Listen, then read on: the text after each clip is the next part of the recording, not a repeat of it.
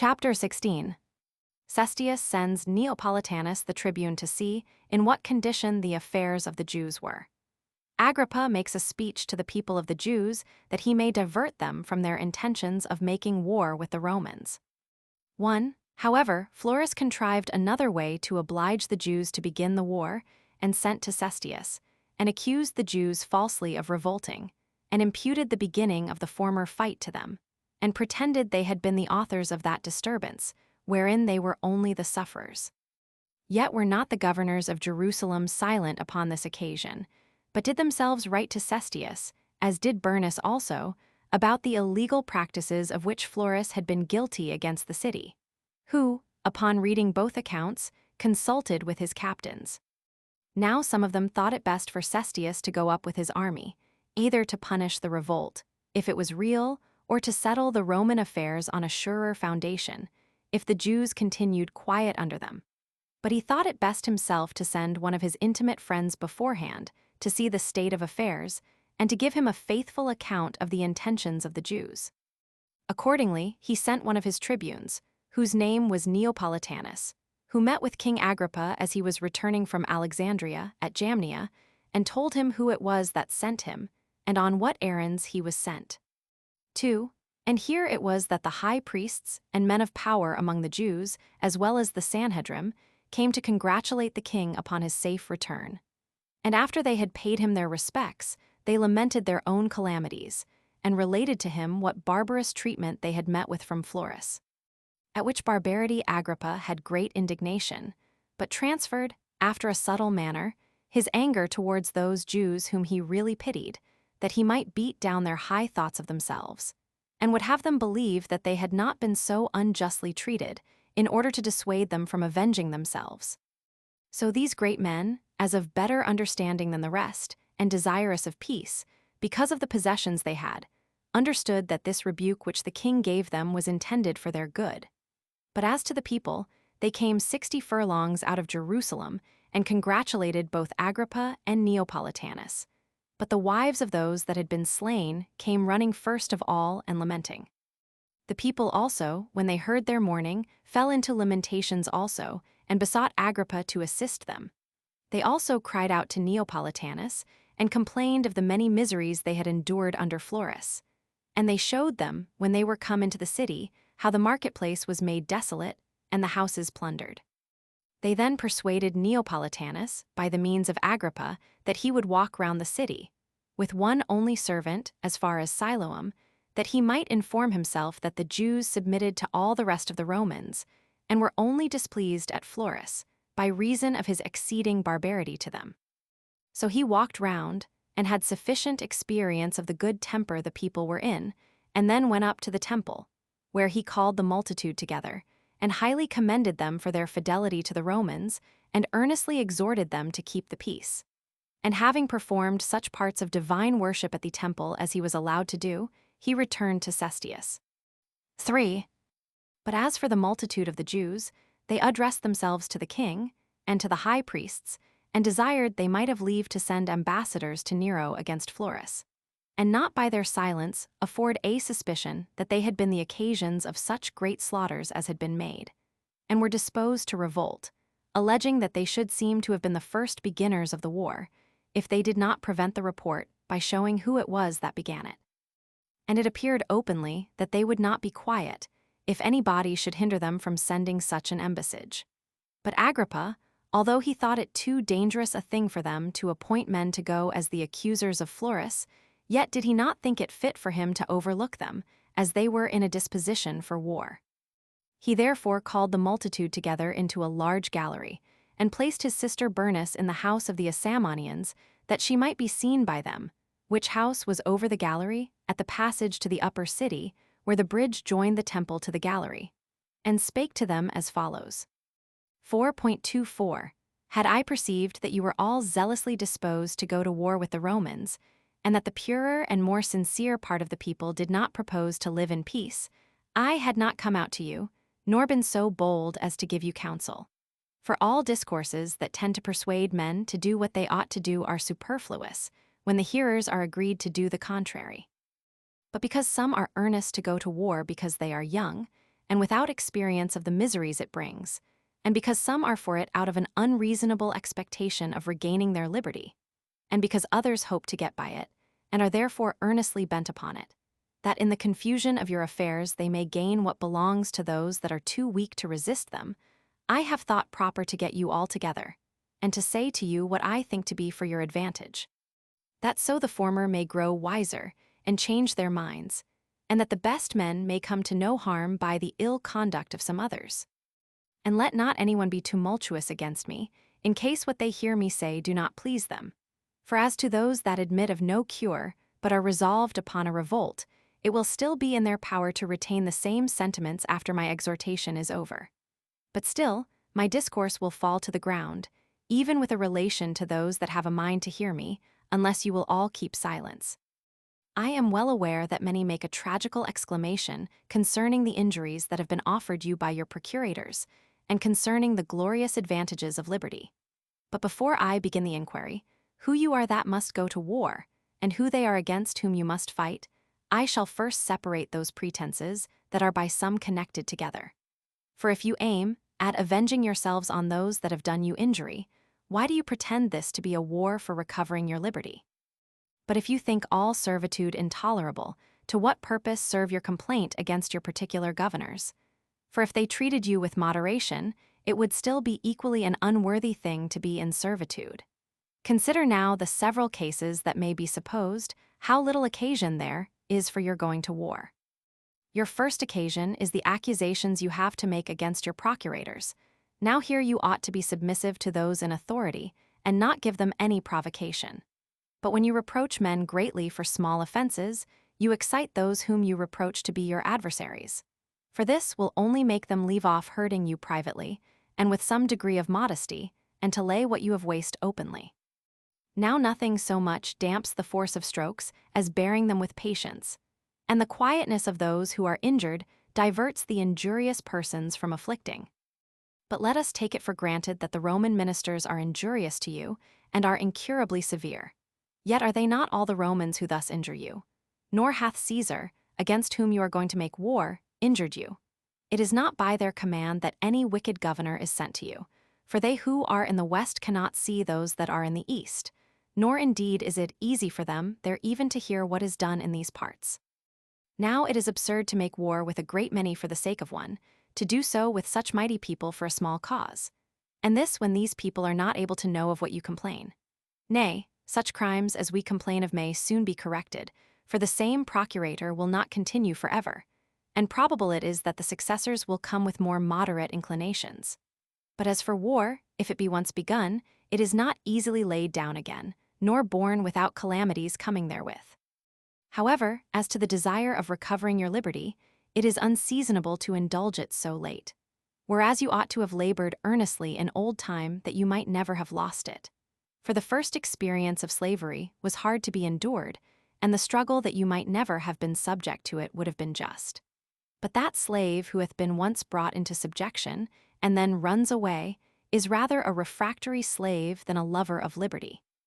For it was then the proper time for doing all that was possible, that you might never have admitted the Romans, when Pompey came first into the country. But so it was, that our ancestors and their kings, who were in much better circumstances than we are, both as to money and strong bodies, and souls, did not bear the onset of a small body of the Roman army.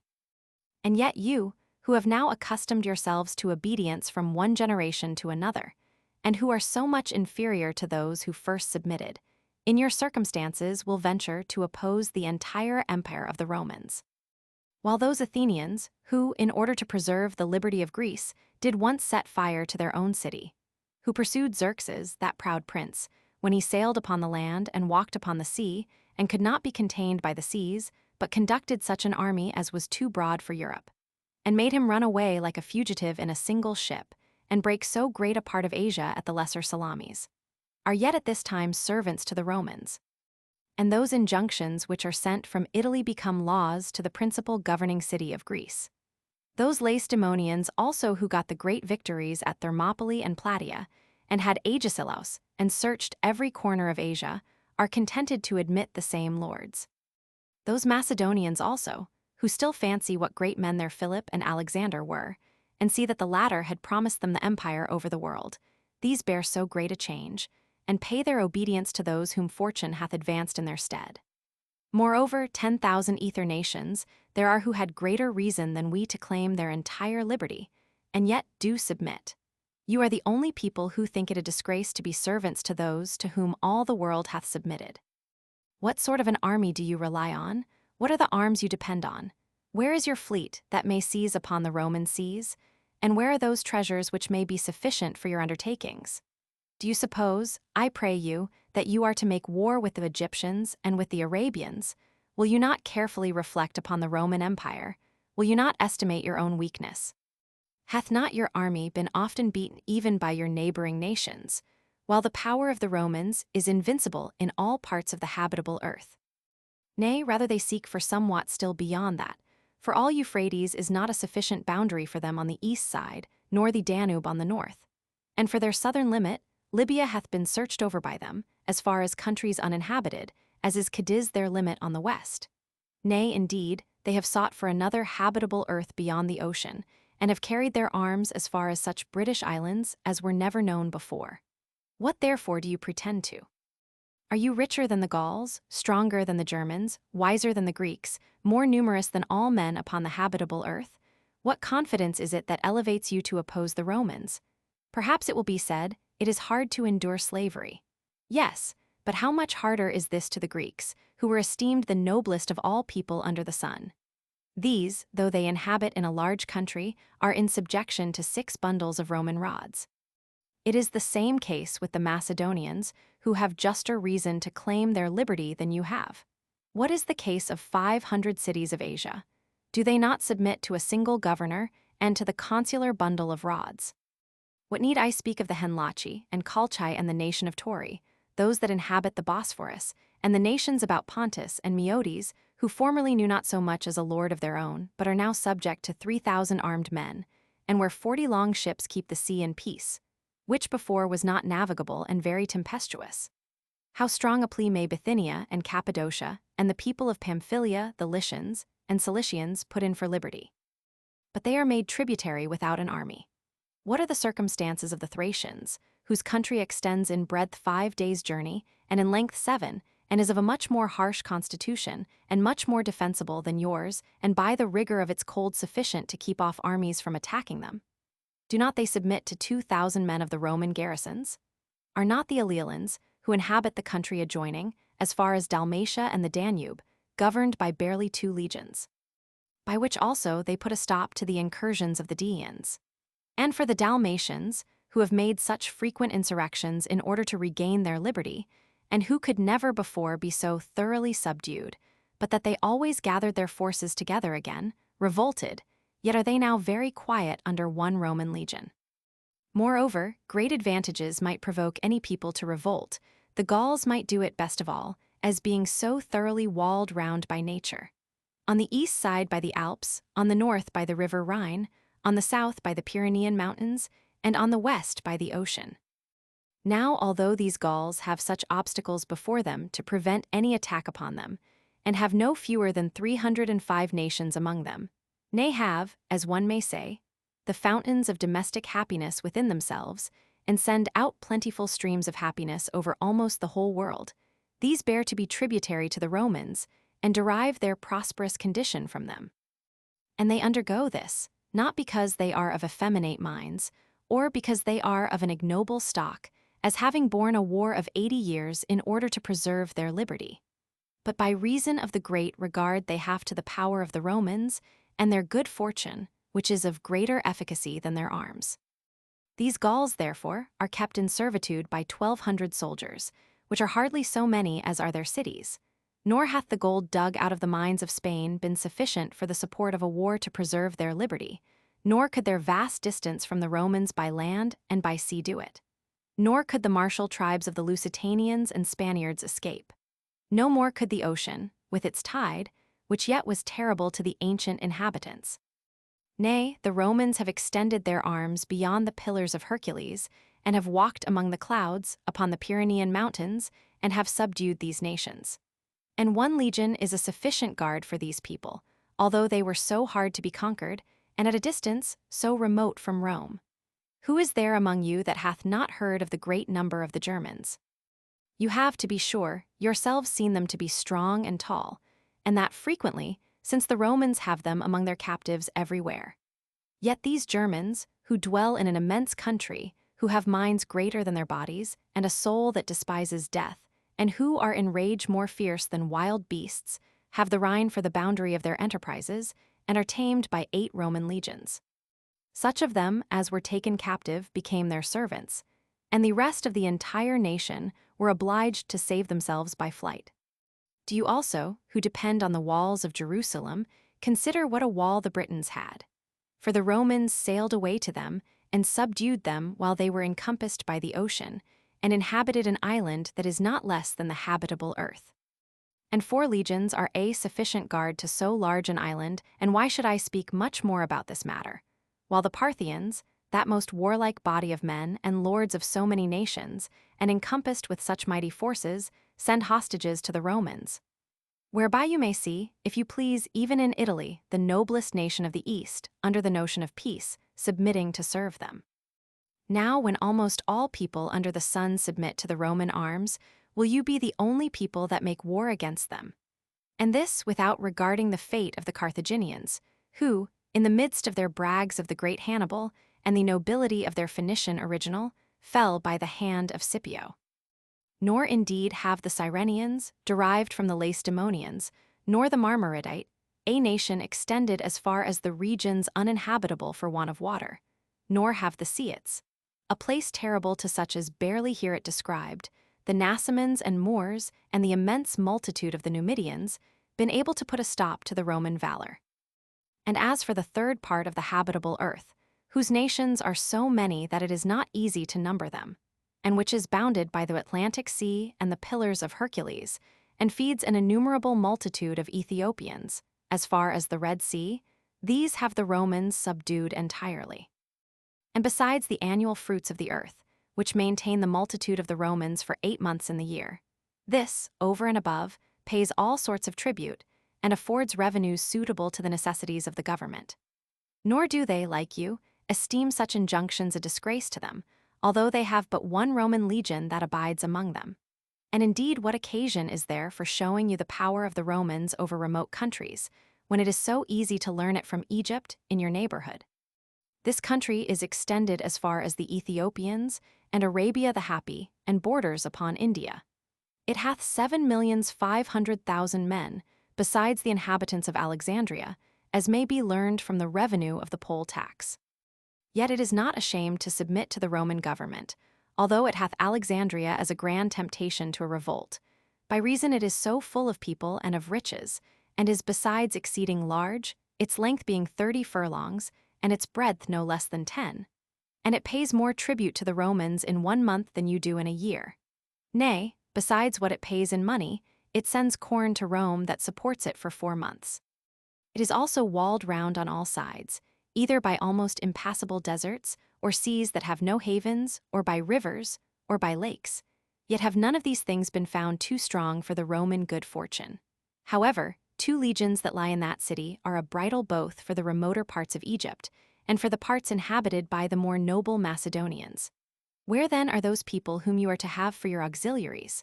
Must they come from the parts of the world that are uninhabited? For all that are in the habitable earth are under the Romans. Unless any of you extend his hopes as far as beyond the Euphrates, and suppose that those of your own nation that dwell in Adiabene will come to your assistance. But certainly, these will not embarrass themselves with an unjustifiable war, nor, if they should follow such ill advice, will the Parthians permit them so to do. For it is their concern to maintain the truce that is between them and the Romans, and they will be supposed to break the covenants between them, if any under their government march against the Romans. What remains, therefore, is this, that you have recourse to divine assistance. But this is already on the side of the Romans, for it is impossible that so vast an empire should be settled without God's providence. Reflect upon it, how impossible it is for your zealous observations of your religious customs to be here preserved, which are hard to be observed even when you fight with those whom you are able to conquer. And how can you then most of all hope for God's assistance, when, by being forced to transgress his law, you will make him turn his face from you. And if you do observe the custom of the Sabbath days, and will not be revealed on to do anything thereon, you will easily be taken, as were your forefathers by Pompey, who was the busiest in his siege on those days on which the besieged rested. But if in time of war you transgress the law of your country, I cannot tell on whose account you will afterward go to war, for your concern is but one, that you do nothing against any of your forefathers. And how will you call upon God to assist you when you are voluntarily transgressing against his religion? Now all men that go to war do it either as depending on divine or on human assistance. But since your going to war will cut off both those assistances, those that are for going to war choose evident destruction. What hinders you from slaying your children and wives with your own hands and burning this most excellent native city of yours?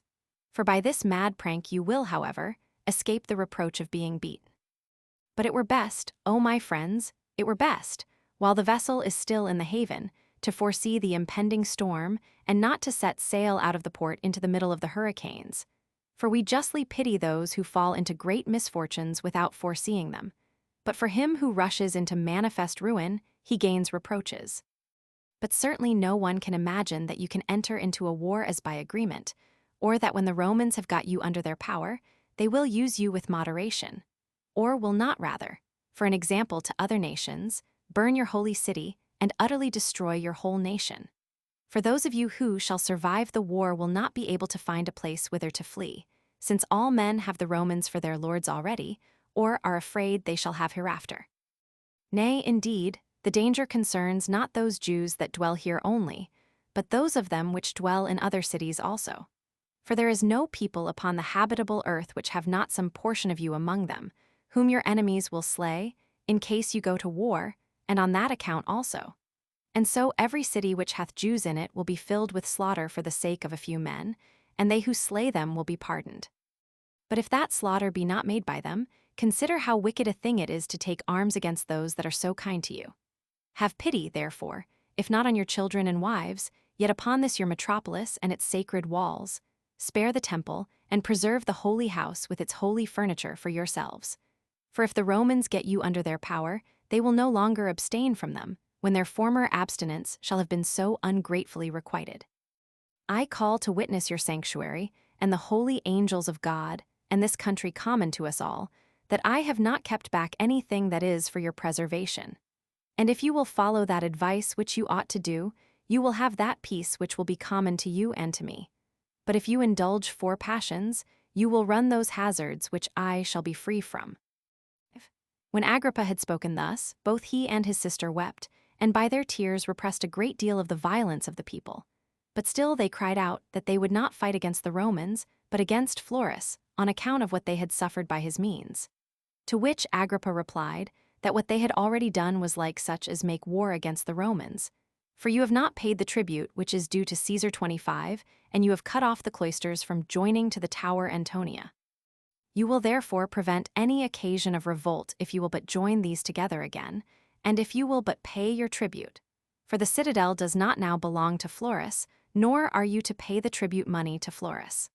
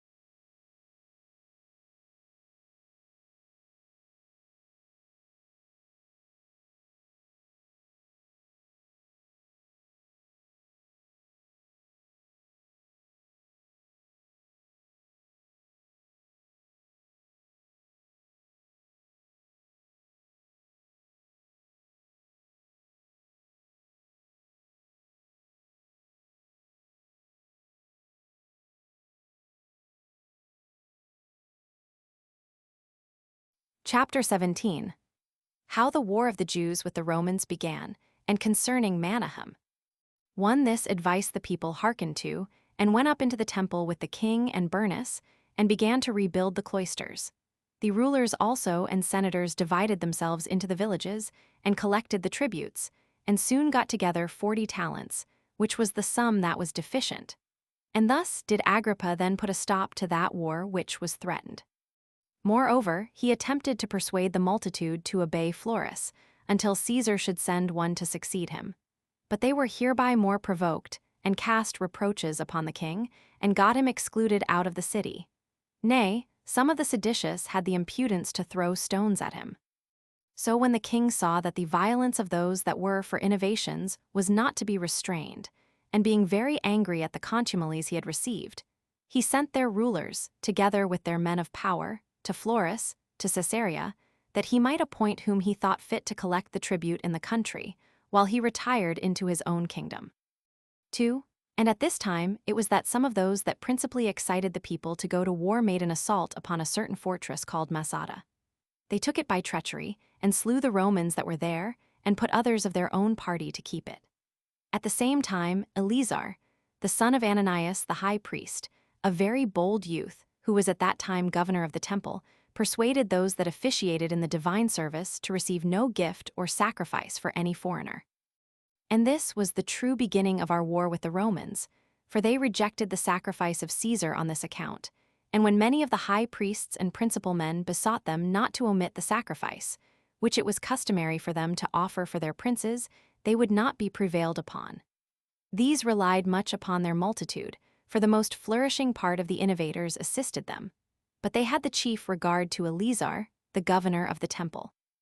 3. Hereupon the men of power got together, and conferred with the high priests, as did also the principal of the Pharisees, and thinking all was at stake, and that their calamities were becoming incurable, took counsel what was to be done. Accordingly, they determined to try what they could do with the seditious by words, and assembled the people before the brazen gate, which was that gate of the inner temple court of the priests, which looked toward the sun rising. And in the first place, they showed the great indignation they had at this attempt for a revolt, and for their bringing so great a war upon their country. After which, they confuted their pretense as unjustifiable, and told them that their forefathers had adorned their temple in great part with donations bestowed on them by foreigners, and had always received what had been presented to them from foreign nations, and that they had been so far from rejecting any person's sacrifice, which would be the highest instance of impiety, that they had themselves placed those donations about the temple which were still visible, and had remained there so long a time, that they did now irritate the Romans to take arms against them, and invited them to make war upon them, and brought up novel rules of a strange divine worship, and determined to run the hazard of having their city condemned for impiety, while they would not allow any foreigner, but Jews only, either to sacrifice or to worship therein. And if such a law should be introduced in the case of a single private person only, he would have indignation at it, as an instance of inhumanity determined against him. While they have no regard to the Romans or to Caesar, and forbid even their oblations to be received also. That however they cannot but fear, lest, by thus rejecting their sacrifices, they shall not be allowed to offer their own. And that this city will lose its principality, unless they grow wiser quickly, and restore the sacrifices as formerly, and indeed amend the injury they have offered foreigners, before the report of it comes to the ears of those that have been injured. 4. And as they said these things, they produced those priests that were skillful in the customs of their country, who made the report that all their forefathers had received the sacrifices from foreign nations. But still not one of the innovators would hearken to what was said. Nay, those that ministered about the temple would not attend their divine service, but were preparing matters for beginning the war. So the men of power, perceiving that the sedition was too hard for them to subdue, and that the danger which would arise from the Romans would come upon them first of all, endeavored to save themselves, and sent ambassadors, some to Florus, the chief of which was Simon the son of Ananias, and others to Agrippa, among whom the most eminent were Saul, and Antipas, and Costobarus, who were of the king's kindred. And they desired of them both that they would come with an army to the city, and cut off the seditious before it should be too hard to be subdued. Now this terrible message was good news to Florus, and because his design was to have a war kindled, he gave the ambassadors no answer at all. But Agrippa was equally solicitous for those that were revolting, and for those against whom the war was to be made, and was desirous to preserve the Jews for the Romans, and the temple and metropolis for the Jews. He was also sensible that it was not for his own advantage that the disturbances should proceed. So he sent 3,000 horsemen to the assistance of the people out of Auranitis, and Battania, and Trachonitis, and these under Darius, the master of his horse, and Philip the son of Jacimus, the general of his army. 5 upon this, the men of power, with the high priests, as also all the part of the multitude that were desirous of peace, took courage, and seized upon the upper city, for the seditious part had the lower city and the temple in their power. So they made use of stones and slings perpetually against one another, and threw darts continually on both sides. And sometimes it happened that they made incursions by troops and fought it out hand to hand, while the seditious were superior in boldness, but the king's soldiers in skill. These last strove chiefly to gain the temple, and to drive those out of it who profaned it, as did the seditious, with Eleazar, besides what they had already, labor to gain the upper city. Thus were there perpetual slaughters on both sides for 7 days' time, but neither side would yield up the parts they had seized on. 6.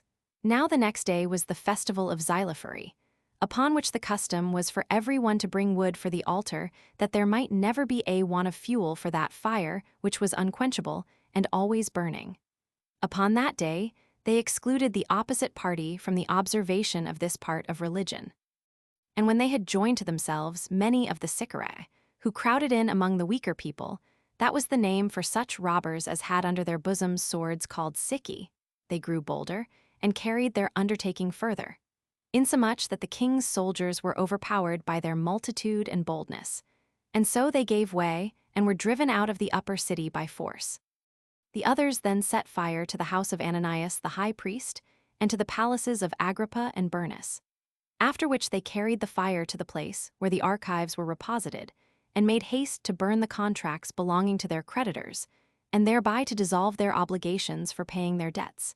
And this was done in order to gain the multitude of those who had been debtors, and that they might persuade the poorer sort to join in their insurrection with safety against the more wealthy.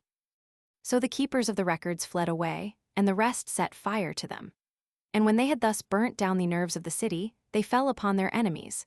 At which time some of the men of power and of the high priests went into the vaults underground, and concealed themselves, while others fled with the king's soldiers to the upper palace, and shut the gates immediately, among whom were Ananias the high priest, and the ambassadors that had been sent to Agrippa.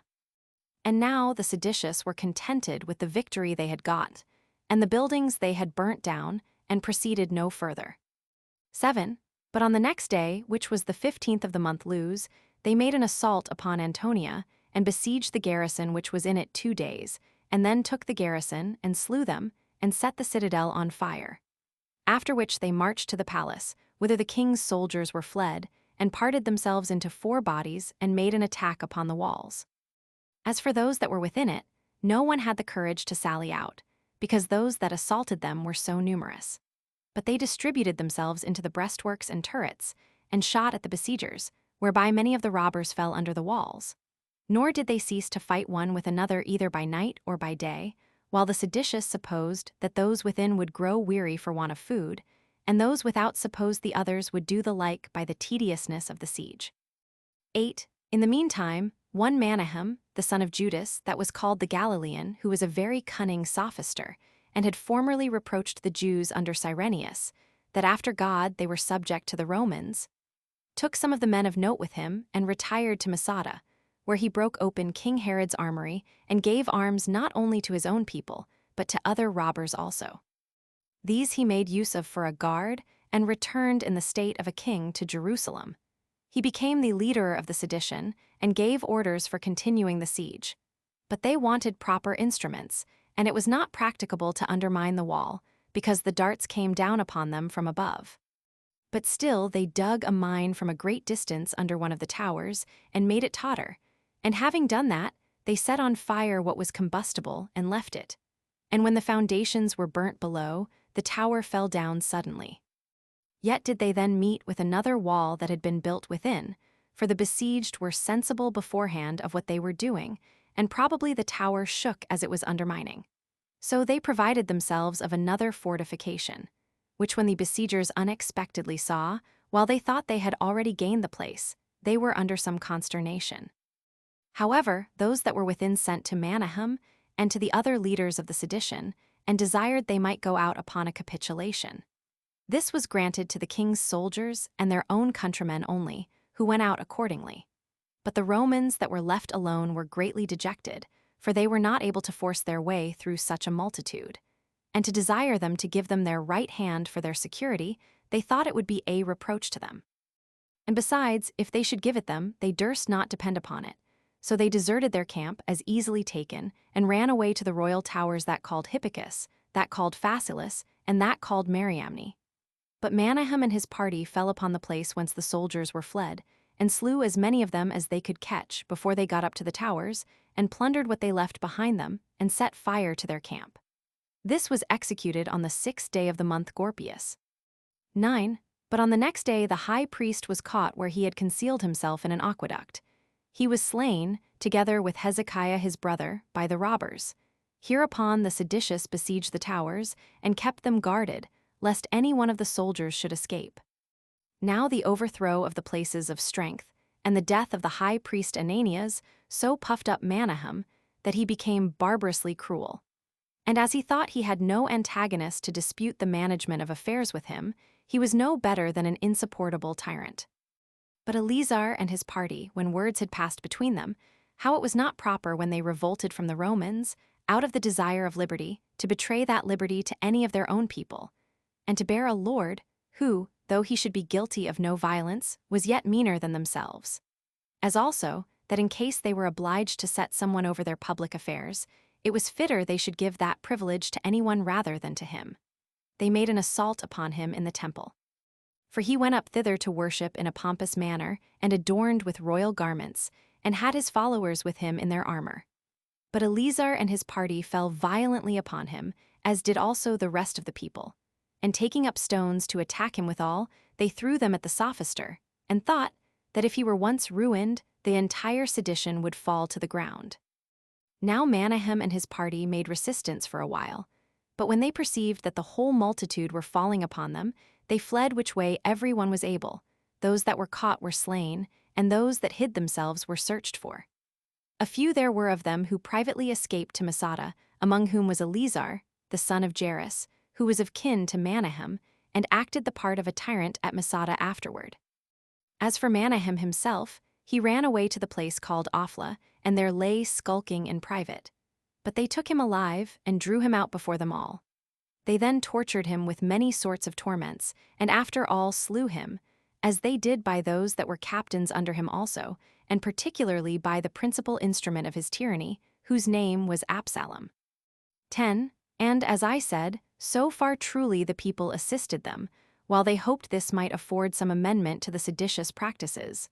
But the others were not in haste to put an end to the war, but hoped to prosecute it with less danger, now they had slain Manahem. It is true that when the people earnestly desired that they would leave off besieging the soldiers, they were the more earnest in pressing it forward, and this till Metilius, who was the Roman general, sent to Eleazar, and desired that they would give them security to spare their lives only, but agreed to deliver up their arms and what else they had with them. The others readily complied with their petition, sent to them Gorion, the son of Nicodemus, and Ananias, the son of Sadok, and Judas, the son of Jonathan, that they might give them the security of their right hands and of their oaths. After which Metilius brought down his soldiers, which soldiers, while they were in arms, were not meddled with by any of the seditious, nor was there any appearance of treachery. But as soon as, according to the articles of capitulation, they had all laid down their shields and their swords, and were under no further suspicion of any harm, but were going away, Eleazar's men attacked them after a violent manner, and encompassed them round, and slew them, while they neither defended themselves, nor entreated for mercy, but only cried out upon the breach of their articles of capitulation and their oaths. And thus were all these men barbarously murdered, excepting Metilius. For when he entreated for mercy, and promised that he would turn Jew and be circumcised, they saved him alive, but none else. This loss to the Romans was but light, there being no more than a few slain out of an immense army. But still, it appeared to be a prelude to the Jews' own destruction, while men made public lamentation when they saw that such occasions were afforded for a war as were incurable, that the city was all over polluted with such abominations, from which it was but reasonable to expect some vengeance, even though they should escape revenge from the Romans. So that the city was filled with sadness, and every one of the moderate men in it were under great disturbance, as likely themselves to undergo punishment for the wickedness of the seditious. For indeed it so happened that this murder was perpetrated on the Sabbath day, on which day the Jews have a respite from their works on account of divine worship.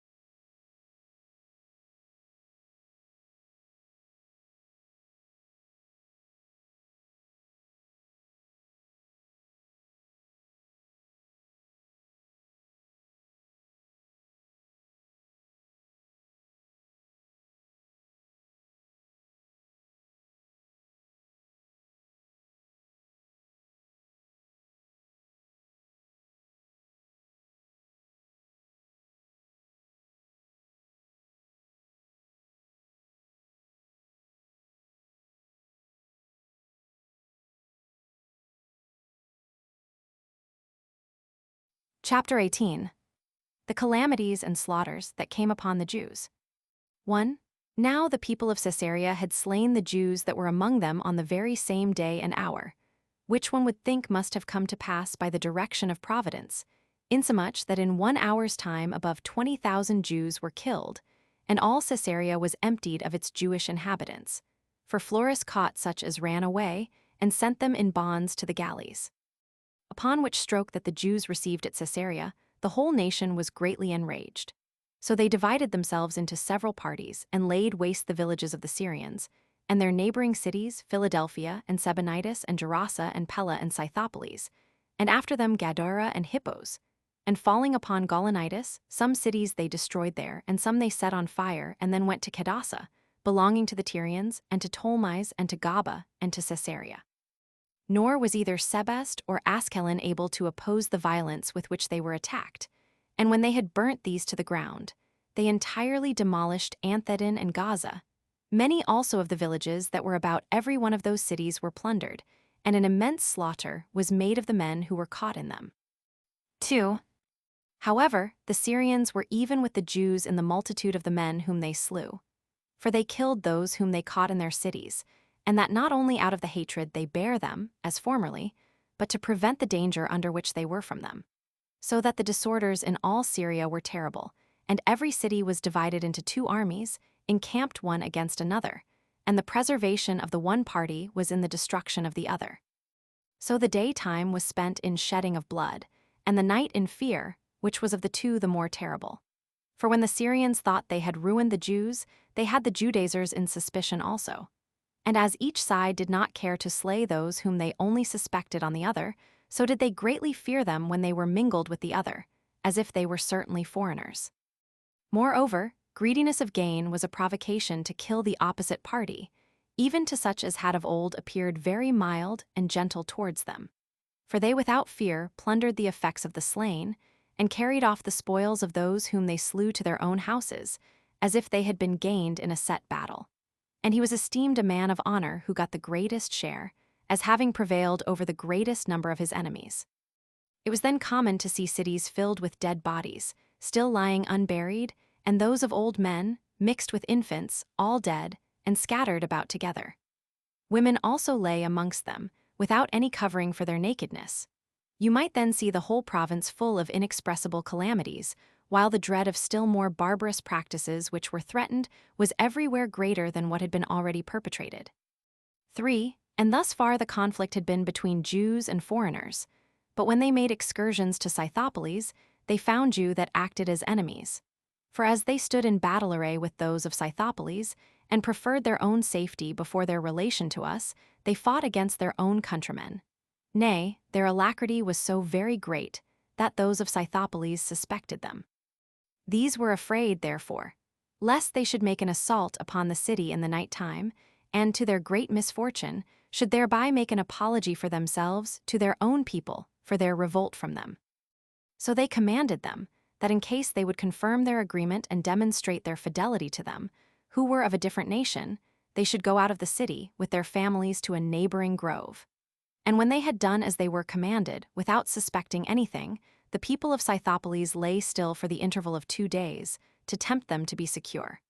But on the 3rd night they watched their opportunity, and cut all their throats, some as they lay unguarded, and some as they lay asleep. The number that was slain was above 13,000, and then they plundered them of all that they had. 4. It will deserve our relation what befell Simon.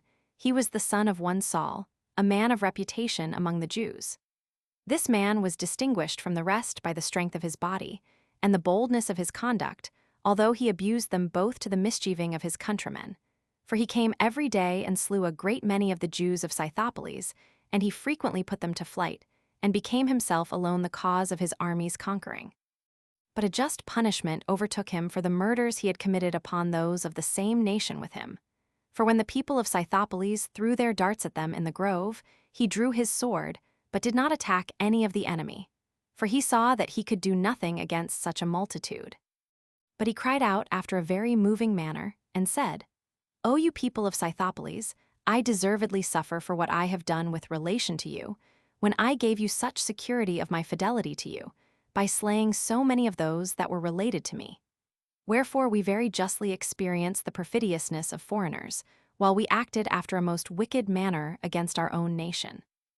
I will therefore die, polluted wretch as I am, by mine own hands. For it is not fit I should die by the hand of our enemies.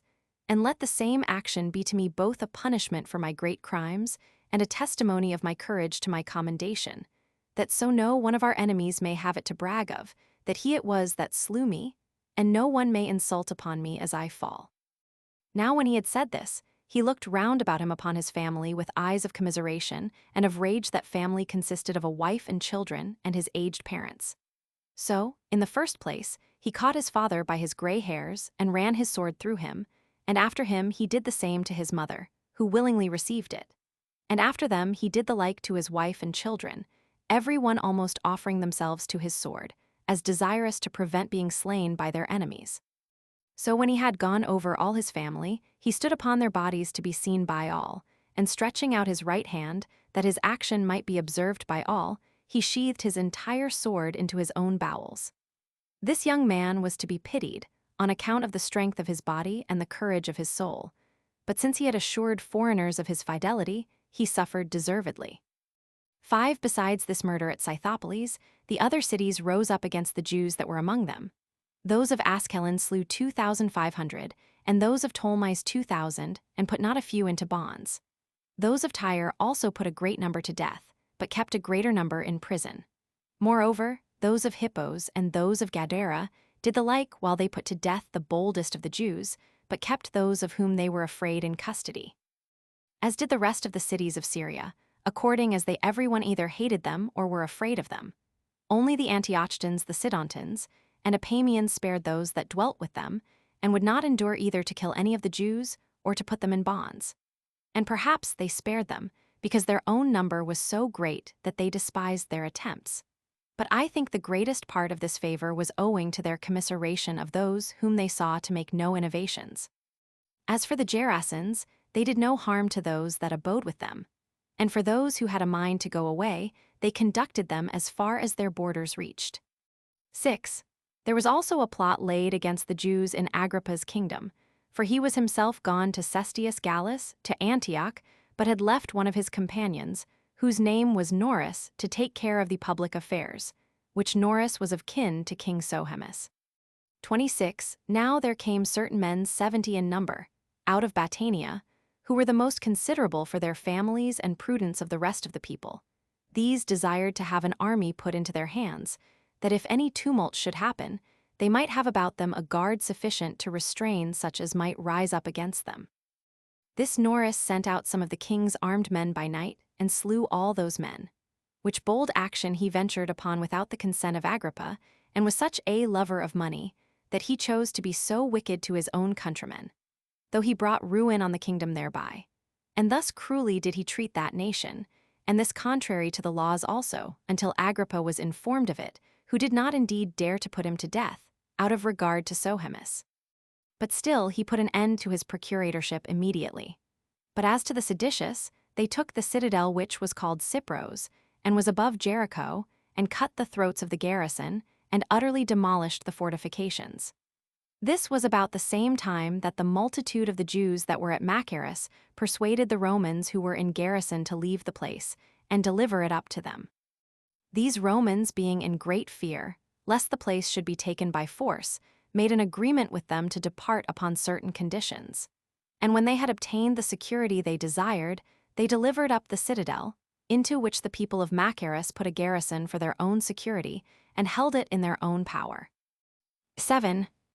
But for Alexandria, the sedition of the people of the place against the Jews was perpetual. And this from that very time when Alexander the Great, upon finding the readiness of the Jews in assisting him against the Egyptians, and as a reward for such their assistance, gave them equal privileges in this city with the Grecians themselves. Which honorary reward continued among them under his successors, who also set apart for them a particular place, that they might live without being polluted, and were thereby not so much intermixed with foreigners as before. They also gave them this further privilege, that they should be called Macedonians.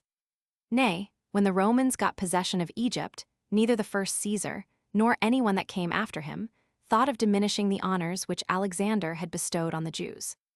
But still conflicts perpetually arose with the Grecians, and although the governors did every day punish many of them, yet did the sedition grow worse.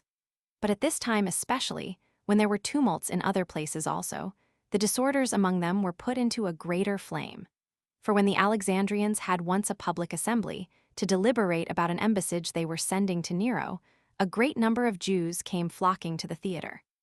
But when their adversaries saw them, they immediately cried out and called them their enemies, and said they came as spies upon them. Upon which they rushed out and laid violent hands upon them, and as for the rest, they were slain as they ran away. But there were 3 men whom they caught, and hauled them along in order to have them burnt alive.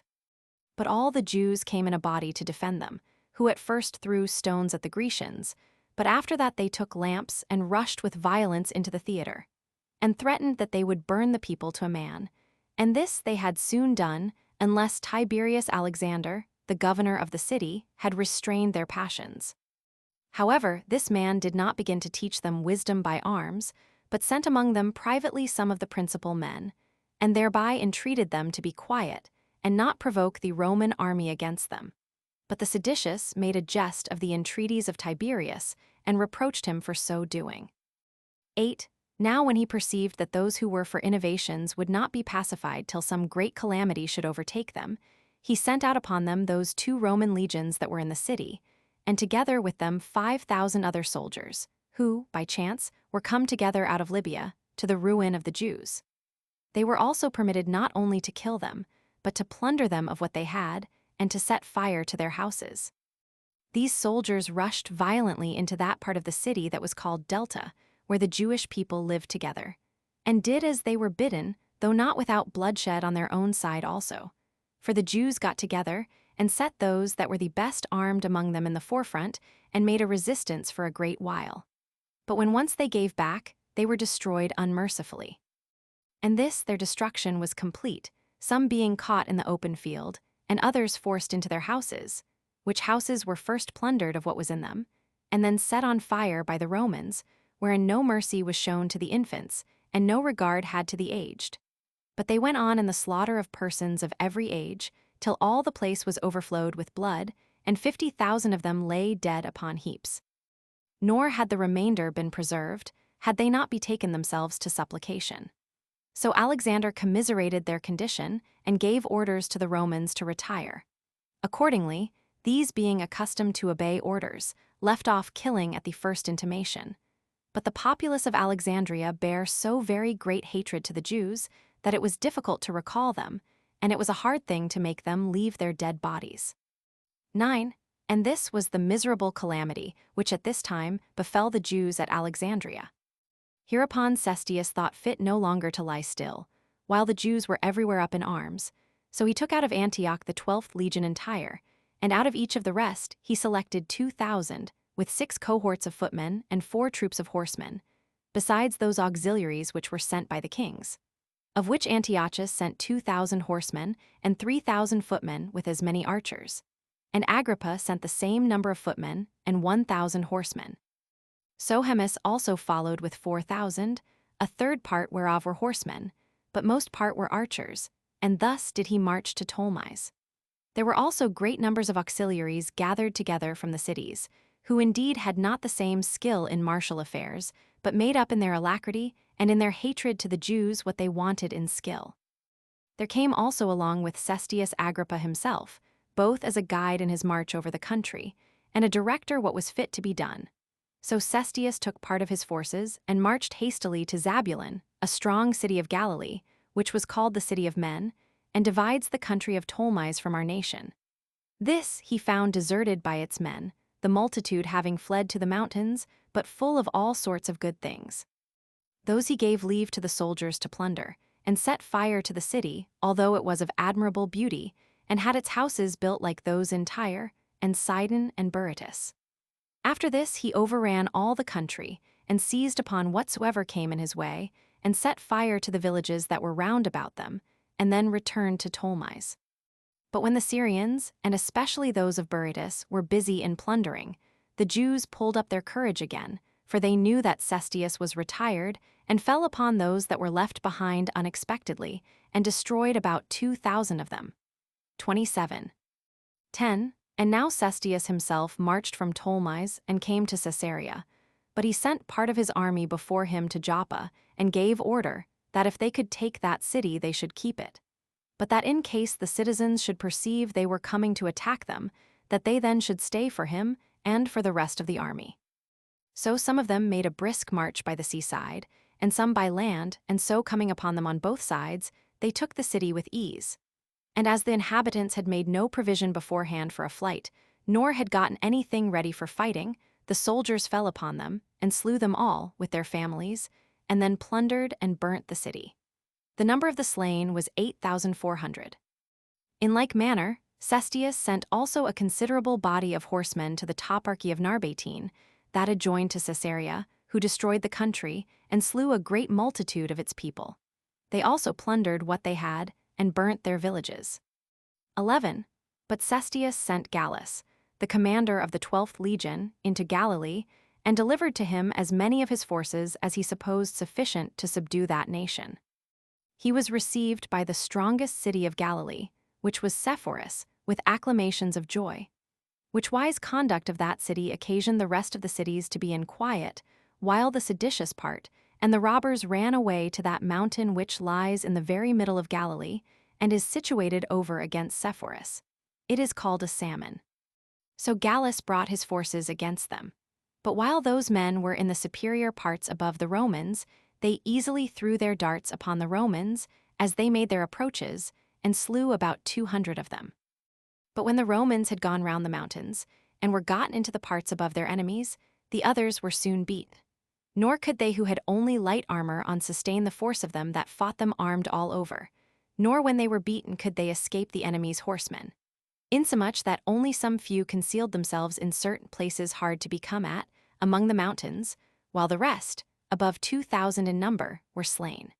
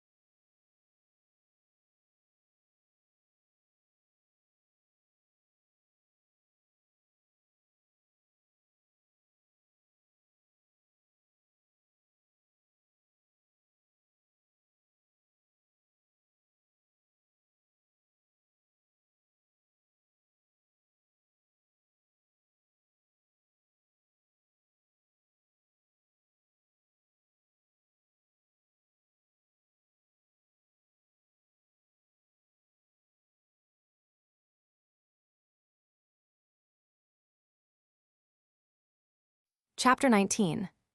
What Cestius did against the Jews, and how, upon his besieging Jerusalem, he retreated from the city without any just occasion in the world, as also what severe calamities he underwent from the Jews in his retreat. 1. And now Gallus, seeing nothing more that looked towards an innovation in Galilee, returned with his army to Caesarea. But Cestius removed with his whole army and marched to Antipatris. And when he was informed that there was a great body of Jewish forces gotten together in a certain tower called Aphek, he sent a party before to fight them. But this party dispersed the Jews by affrighting them before it came to a battle. So they came, and finding their camp deserted, they burnt it, as well as the villages that lay about it. But when Cestius had marched from Antipatris to Lydda, he found the city empty of its men, for the whole multitude 28 were gone up to Jerusalem to the Feast of Tabernacles. Yet did he destroy 50 of those that showed themselves, and burnt the city, and so marched forwards. And ascending by Betboron, he pitched his camp at a certain place called Gabau, 50 furlongs distant from Jerusalem. 2. But as for the Jews, when they saw the war approaching to their metropolis, they left the feast, and betook themselves to their arms, and taking courage greatly from their multitude, went in a sudden and disorderly manner to the fight, with a great noise, and without any consideration had of the rest of the 7th day, although the Sabbath 29 was the day to which they had the greatest regard. But that rage which made them forget the religious observation made them too hard for their enemies in the fight. With such violence therefore did they fall upon the Romans, as to break into their ranks, and to march through the midst of them, making a great slaughter as they went, insomuch that unless the horsemen, and such part of the footmen as were not yet tired in the action, had wheeled round, and succored that part of the army which was not yet broken, Cestius, with his whole army, had been in danger.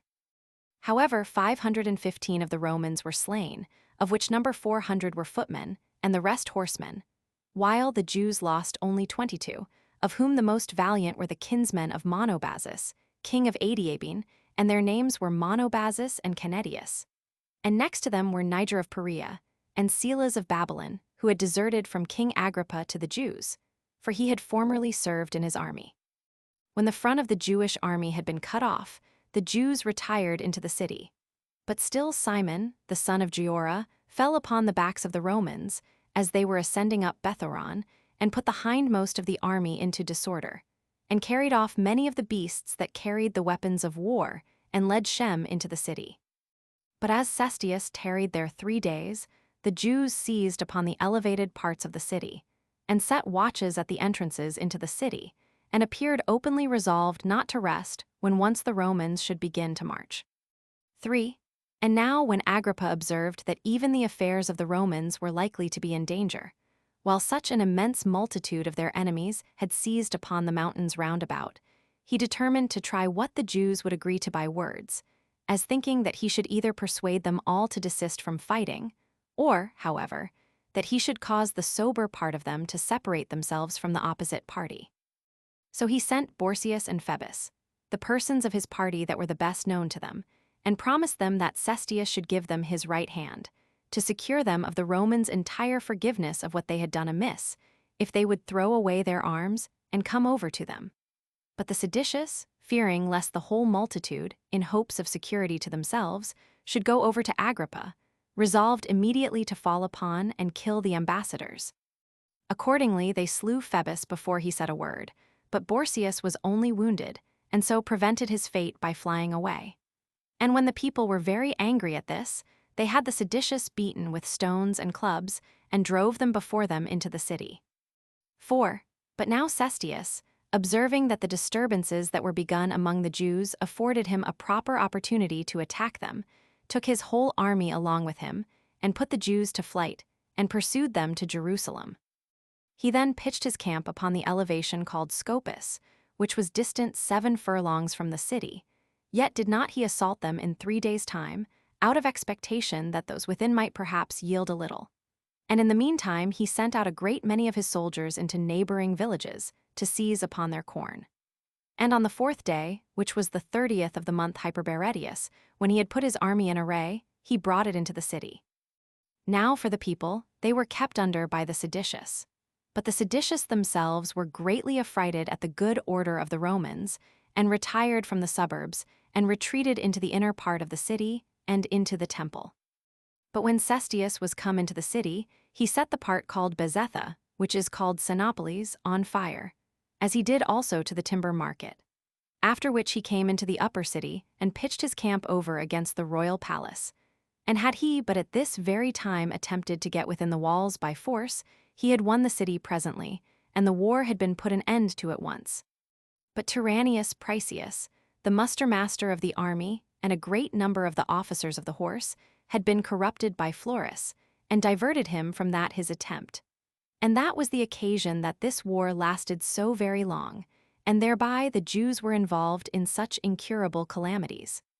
5. In the meantime, many of the principal men of the city were persuaded by Ananus, the son of Jonathan, and invited Cestius into the city, and were about to open the gates for him.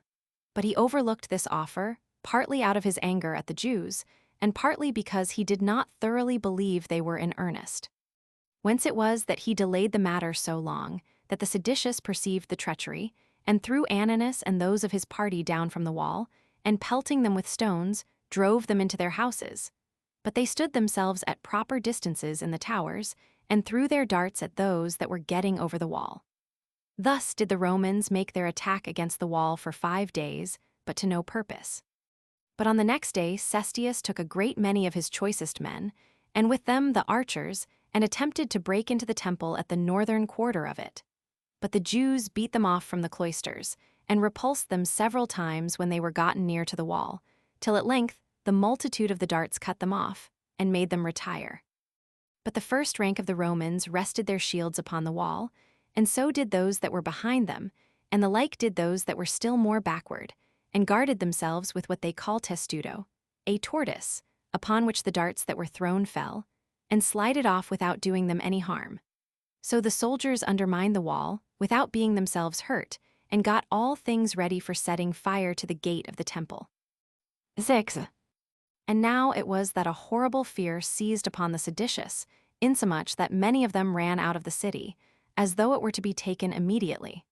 But the people upon this took courage, and where the wicked part of the city gave ground, thither did they come, in order to set open the gates, and to admit Cestius 30 as their benefactor, who, had he but continued the siege a little longer, had certainly taken the city. But it was, I suppose, owing to the aversion God had already at the city and the sanctuary, that he was hindered from putting an end to the war that very day. 7. It then happened that Cestius was not conscious either how the besieged despaired of success, nor how courageous the people were for him. And so he recalled his soldiers from the place, and by despairing of any expectation of taking it, without having received any disgrace, he retired from the city without any reason in the world. But when the robbers perceived this unexpected retreat of his, they resumed their courage, and ran after the hinder parts of his army, and destroyed a considerable number of both their horsemen and footmen. And now Cestius lay all night at the camp which was at Scopus.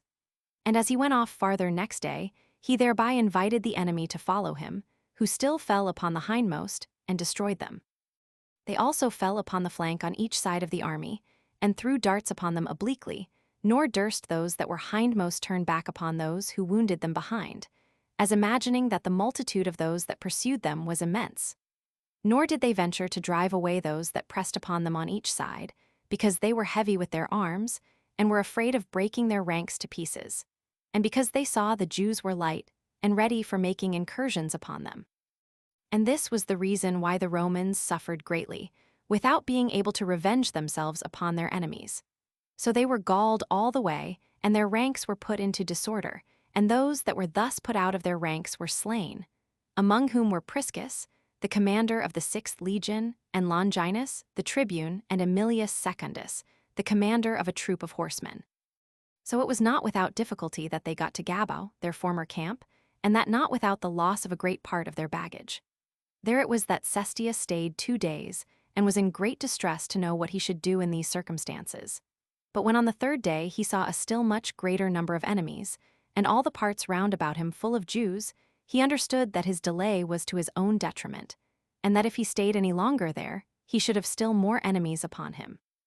8. That therefore he might fly the faster, he gave orders to cast away what might hinder his army's march, So they killed the mules and other creatures, excepting those that carried their darts and machines, which they retained for their own use, and this principally because they were afraid lest the Jews should seize upon them.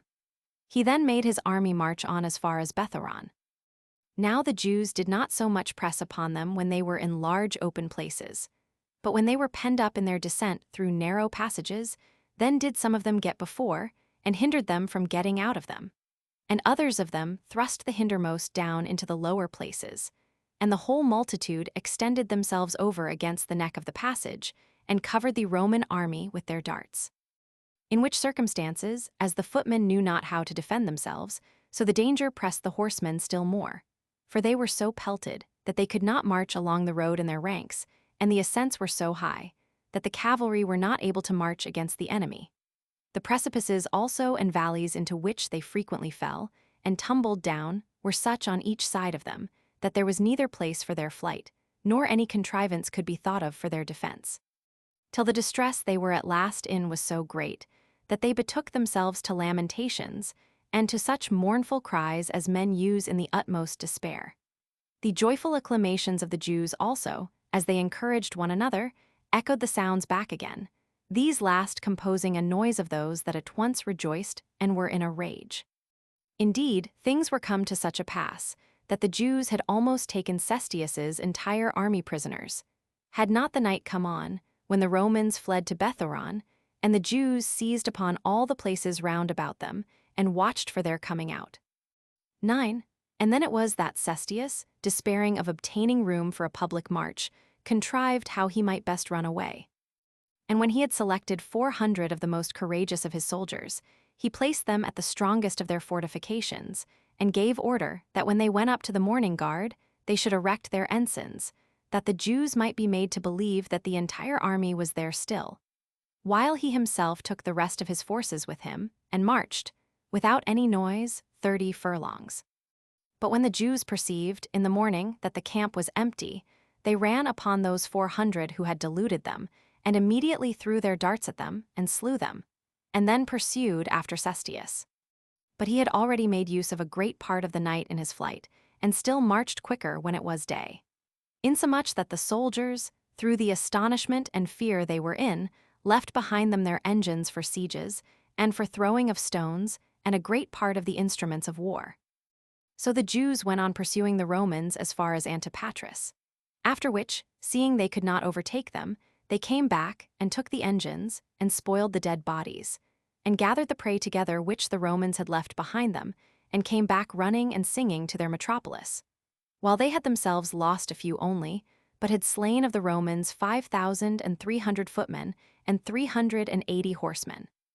This defeat happened on the 8th day of the month Dies, in the 12th year of the reign of Nero.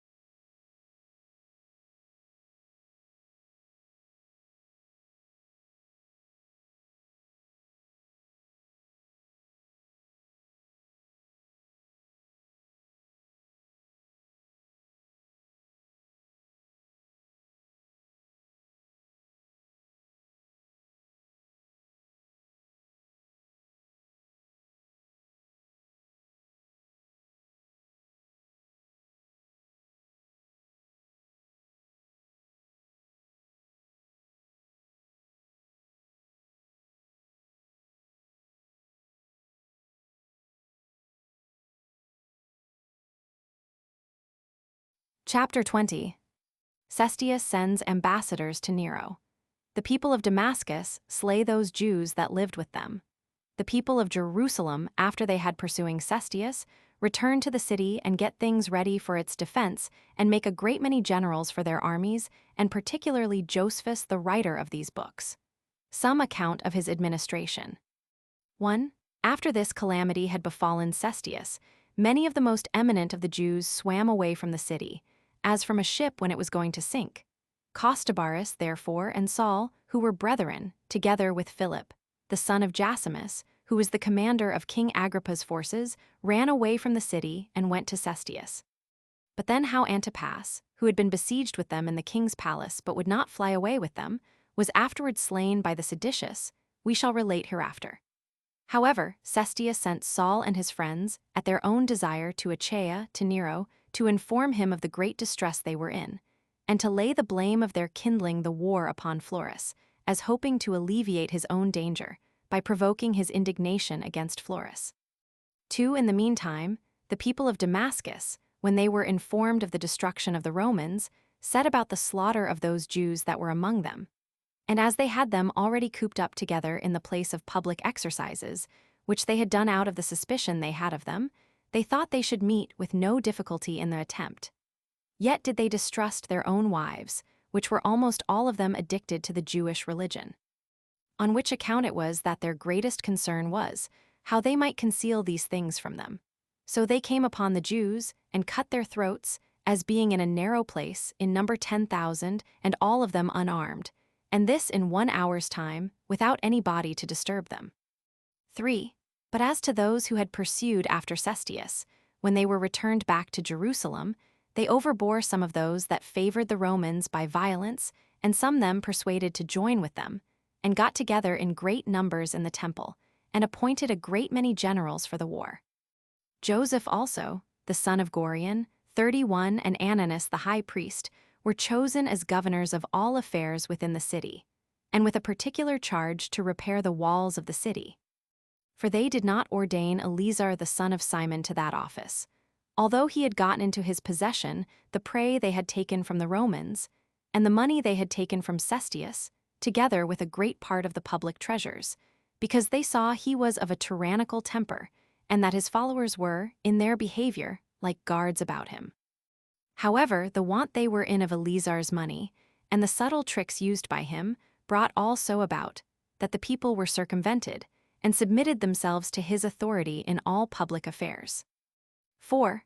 They also chose other generals for Idumea, Jesus, the son of Saphias, one of the high priests, and Eleazar, the son of Ananias, the high priest. They also enjoined Niger, the then governor of Idumea, 32, who was of a family that belonged to Perea beyond Jordan, and was thence called the Parate, that he should be obedient to those forenamed commanders. Nor did they neglect the care of other parts of the country. But Joseph, the son of Simon, was sent as general to Jericho, as was Manasseh to Perea, and John the Escu to the toparchy of Thamna. Lydda was also added to his portion, and Joppa and Emmaus. But John, the son of Matthias, was made governor of the toparchies of Gphnitica and Acrabatine, as was Josephus, the son of Matthias, of both the Galilees. Gamala also, which was the strongest city in those parts, was put under his command. 5. So every one of the other commanders administered the affairs of his portion with that alacrity and prudence they were masters of. But as to Josephus, when he came into Galilee, his first care was to gain the good will of the people of that country, as sensible that he should thereby have in general good success, although he should fail in other points.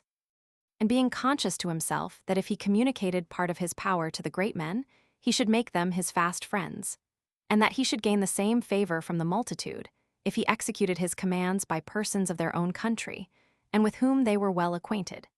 He chose out 70 of the most prudent men, and those elders in age, and appointed them to be rulers of all Galilee, as he chose 7 judges in every city to hear the lesser quarrels. For as to the greater causes, and those wherein life and death were concerned, he enjoined they should be brought to him, and the 33 elders. 6. Josephus also, when he had settled these rules for determining causes by the law, with regard to the people's dealings one with another, betook himself to make provisions for their safety against external violence. And as he knew the Romans would fall upon Galilee, he built walls in proper places about Jotapata and Bersabe and Salamis, and besides these, about Capharco and Jaffa and Sego, and what they call Mount Tabor, and Terachi and Tiberias. Moreover, he built walls about the caves near the lake of Gennesar, which places lay in the lower Galilee. The same he did to the places of upper Galilee, as well as to the rock called the Rock of the Achabari, and to Seph and Jamnith and Meroth. And in Gaulonitis he fortified Seleucia and Sagain and Gamala. But as to those of Sepphoris, they were the only people to whom he gave leave to build their own walls, and this because he perceived they were rich and wealthy, and ready to go to war, without standing in need of any injunctions for that purpose. The case was the same with Gischala, which had a wall built about it by John the son of Levi himself, but with the consent of Josephus. But for the building of the rest of the fortresses, he labored together with all the other builders, and was present to give all the necessary orders for that purpose. He also got together an army out of Galilee, of more than 100,000 young men, all of which he armed with the old weapons which he had collected together and prepared for them. 7. And when he had considered that the Roman power became invincible, chiefly by their readiness in obeying orders, and the constant exercise of their arms, he despaired of teaching these his men the use of their arms, which was to be obtained by experience. But observing that their readiness in obeying orders was owing to the multitude of their officers, he made his partitions in his army more after the Roman manner, and appointed a great many subalterns. He also distributed the soldiers into various classes, whom he put under captains of tens, and captains of hundreds, and then under captains of thousands. And besides these, he had commanders of larger bodies of men. He also taught them to give the signals one to another, and to call and recall the soldiers by the trumpets, how to expand the wings of an army, and make them wheel about. And when one wing hath had success, to turn again and assist those that were hard set, and to join in the defense of what had most suffered. He also continually instructed them in what concerned the courage of the soul and the hardiness of the body. And, above all, he exercised them for war, by declaring to them distinctly the good order of the Romans, and that they were to fight with men who, both by the strength of their bodies and courage of their souls, had conquered in a manner the whole habitable earth. He told them that he should make trial of the good order they would observe in war, even before it came to any battle, in case they would abstain from the crimes they used to indulge themselves in, such as theft and robbery and rapine, and from defrauding their own countrymen, and never to esteem the harm done to those that were so near of kin to them to be any advantage to themselves. For that wars are then managed the best when the warriors preserve a good conscience. But that such as are ill men in private life will not only have those for enemies which attack them, but God himself also for their antagonist. 8. And thus did he continue to admonish them. Now he chose for the war such an army as was sufficient, i.e. 60,000 footmen and 250 horsemen, 34, and besides these, on which he put the greatest trust, there were about 4,500 mercenaries.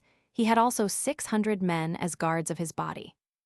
Now the cities easily maintained the rest of his army, excepting the mercenaries, for every one of the cities enumerated above sent out half their men to the army, and retained the other half at home, in order to get provisions for them, insomuch that the one part went to the war, and the other part to their work, and so those that sent out their corn were paid for it by those that were in arms, by that security which they enjoyed from them.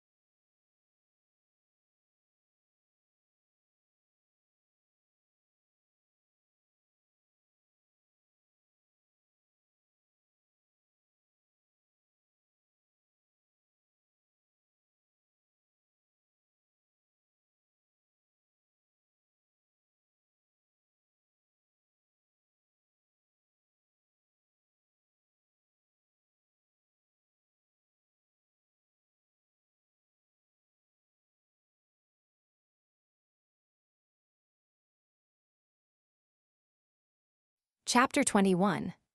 Concerning John of Gichala. Josephus uses stratagems against the plots John laid against him and recovers certain cities which had revolted from him.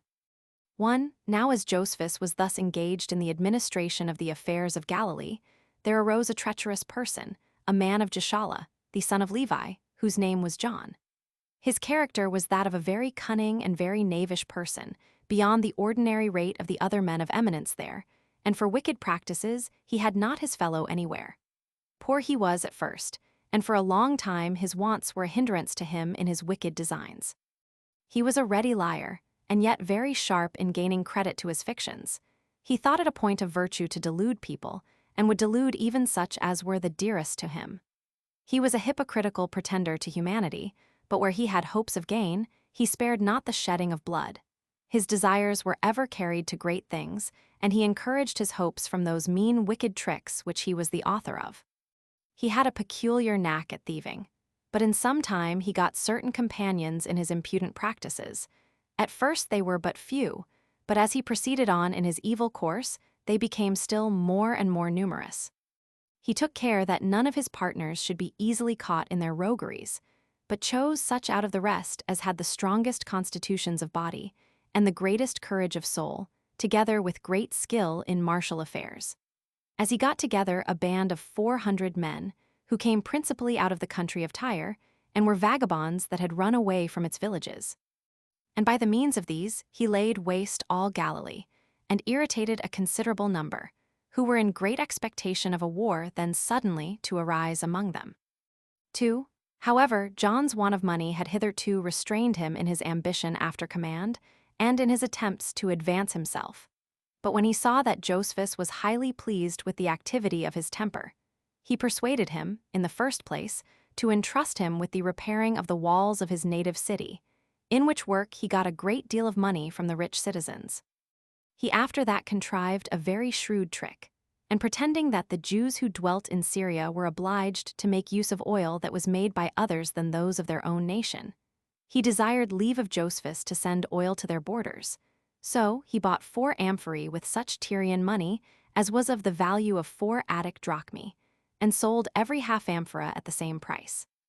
And as Galilee was very fruitful in oil, and was peculiarly so at that time, by sending away great quantities, and having the sole privilege so to do, he gathered an immense sum of money together, which money he immediately used to the disadvantage of him who gave him that privilege, and, as he supposed, that if he could once overthrow Josephus, he should himself obtain the government of Galilee.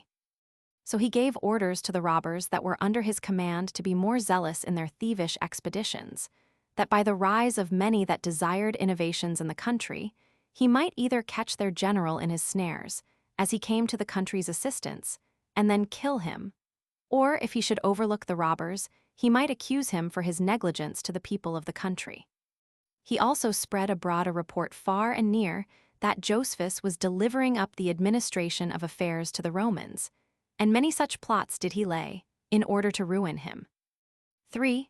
Now at the same time that certain young men of the village Dabarida, who kept guard in the great plain, laid snares for Ptolemy, who was Agrippa's and Bernice's steward, and took from him all that he had with him, among which things there were a great many costly garments, and no small number of silver cups, and 600 pieces of gold. Yet were they not able to conceal what they had stolen, but brought it all to Josephus, to Tariche. Hereupon he blamed them for the violence they had offered to the king and queen, and deposited what they brought to him with Aeneas, the most potent man of Tariche, with an intention of sending the things back to the owners at a proper time, which act of Josephus brought him into the greatest danger. For those that had stolen the things had an indignation at him, both because they gained no share of it for themselves, and because they perceived beforehand what was Josephus's intention, and that he would freely deliver up what had cost them so much pains to the king and queen. These ran away by night to their several villages, and declared to all men that Josephus was going to betray them. They also raised great disorders in all the neighboring cities, insomuch that in the morning 100,000 armed men came running together, which multitude was crowded together in the hippodrome at Tariche, and made a very peevish clamor against him, while some cried out that they should depose the traitor, and others that they should burn him. Now John irritated a great many, as did also one Jesus, the son of Saphias, who was then governor of Tiberias. Then it was that Josephus's friends and the guards of his body were so affrighted at this violent assault of the multitude that they all fled away but four, and as he was asleep they awaked him, as the people were going to set fire to the house. And although those four that remained with him persuaded him to run away, he was neither surprised at his being himself deserted, nor at the great multitude that came against him, but leaped out to them with his clothes rent, and ashes sprinkled on his head, with his hands behind him, and his sword hanging at his neck. At this sight, his friends, especially those of Terachi, commiserated his condition, but those that came out of the country, and those in their neighborhood, to whom his government seemed burdensome, reproached him, and bid him produce the money which belonged to them all immediately, and to confess the agreement he had made to betray them. For they imagined, from the habit in which he appeared, that he would deny nothing of what they suspected concerning him, and that it was in order to obtain pardon that he had put himself entirely into so pitiable a posture. But this humble appearance was only designed as preparatory to a stratagem of his, who thereby contrived to set those that were so angry at him at variance one with another about the things they were angry at. However, he promised he would confess all.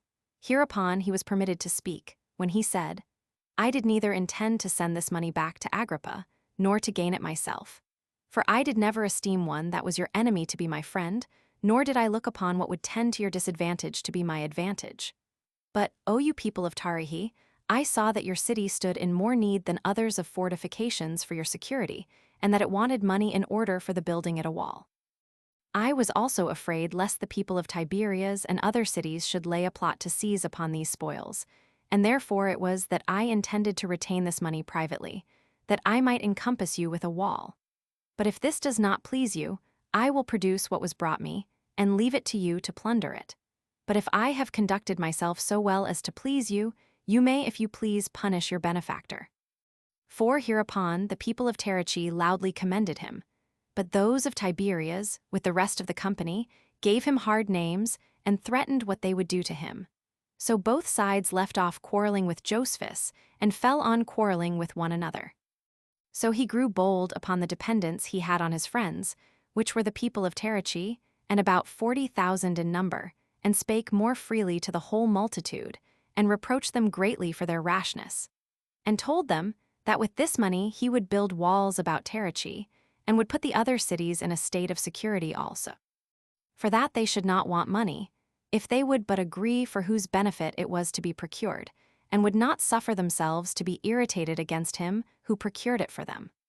5 Hereupon the rest of the multitude that had been deluded retired, but yet so that they went away angry, and 2,000 of them made an assault upon him in their armor. And as he was already gone to his own house, they stood without and threatened him. On which occasion Josephus again used a second stratagem to escape them, for he got upon the top of his house, and with his right hand desired them to be silent, and said to them, "I cannot tell what you would have, nor can hear what you say, for the confused noise you make." But he said that he would comply with all their demands, in case they would but send some of their number in to him that might talk with him about it. And when the principal of them, with their leaders, heard this, they came into the house. He then drew them to the most retired part of the house, and shut the door of that hall where he put them, and then had them whipped till every one of their inward parts appeared naked. In the meantime the multitude stood round the house, and supposed that he had a long discourse with those that were gone in about what they claimed of him. He had then the doors set open immediately, and sent the men out all bloody, which so terribly affrighted those that had before threatened him, that they threw away their arms and ran away. 6 But as for John, his envy grew greater upon this escape of Josephus, and he framed a new plot against him. He pretended to be sick, and by a letter desired that Josephus would give him leave to use the hot baths that were at Tiberias for the recovery of his health. Hereupon Josephus, who hitherto suspected nothing of John's plots against him, wrote to the governors of the city that they would provide a lodging and necessaries for John, which favors, when he had made use of, in 2 days' time he did what he came about. Some he corrupted with delusive frauds, and others with money, and so persuaded them to revolt from Josephus. This Silas, who was appointed guardian of the city by Josephus, wrote to him immediately, and informed him of the plot against him, which epistle when Josephus had received, he marched with great diligence all night, and came early in the morning to Tiberias, at which time the rest of the multitude met him. But John, who suspected that his coming was not for his advantage, sent however one of his friends, and pretended that he was sick, and that being confined to his bed, he could not come to pay him his respects. But as soon as Josephus had got the people of Tiberias together in the stadium, and tried to discourse with them about the letters that he had received, John privately sent some armed men and gave them orders to slay him. But when the people saw that the armed men were about to draw their swords, they cried out. At which cry Josephus turned himself about, and when he saw that the swords were just at his throat, he marched away in great haste to the seashore, and left off that speech which he was going to make to the people, upon an elevation of 6 cubits high. He then seized on a ship which lay in the haven, and leaped into it with 2 of his guards, and fled away into the midst of the lake. 7. But now the soldiers he had with him took up their arms immediately, and marched against the plotters.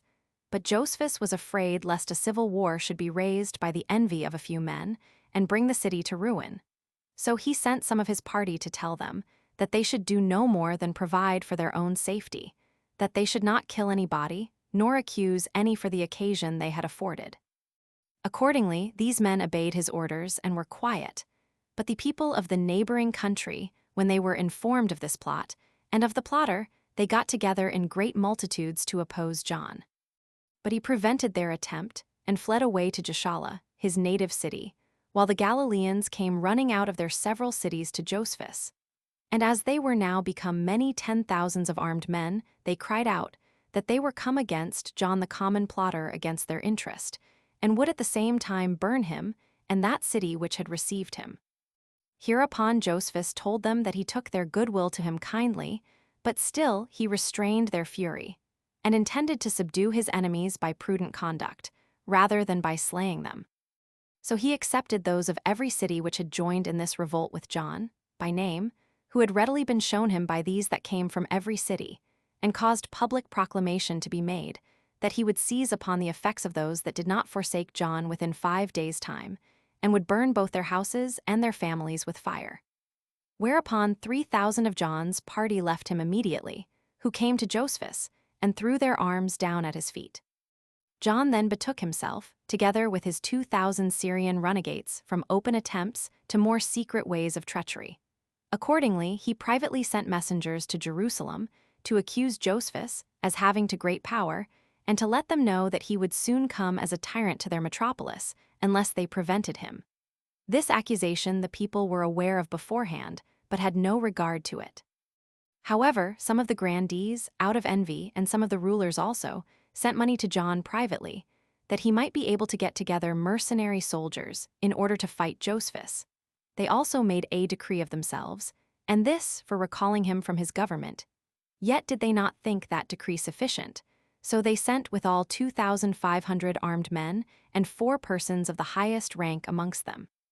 Josar the son of Namachus, and Ananias the son of Sadok, as also Simon and Judas the sons of Jonathan, all very able men in speaking, that these persons might withdraw the goodwill of the people from Josephus.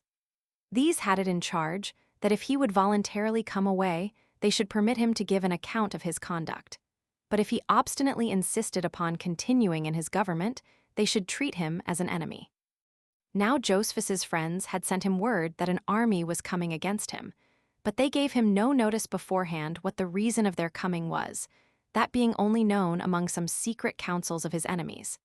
And by this means it was that 4 cities revolted from him immediately, Sepphoris and Gamala and Gischala and Tiberias. Yet did he recover these cities without war. And when he had routed those 4 commanders by stratagems, and had taken the most potent of their warriors, he sent them to Jerusalem. And the people had great indignation at them, and were in a zealous disposition to slay, not only these forces, but those that sent them also, had not these forces prevented it by running away. 8. Now John was detained afterward within the walls of Gischala, by the fear he was in of Josephus. But within a few days Tiberias revolted again, the people within it inviting King Agrippa to return to the exercise of his authority there. And when he did not come at the time appointed, and when a few Roman horsemen appeared that day, they expelled Josephus out of the city. Now this revolt of theirs was presently known at Terachi. And as Josephus had sent out all the soldiers that were with him to gather corn, he knew not how either to march out alone against the revolters, or to stay where he was, because he was afraid the king's soldiers might prevent him if he tarried, and might get into the city. For he did not intend to do anything on the next day, because it was the Sabbath day, and would hinder his proceeding. So he contrived to circumvent the revolters by a stratagem, and in the first place he ordered the gates of Terachi to be shut, that nobody might go out and inform, for whom it was intended, what stratagem he was about. He then got together all the ships that were upon the lake, which were found to be 230, and in each of them he put no more than 4 mariners. So he sailed to Tiberias with haste, and kept at such a distance from the city that it was not easy for the people to see the vessels, and ordered that the empty vessels should float up and down there, while himself, who had but 7 of his guards with him, and those unarmed also, went so near as to be seen. But when his adversaries, who were still reproaching him, saw him from the walls, they were so astonished that they supposed all the ships were full of armed men, and threw down their arms, and by signals of intercession they besought him to spare the city. 9. Upon this Josephus threatened them terribly, and reproached them, that when they were the first that took up arms against the Romans, they should spend their force beforehand in civil dissensions, and do what their enemies desired above all things, and that besides they should endeavor so hastily to seize upon him, who took care of their safety, and had not been ashamed to shut the gates of their city against him that built their walls. That, however, he would admit of any intercessors from them that might make some excuse for them, and with whom he would make such agreements as might be for the city's security. Hereupon 10 of the most potent men of Tiberias came down to him presently, and when he had taken them into one of his vessels, he ordered them to be carried a great way off from the city. He then commanded that 50 others of their senate, such as were men of the greatest eminence, should come to him, that they also might give him some security on their behalf. After which, under one new pretense or another, he called forth others, one after another, to make the leagues between them. He then gave order to the masters of those vessels which he had thus filled to sail away immediately for Terachi, and to confine those men in the prison there. Till at length he took all their senate, consisting of 600 persons and about 2,000 of the populace, and carried them away to Terachi. 35. 10. And when the rest of the people cried out that it was one Clitus that was the chief author of this revolt, they desired him to spend his anger upon him. But Josephus, whose intention it was to slay nobody, commanded one Levius, belonging to his guards, to go out of the vessel, in order to cut off both Clitus's hands. Yet was Levius afraid to go out by himself alone to such a large body of enemies, and refused to go. Now Clitus saw that Josephus was in a great passion in the ship, and ready to leap out of it, in order to execute the punishment himself.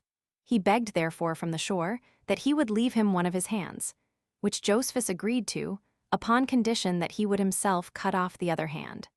Accordingly he drew his sword, and with his right hand cut off his left, so great was the fear he was in of Josephus himself. And thus he took the people of Tiberias prisoners, and recovered the city again with empty ships and 7 of his guard. Moreover, a few days afterward he retook Gischala, which had revolted with the people of Sepphoris, and gave his soldiers leave to plunder it. Yet did he get all the plunder together, and restored it to the inhabitants. And the like he did to the inhabitants of Sepphoris and Tiberias. For when he had subdued those cities, he had a mind, by letting them be plundered, to give them some good instruction, while at the same time he regained their goodwill by restoring them their money again.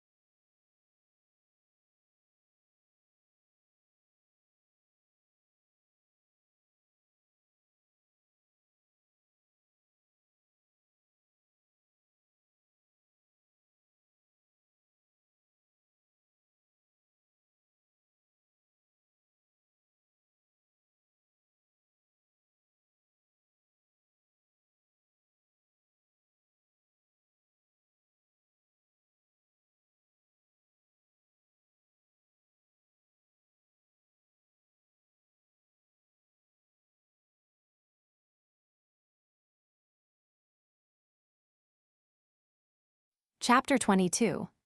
The Jews make all ready for the war, and Simon, the son of Gioras, falls to plundering. 1. And thus were the disturbances of Galilee quieted, when, upon their ceasing to prosecute their civil dissensions, they betook themselves to make preparations for the war with the Romans. Now in Jerusalem the high priest Artanas, and as many of the men of power as were not in the interest of the Romans, both repaired the walls, and made a great many warlike instruments, insomuch that in all parts of the city darts and all sorts of armor were upon the anvil. Although the multitude of the young men were engaged in exercises, without any regularity, and all places were full of tumultuous doings, yet the moderate sort were exceedingly sad, and a great many there were who, out of the prospect they had of the calamities that were coming upon them, made great lamentations. There were also such omens observed as were understood to be forerunners of evils by such as loved peace, but were by those that kindled the war interpreted so as to suit their own inclinations. And the very state of the city, even before the Romans came against it, was that of a place doomed to destruction. However, Ananus's concern was this, to lay aside, for a while, the preparations for the war, and to persuade the seditious to consult their own interest, and to restrain the madness of those that had the name of zealots. But their violence was too hard for him, and what end he came to we shall relate hereafter. 2. But as for the Acrabbene toparchy, Simon, the son of Gioras, got a great number of those that were fond of innovations together, and betook himself to ravage the country. Nor did he only harass the rich men's houses, but tormented their bodies, and appeared openly and beforehand to effect tyranny in his government. And when an army was sent against him by Artanas, and the other rulers, he and his band retired to the robbers that were at Masada, and stayed there, and plundered the country of Idumea with them, till both Ananus and his other adversaries were slain. And until the rulers of that country were so afflicted with the multitude of those that were slain, and with the continual ravage of what they had, that they raised an army, and put garrisons into the villages, to secure them from those insults. And in this state were the affairs of Judea at that time.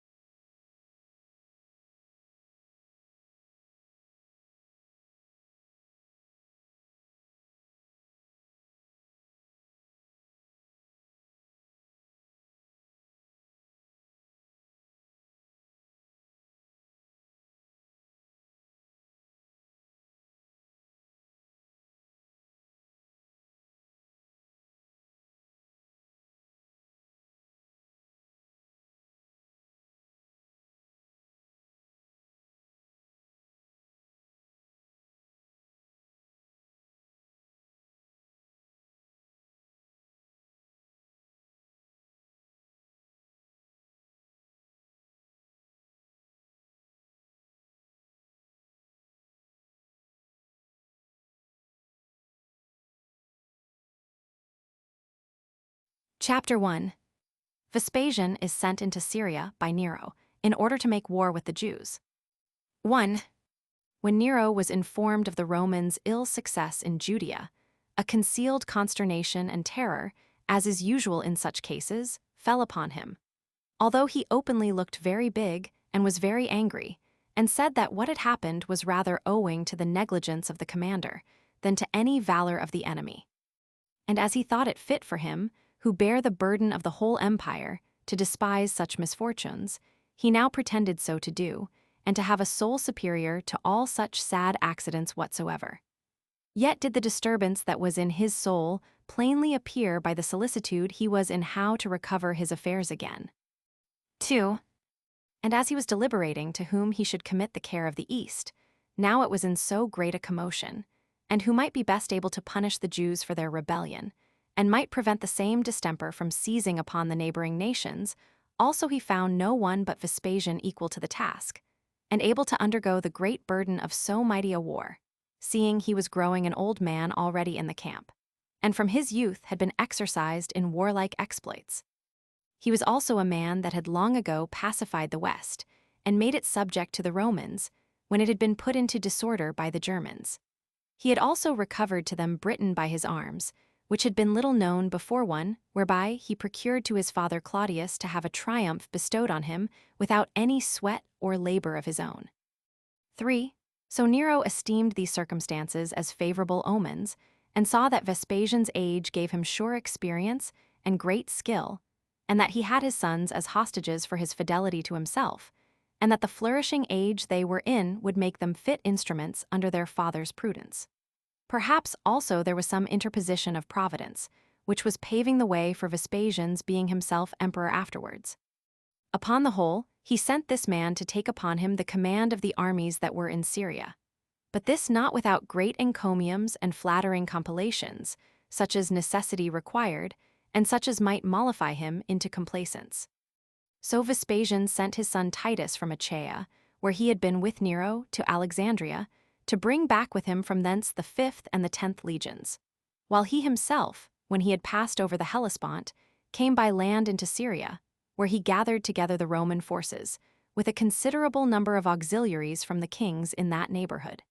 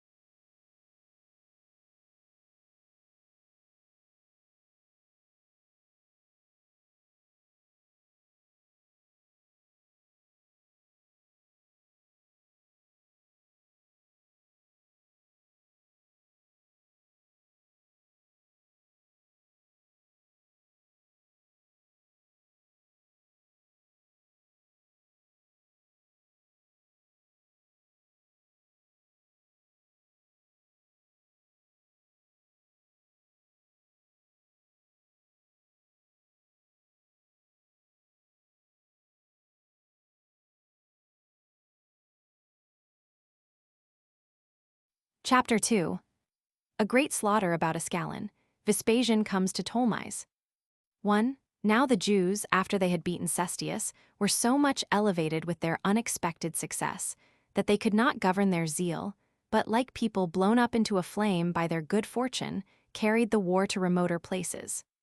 Accordingly, they presently got together a great multitude of all their most hardy soldiers, and marched away for Ascalon.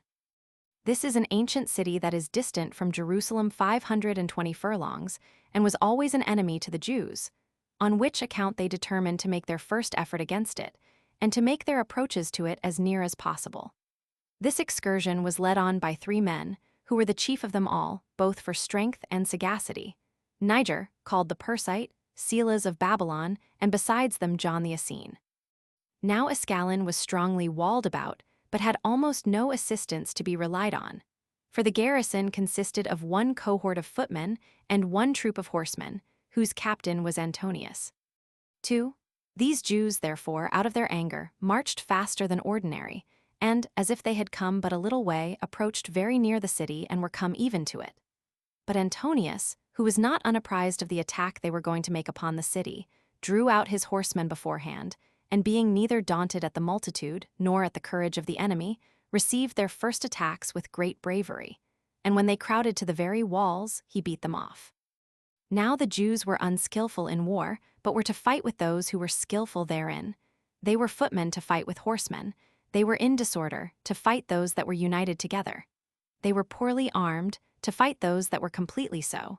They were to fight more by their rage than by sober counsel, and were exposed to soldiers that were exactly obedient, and did everything they were bidden upon the least intimation.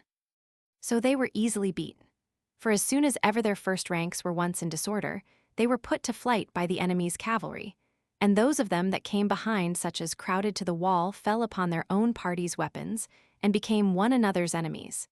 And this so long till they were all forced to give way to the attacks of the horsemen, and were dispersed all the plain over, which plain was wide, and all fit for the horsemen. Which circumstance was very commodious for the Romans, and occasioned the slaughter of the greatest number of the Jews. For such as ran away, they could overrun them, and make them turn back. And when they had brought them back after their flight, and driven them together, they ran them through, and slew a vast number of them, insomuch that others encompassed others of them, and drove them before them whithersoever they turned themselves, and slew them easily with their arrows. And the great number there were of the Jews seemed a solitude to themselves, by reason of the distress they were in, while the Romans had such good success with their small number, that they seemed to themselves to be the greater multitude. And as the former strove zealously under their misfortunes, out of the shame of a sudden flight and hopes of the change in their success, so did the latter feel no weariness by reason of their good fortune. Insomuch that the fight lasted till the evening, till 10,000 men of the Jews' side lay dead, with 2 of their generals, John and Silas, and the greater part of the remainder were wounded, with Niger, their remaining general, who fled away together to a small city of Idumea, called Salys. Some few, also of the Romans, were wounded in this battle. 3. Yet were not the spirits of the Jews broken by so great a calamity, but the losses they had sustained rather quickened their resolution for other attempts. 4. Overlooking the dead bodies which lay under their feet, they were enticed by their former glorious actions to venture on a second destruction. So when they had lain still so little a while that their wounds were not yet thoroughly cured, they got together all their forces, and came with greater fury, and in much greater numbers, to Ascalon. But their former ill fortune followed them, as the consequence of their unskillfulness and other deficiencies in war. For Antonius laid ambushes for them in the passages they were to go through, where they fell into snares unexpectedly, and where they were encompassed about with horsemen, before they could form themselves into a regular body for fighting, and were above 8,000 of them slain. So all the rest of them ran away, and with them Niger, who still did a great many bold exploits in his flight. However, they were driven along together by the enemy, who pressed hard upon them, into a certain strong tower belonging to a village called Bezidae. However, Antonius and his party, that they might neither spend any considerable time about this tower, which was hard to be taken, nor suffer their commander, and the most courageous man of them all, to escape from them, they set the wall on fire. And as the tower was burning, the Romans went away rejoicing, as taking it for granted that Niger was destroyed. But he leaped out of the tower into a subterraneous cave in the innermost part of it, and was preserved. And on the 3rd day afterward, he spake out of the ground to those that with great lamentation were searching for him, in order to give him a decent funeral. And when he was come out, he filled all the Jews with an unexpected joy, as though he were preserved by God's providence to be their commander for the time to come. 4. And now Vespasian took along with him his army from Antioch, which is the metropolis of Syria, and without dispute deserves the place of the 3rd city in the habitable earth that was under the Roman Empire, 2 both in magnitude and other marks of prosperity, where he found King Agrippa, with all his forces, waiting for his coming, and marched to Ptolemais. At this city also the inhabitants of Sepphoris of Galilee met him, who were for peace with the Romans. These citizens had beforehand taken care of their own safety, and being sensible of the power of the Romans, they had been with Cestius Gallus before Vespasian came, and had given their faith to him, and received the security of his right hand, and had received a Roman garrison. And at this time withal they received Vespasian, the Roman general, very kindly, and readily promised that they would assist him against their own countrymen. Now the general delivered them, at their desire, as many horsemen and footmen as he thought sufficient to oppose the incursions of the Jews, if they should come against them. And indeed the danger of losing Sepphoris would be no small one, in this war that was now beginning, seeing it was the largest city of Galilee, and built in a place by nature very strong, and might be a security of the whole nations.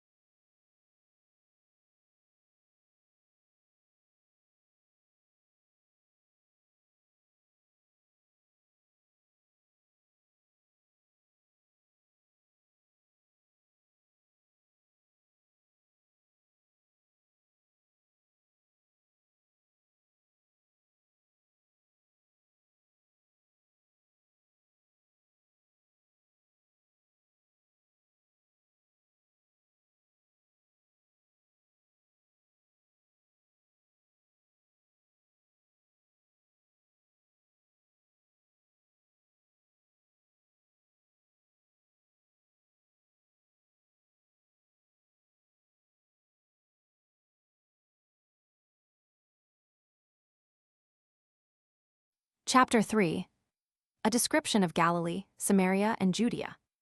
1. Now Phoenicia and Syria encompass about the Galilees, which are two, and called the Upper Galilee and the Lower. They are bounded toward the sun setting, with the borders of the territory belonging to Ptolemais and by Carmel, which mountain had formerly belonged to the Galileans, but now belonged to the Tyrians, to which mountain adjoins Gaba, which is called the city of horsemen, because those horsemen that were dismissed by Herod the king dwelt therein. They are bounded on the south with Samaria and Scythopolis, as far as the river Jordan.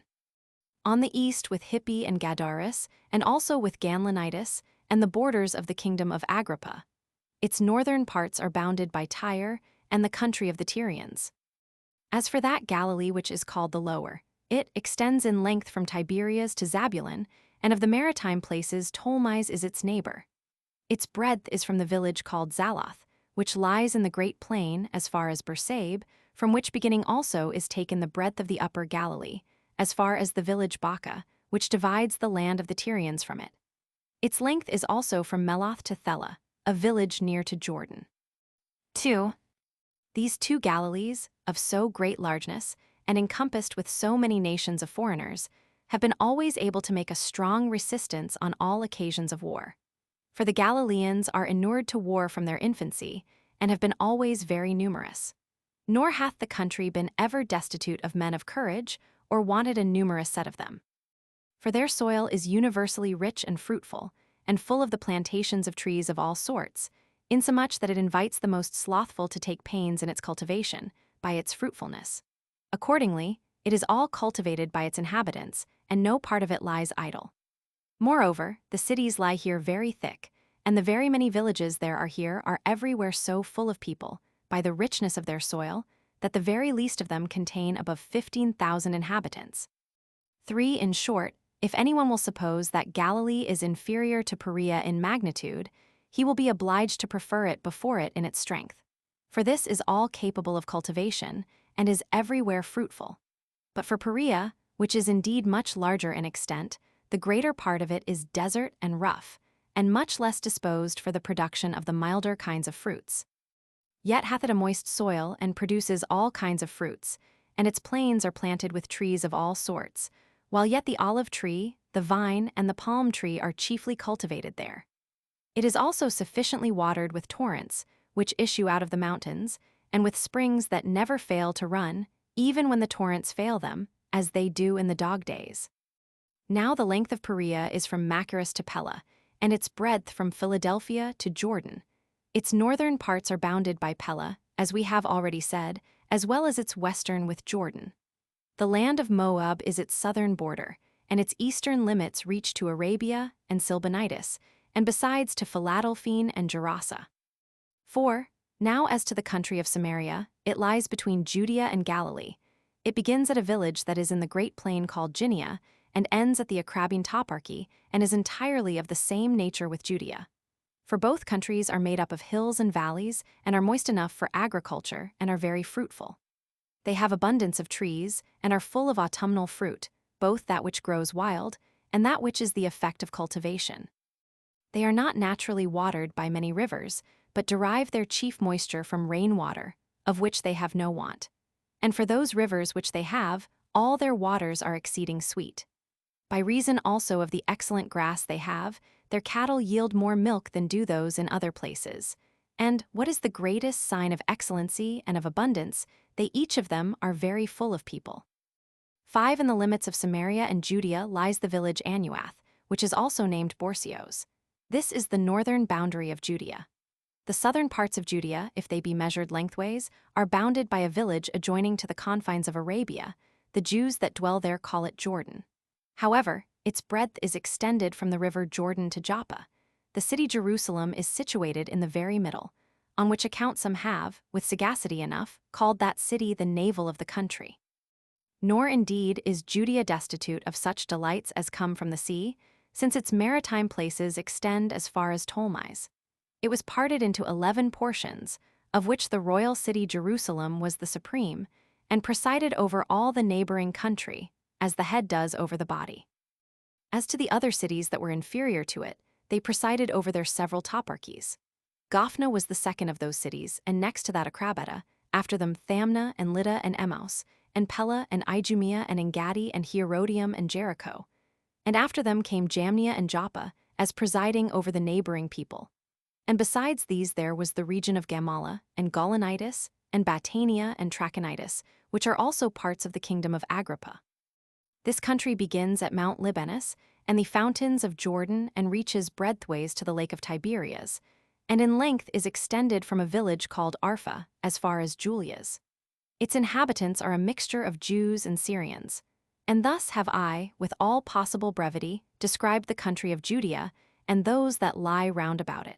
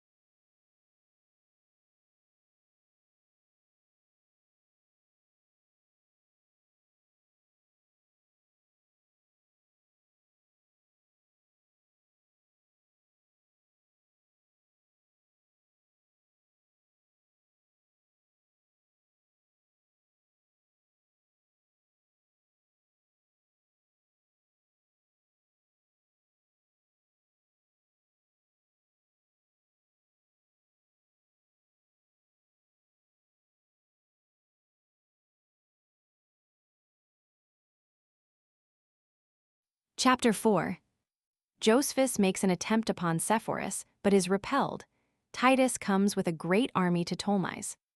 1. Now the auxiliaries which were sent to assist the people of Sepphoris, being 1,000 horsemen and 6,000 footmen, under Placidus the tribune, pitched their camp in 2 bodies in the great plain. The foot were put into the city to be a guard to it, but the horse lodged abroad in the camp. These last, by marching continually one way or other, and overrunning the parts of the adjoining country, were very troublesome to Josephus and his men. They also plundered all the places that were out of the city's liberty, and intercepted such as durst go abroad. On this account it was that Josephus marched against the city, as hoping to take what he had lately encompassed with so strong a wall, before they revolted from the rest of the Galileans, that the Romans would have much ado to take it. By which means he proved too weak, and failed of his hopes, both as to the forcing the place, and as to his prevailing with the people of Sepphoris to deliver it up to him. By this means he provoked the Romans to treat the country according to the law of war. Nor did the Romans, out of the anger they bore at this attempt, leave off, either by night or by day, burning the places in the plain, and stealing away the cattle that were in the country, and killing whatsoever appeared capable of fighting perpetually, and leading the weaker people as slaves into captivity, so that Galilee was all over filled with fire and blood. Nor was it exempted from any kind of misery or calamity, for the only refuge they had was this, that when they were pursued, they could retire to the cities which had walls built them by Josephus. 2. But as to Titus, he sailed over from Achaia to Alexandria, and that sooner than the winter season did usually permit. So he took with him those forces he was sent for, and marching with great expedition, he came suddenly to Ptolemais, and there finding his father together with the 2 legions, the 5th and the 10th, which were the most eminent legions of all, he joined them to that 15th legion which was with his father. 18 cohorts followed these legions. There came also 5 cohorts from Caesarea, with 1 troop of horsemen, and 5 other troops of horsemen from Syria. Now these 10 cohorts had severally 1,000 footmen, but the other 13 cohorts had no more than 600 footmen apiece, with 120 horsemen. There were also a considerable number of auxiliaries got together, that came from the kings Antiochus, and Agrippa, and Sohemus, each of them contributing 1,000 footmen that were archers, and 1,000 horsemen. Malchus also, the king of Arabia, sent 1,000 horsemen, besides 5,000 footmen, the greatest part of which were archers. so that the whole army, including the auxiliaries sent by the kings, as well horsemen as footmen, when all were united together, amounted to 60,000, besides the servants, who, as they followed in vast numbers, so because they had been trained up in war with the rest, ought not to be distinguished from the fighting men. For as they were in their master's service in times of peace, so did they undergo the like dangers with them in times of war, insomuch that they were inferior to none, either in skill or in strength, only they were subject to their masters.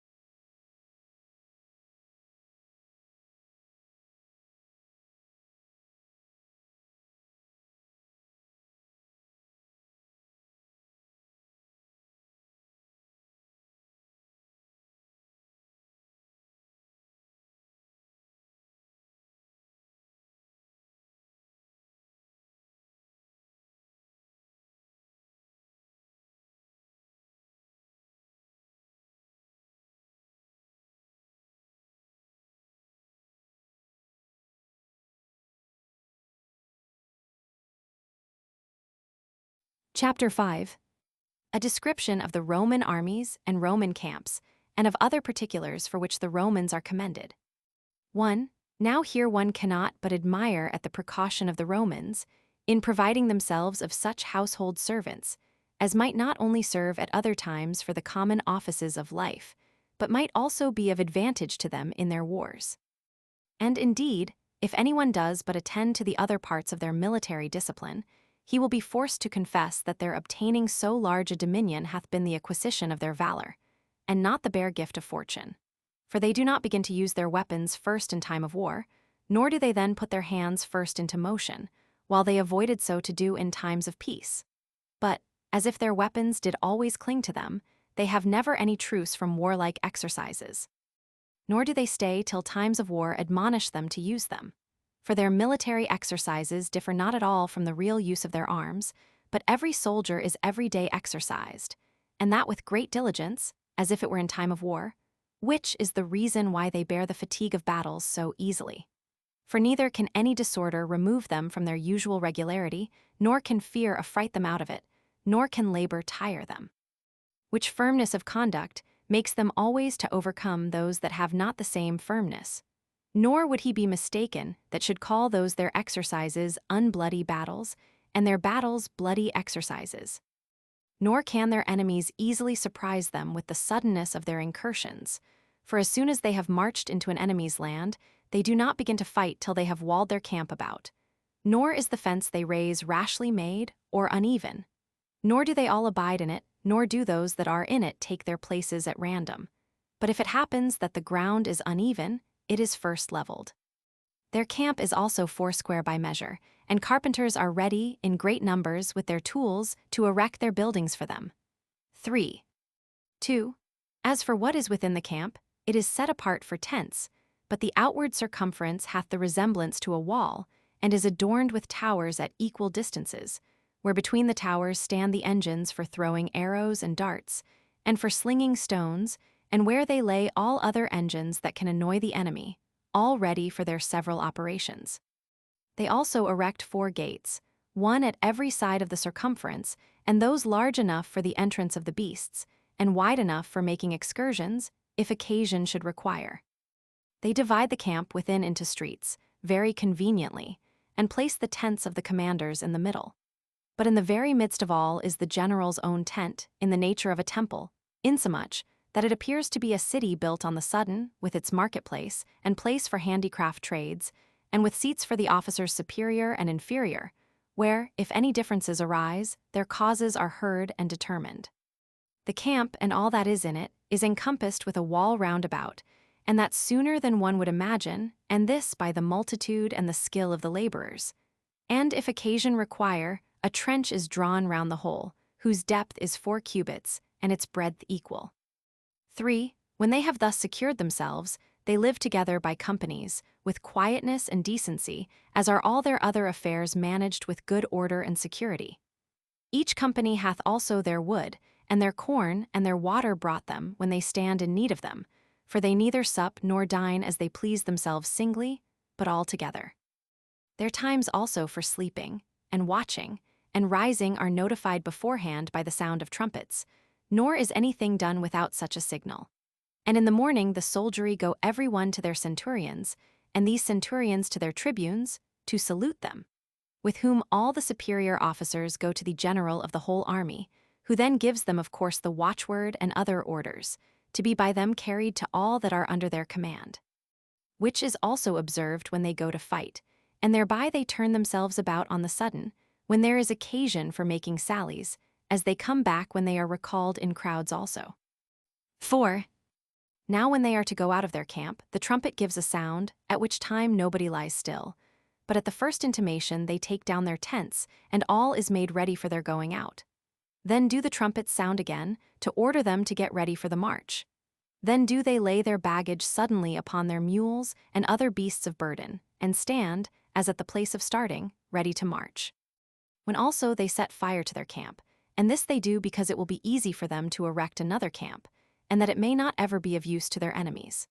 Then do the trumpets give a sound the 3rd time, that they are to go out, in order to excite those that on any account are a little tardy, that so no one may be out of his rank when the army marches. Then does the crier stand at the general's right hand, and asks them thrice, in their own tongue, whether they be now ready to go out to war or not. To which they reply as often, with a loud and cheerful voice, saying, We are ready. And this they do almost before the question is asked them. They do this as filled with a kind of martial fury, and at the same time that they so cry out, they lift up their right hands also. 5. When, after this, they are gone out of their camp, they all march without noise, and in a decent manner, and every one keeps his own rank, as if they were going to war. The footmen are armed with breastplates and headpieces, and have swords on each side. But the sword which is upon their left side is much longer than the other, for that on the right side is not longer than a span. Those footmen also that are chosen out from the rest to be about the general himself have a lance and a buckler. But the rest of the foot soldiers have a spear and a long buckler, besides a saw and a basket, a pickaxe and an axe, a thong of leather and a hook, with provisions for 3 days, so that a footman hath no great need of a mule to carry his burdens. The horsemen have a long sword on their right sides, axed a long pole in their hand. A shield also lies by them obliquely on one side of their horses, with 3 or more darts that are borne in their quiver, having broad points and not smaller than spears. They have also headpieces and breastplates, in like manner as have all the footmen. And for those that are chosen to be about the general, their armor no way differs from that of the horsemen belonging to other troops, and he always leads the legions forth, to whom the lot assigns that employment. 6. This is the manner of the marching and resting of the Romans, as also these are the several sorts of weapons they use. But when they are to fight, they leave nothing without forecast, nor to be done offhand, but counsel is ever first taken before any work is begun, and what hath been there resolved upon is put in execution presently. For which reason they seldom commit any errors, and if they have been mistaken at any time, they easily correct those mistakes. They also esteem any errors they commit upon taking counsel beforehand to be better than such rash success as is owing to fortune only, because such a fortuitous advantage tempts them to be inconsiderate, while consultation, though it may sometimes fail of success, hath this good in it, that it makes men more careful hereafter. But for the advantages that arise from chance, they are not owing to him that gains them. And as to what melancholy accidents happen unexpectedly, there is this comfort in them, that they had however taken the best consultations they could to prevent them. 7. Now they so manage their preparatory exercises of their weapons, that not the bodies of the soldiers only, but their souls may also become stronger. They are moreover hardened for war by fear. for their laws inflict capital punishments, not only for soldiers running away from the ranks, but for slothfulness and inactivity, though it be but in a lesser degree. As are their generals more severe than their laws, for they prevent any imputation of cruelty toward those under condemnation, by the great rewards they bestow on the valiant soldiers. And the readiness of obeying their commanders is so great that it is very ornamental in peace. But when they come to a battle, the whole army is but one body, so well coupled together are their ranks, so sudden are their turnings about, so sharp their hearing as to what orders are given them, so quick their sight of the ensigns, and so nimble are their hands when they set to work. Whereby it comes to pass that what they do is done quickly, and what they suffer they bear with the greatest patience. Nor can we find any examples where they have been conquered in battle, when they came to a close fight, either by the multitude of the enemies, or by their stratagems, or by the difficulties in the places they were in. No, nor by fortune neither, for their victories have been surer to them than fortune could have granted them. In a case, therefore, where counsel still goes before action, and where, after taking the best advice, that advice is followed by so active an army, what wonder is it that Euphrates on the east, the ocean on the west, the most fertile regions of Libya on the south, and the Danube and the Rhine on the north, are the limits of this empire? One might well say that the Roman possessions are not inferior to the Romans themselves. 8. This account I have given the reader, not so much with the intention of commending the Romans, as of comforting those that have been conquered by them, and for the deterring others from attempting innovations under their government. This discourse of the Roman military conduct may also perhaps be of use to such of the curious as are ignorant of it, and yet have a mind to know it. I return now from this digression.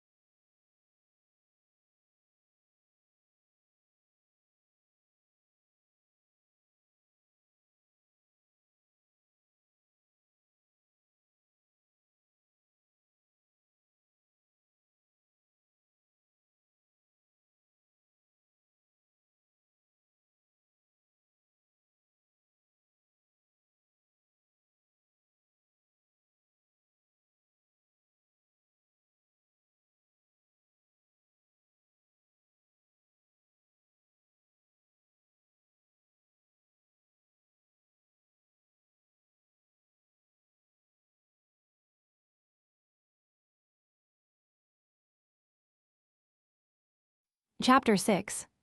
Placidus attempts to take Jotapata and is beaten off. Vespasian marches into Galilee. 1. And now Vespasian, with his son Titus, had tarried some time at Ptolemais, and had put his army in order. But when Placidus, who had overrun Galilee, and had besides slain a number of those whom he had caught, which were only the weaker part of the Galileans, and such as were of timorous souls, saw that the warriors ran always to those cities whose walls had been built by Josephus, he marched furiously against Jotapata, which was of them all the strongest, as supposing he should easily take it by a sudden surprise, and that he should thereby obtain great honor to himself among the commanders, and bring a great advantage to them in their future campaign, because if this strongest place of them all were once taken, the rest would be so affrighted as to surrender themselves.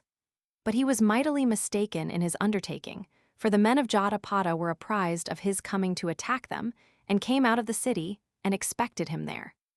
So they fought the Romans briskly when they least expected it, being both many in number, and prepared for fighting, and of great alacrity, as esteeming their country, their wives, and their children to be in danger, and easily put the Romans to flight, and wounded many of them, and slew 7 of them. For because their retreat was not made in a disorderly manner, because the strokes only touched the surface of their bodies, which were covered with their armor in all parts, and because the Jews did rather throw their weapons upon them from a great distance, than venture to come hand to hand with them, and had only light armor on, while the others were completely armed. However, 3 men of the Jews' side were slain, and a few wounded. So Placidus, finding himself unable to assault the city, ran away. 2. But as Vespasian had a great mind to fall upon Galilee, he marched out of Ptolemais, having put his army into that order wherein the Romans used to march. He ordered those auxiliaries which were lightly armed, and the archers to march first, that they might prevent any sudden insults from the enemy, and might search out the woods that looked suspiciously, and were capable of ambuscades. Next to these followed that part of the Romans which was completely armed, both footmen and horsemen. Next to these followed 10 out of every 100, carrying along with them their arms, and what was necessary to measure out a camp withal. And after them, such as were to make the road even and straight, and if it were anywhere rough and hard to be passed over, to plane it, and to cut down the woods that hindered their march, that the army might not be in distress or tired with their march. Behind these he set such carriages of the army as belonged both to himself and to the other commanders, with a considerable number of their horsemen for their security. After these, he marched himself, having with him a select body of footmen and horsemen and pikemen. After these came the peculiar cavalry of his own legion, for there were 120 horsemen that peculiarly belonged to every legion. Next to these came the mules that carried the engines for sieges, and the other warlike machines of that nature. After these came the commanders of the cohorts and tribunes, having about them soldiers chosen out of the rest. Then came the ensigns encompassing the eagle, which is at the head of every Roman legion, the king, and the strongest of all birds, which seems to them a signal of dominion, and an omen that they shall conquer all against whom they march. These sacred ensigns are followed by the trumpeters. Then came the main army in their squadrons and battalions, with 6 men in depth, which were followed at last by a centurion, who, according to custom, observed the rest. As for the servants of every legion, they all followed the footmen, and led the baggage of the soldiers, which was borne by the mules and other beasts of burden.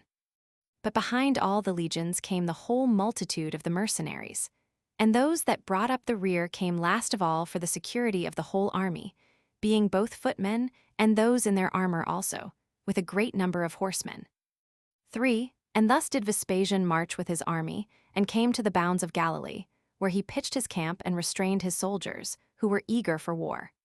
He also showed his army to the enemy, in order to affright them, and to afford them a season for repentance, to see whether they would change their minds before it came to a battle, and at the same time he got things ready for besieging their strong minds. And indeed this sight of the general brought many to repent of their revolt, and put them all into a consternation. For those that were in Josephus's camp, which was at the city called Garis, not far from Sepphoris, when they heard that the war was come near them, and that the Romans would suddenly fight them hand to hand, dispersed themselves and fled, not only before they came to a battle, but before the enemy ever came in sight, while Josephus and a few others were left behind. And as he saw that he had not an army sufficient to engage the enemy, that the spirits of the Jews were sunk, and that the greater part would willingly come to terms, if they might be credited, he already despaired of the success of the whole war, and determined to get as far as he possibly could out of danger. So he took those that stayed along with him, and fled to Tiberias.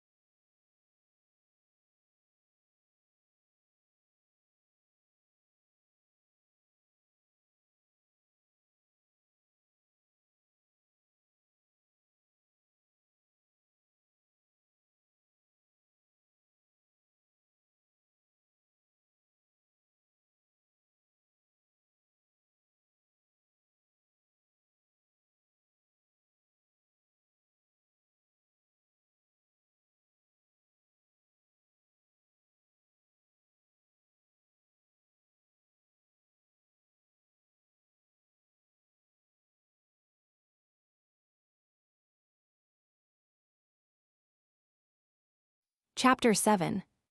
Vespasian, when he had taken the city Gadea, marches to Jotapata. After a long siege, the city is betrayed by a deserter and taken by Vespasian. 1. So Vespasian marched to the city Gadara and took it upon the first onset, because he found it destitute of any considerable number of men grown up and fit for war. He came then into it, and slew all the youth, the Romans having no mercy on any age whatsoever. And this was done out of the hatred they bore the nation, and because of the iniquity they had been guilty of in the affair of Cestius. He also set fire not only to the city itself, but to all the villas and small cities that were round about it. Some of them were quite destitute of inhabitants, and out of some of them he carried the inhabitants as slaves into captivity. 2. As to Josephus, his retiring to that city which he chose as the most fit for his security put it into great fear. For the people of Tiberias did not imagine that he would have run away unless he had entirely despaired of the success of the war. And indeed, as to that point, they were not mistaken about his opinion, for he saw whither the affairs of the Jews would tend at last, and was sensible that they had but one way of escaping, and that was by repentance. However, although he expected that the Romans would forgive him, yet did he choose to die many times over, rather than to betray his country, and to dishonor that supreme command of the army which had been entrusted with him, or to live happily under those against whom he was sent to fight. He determined, therefore, to give an exact account of affairs to the principal men at Jerusalem by a letter, that he might not, by too much aggrandizing the power of the enemy, make them too timorous, nor, by relating that their power beneath the truth, might encourage them to stand out when they were perhaps disposed to repentance. He also sent them word that if they thought of coming to terms, they must suddenly write him an answer, or if they resolved upon war, they must send him an army sufficient to fight the Romans. Accordingly, he wrote these things, and sent messengers immediately to carry his letter to Jerusalem. 3. Now Vespasian was very desirous of demolishing Jotapata, for he had gotten intelligence that the greatest part of the enemy had retired thither, and that it was, on other accounts, a place of great security to them. Accordingly, he sent both footmen and horsemen to level the road, which was mountainous and rocky, not without difficulty to be traveled over by footmen, but absolutely impracticable for horsemen. Now these workmen accomplished what they were about in 4 days' time, and opened a broad way for the army. On the 5th day, which was the 21st of the month Artemisius, Josephus prevented him, and came from Tiberias, and went into Jotapata, and raised the drooping spirits of the Jews. And a certain deserter told this good news to Vespasian, that Josephus had removed himself thither, which made him make haste to the city, as supposing that with taking that he should take all Judea, in case he could but withal get Josephus under his power. So he took this news to be of the vastest advantage to him, and believed it to be brought about by the providence of God, that he who appeared to be the most prudent man of all their enemies, had, of his own accord, shut himself up in a place of sure custody. Accordingly, he sent Placidus with 1,000 horsemen, and Ebutius a decurion, a person that was of eminency both in counsel and in action, to encompass the city round, that Josephus might not escape away privately. 4. Vespasian also, the very next day, took his whole army and followed them, and by marching till late in the evening, arrived then at Jotapata. And bringing his army to the northern side of the city, he pitched his camp on a certain small hill which was 7 furlongs from the city, and still greatly endeavored to be well seen by the enemy, to put them into a consternation, which was indeed so terrible to the Jews immediately, that no one of them durst go out beyond the wall. Yet did the Romans put off the attack at that time, because they had marched all the day, although they placed a double row of battalions round the city, with a third row beyond them round the whole, which consisted of cavalry, in order to stop up every way for an exit, which thing making the Jews despair of escaping, excited them to act more boldly. For nothing makes men fight so desperately in war as necessity. 5. Now when the next day an assault was made by the Romans, the Jews at first stayed out of the walls and opposed them, and met them, as having formed themselves a camp before the city walls. But when Vespasian had set against them the archers and slingers, and the whole multitude that could throw to a great distance, he permitted them to go to work, while he himself, with the footmen, got upon an acclivity, whence the city might easily be taken. Josephus was then in fear for the city and leaped out, and all the Jewish multitude with him. These fell together upon the Romans in great numbers, and drove them away from the wall, and performed a great many glorious and bold actions. Yet did they suffer as much as they made the enemy suffer, for as despair of deliverance encouraged the Jews, so did a sense of shame equally encourage the Romans. These last had skill as well as strength, the other had only courage, which armed them and made them fight furiously. And when the fight had lasted all day, it was put an end to by the coming on of the night. They had wounded a great many of the Romans, and killed of them 13 men. Of the Jews' side 17 were slain, and 600 wounded. 6. On the next day the Jews made another attack upon the Romans, and went out of the walls, and fought a much more desperate battle with them than before. For they were now become more courageous than formerly, and that on account of the unexpected good opposition they had made the day before, as they found the Romans also to fight more desperately. For a sense of shame inflamed these into a passion, as esteeming their failure of a sudden victory to be a kind of defeat. Thus did the Romans try to make an impression upon the Jews till the 5th day continually, while the people of Jotapata made sallies out, and fought at the walls most desperately. Nor were the Jews affrighted at the strength of the enemy, nor were the Romans discouraged at the difficulties they met with in taking the city. 7. Now Jotapata is almost all of it built on a precipice, having on all the other sides of it every way valleys immensely deep and steep, insomuch that those who would look down would have their sight fail them before it reaches to the bottom. It is only to be come at on the north side, where the utmost part of the city is built on the mountain, as it ends obliquely at a plain. This mountain Josephus had encompassed with a wall when he fortified the city, that its top might not be capable of being seized upon by the enemies. The city is covered all round with other mountains, and can no way be seen till a man comes just upon it. And this was the strong situation of Jotapata. 8. Vespasian, therefore, in order to try how he might overcome the natural strength of the place, as well as the bold defense of the Jews, made a resolution to prosecute the siege with vigor. To that end, he called the commanders that were under him to a council of war, and consulted with them which way the assault might be managed to the best advantage.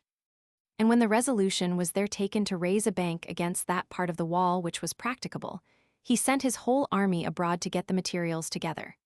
So when they had cut down all the trees on the mountains that adjoined to the city, and had gotten together a vast heap of stones, besides the wood they had cut down, some of them brought hurdles, in order to avoid the effects of the darts that were shot from above them. These hurdles they spread over their banks, under cover whereof they formed their bank, and so were little or nothing hurt by the darts that were thrown upon them from the wall, while others pulled the neighboring hillocks to pieces, and perpetually brought earth to them, so that while they were busy 3 sorts of ways, nobody was idle. However, the Jews cast great stones from the walls upon the hurdles which protected the men, with all sorts of darts also. And the noise of what could not reach them was yet so terrible that it was some impediment to the workmen. 9. Vespasian then set the engines for throwing stones and darts round about the city. The number of the engines was in all 160, and bid them fall to work, and dislodge those that were upon the wall. At the same time, such engines as were intended for that purpose threw at once lances upon them with a great noise, and stones of the weight of a talent were thrown by the engines that were prepared for that purpose, together with fire, and a vast multitude of arrows, which made the wall so dangerous, that the Jews durst not only not come upon it, but durst not come to those parts within the walls which were reached by the engines. For the multitude of the Arabian archers, as well also as all those that threw darts and slung stones, fell to work at the same time with the engines. Yet did not the others lie still, when they could not throw at the Romans from a higher place. For they then made sallies out of the city, like private robbers, by parties, and pulled away the hurdles that covered the workmen, and killed them when they were thus naked. And when those workmen gave way, these cast away the earth that composed the bank, and burnt the wooden parts of it, together with the hurdles, till at length Vespasian perceived that the intervals there were between the works were of disadvantage to him. For those spaces of ground afforded the Jews a place for assaulting the Romans. So he united the hurdles, and at the same time joined one part of the army to the other, which prevented the private excursions of the Jews. 10. And when the bank was now raised, and brought nearer than ever to the battlements that belonged to the walls, Josephus thought it would be entirely wrong in him if he could make no contrivances in opposition to theirs, and that might be for the city's preservation. So he got together his workmen, and ordered them to build the wall higher. And while they said that this was impossible to be done while so many darts were thrown at them, he invented this sort of cover for them. He bid them fix piles, and expand before them the raw hides of oxen newly killed, that these hides by yielding and hollowing themselves when the stones were thrown at them might receive them, for that the other darts would slide off them, and the fire that was thrown would be quenched by the moisture that was in them. And these he set before the workmen, and under them these workmen went on with their works in safety, and raised the wall higher, and that both by day and by night, till it was 20 cubits high. He also built a good number of towers upon the wall, and fitted it to strong battlements. This greatly discouraged the Romans, who in their own opinions were already gotten within the walls, while they were now at once astonished at Josephus's contrivance, and at the fortitude of the citizens that were in the city. 11. And now Vespasian was plainly irritated at the great subtlety of this stratagem, and at the boldness of the citizens of Jotapata. For taking heart again upon the building of this wall, they made fresh sallies upon the Romans, and had every day conflicts with them by parties, together with all such contrivances as robbers make use of, and with the plundering of all that came to hand, as also with the setting fire to all the other works. And this till Vespasian made his army leave off fighting them, and resolved to lie round the city, and to starve them into a surrender, as supposing that either they would be forced to petition him for mercy by want of provisions, or if they should have the courage to hold out till the last, they should perish by famine. And he concluded he should conquer them the more easily in fighting, if he gave them an interval, and then fell upon them when they were weakened by famine. But still he gave orders that they should guard against their coming out of the city. 12. Now the besieged had plenty of corn within the city, and indeed of all necessaries, but they wanted water, because there was no fountain in the city, the people being there usually satisfied with rain water. Yet is it a rare thing in that country to have rain in summer, and at this season, during the siege, they were in great distress for some contrivance to satisfy their thirst. And they were very sad at this time particularly, as if they were already in want of water entirely, for Josephus seeing that the city abounded with other necessaries, and that the men were of good courage, and being desirous to protract the siege to the Romans longer than they expected, ordered their drink to be given them by measure. But this scanty distribution of water by measure was deemed by them as a thing more hard upon them than the want of it. And their not being able to drink as much as they would made them more desirous of drinking than they otherwise had been. Nay, they were as much disheartened hereby as if they were come to the last degree of thirst. Nor were the Romans unacquainted with the state they were in, for when they stood over against them, beyond the wall, they could see them running together, and taking their water by measure, which made them throw their javelins thither, the place being within their reach, and kill a great many of them. 13. Hereupon Vespasian hoped that their receptacles of water would in no long time be emptied, and that they would be forced to deliver up the city to him. But Josephus, being minded to break such his hope, gave command that they should wet a great many of their clothes, and hang them out about the battlements, till the entire wall was of a sudden all wet with the running down of the water. At this sight the Romans were discouraged, and under consternation, when they saw them able to throw away in sport so much water, when they supposed them not to have enough to drink themselves. This made the Roman general despair of taking the city by their want of necessaries, and to betake himself again to arms, and to try to force them to surrender, which was what the Jews greatly desired. For as they despaired of either themselves or their city being able to escape, they preferred a death in battle before one by hunger and thirst. 14. However, Josephus contrived another stratagem besides the foregoing, to get plenty of what they wanted. There was a certain rough and uneven place that could hardly be ascended, and on that account was not guarded by the soldiers. So Josephus sent out certain persons along the western parts of the valley, and by them sent letters to whom he pleased of the Jews that were out of the city, and procured from them what necessaries soever they wanted in the city in abundance.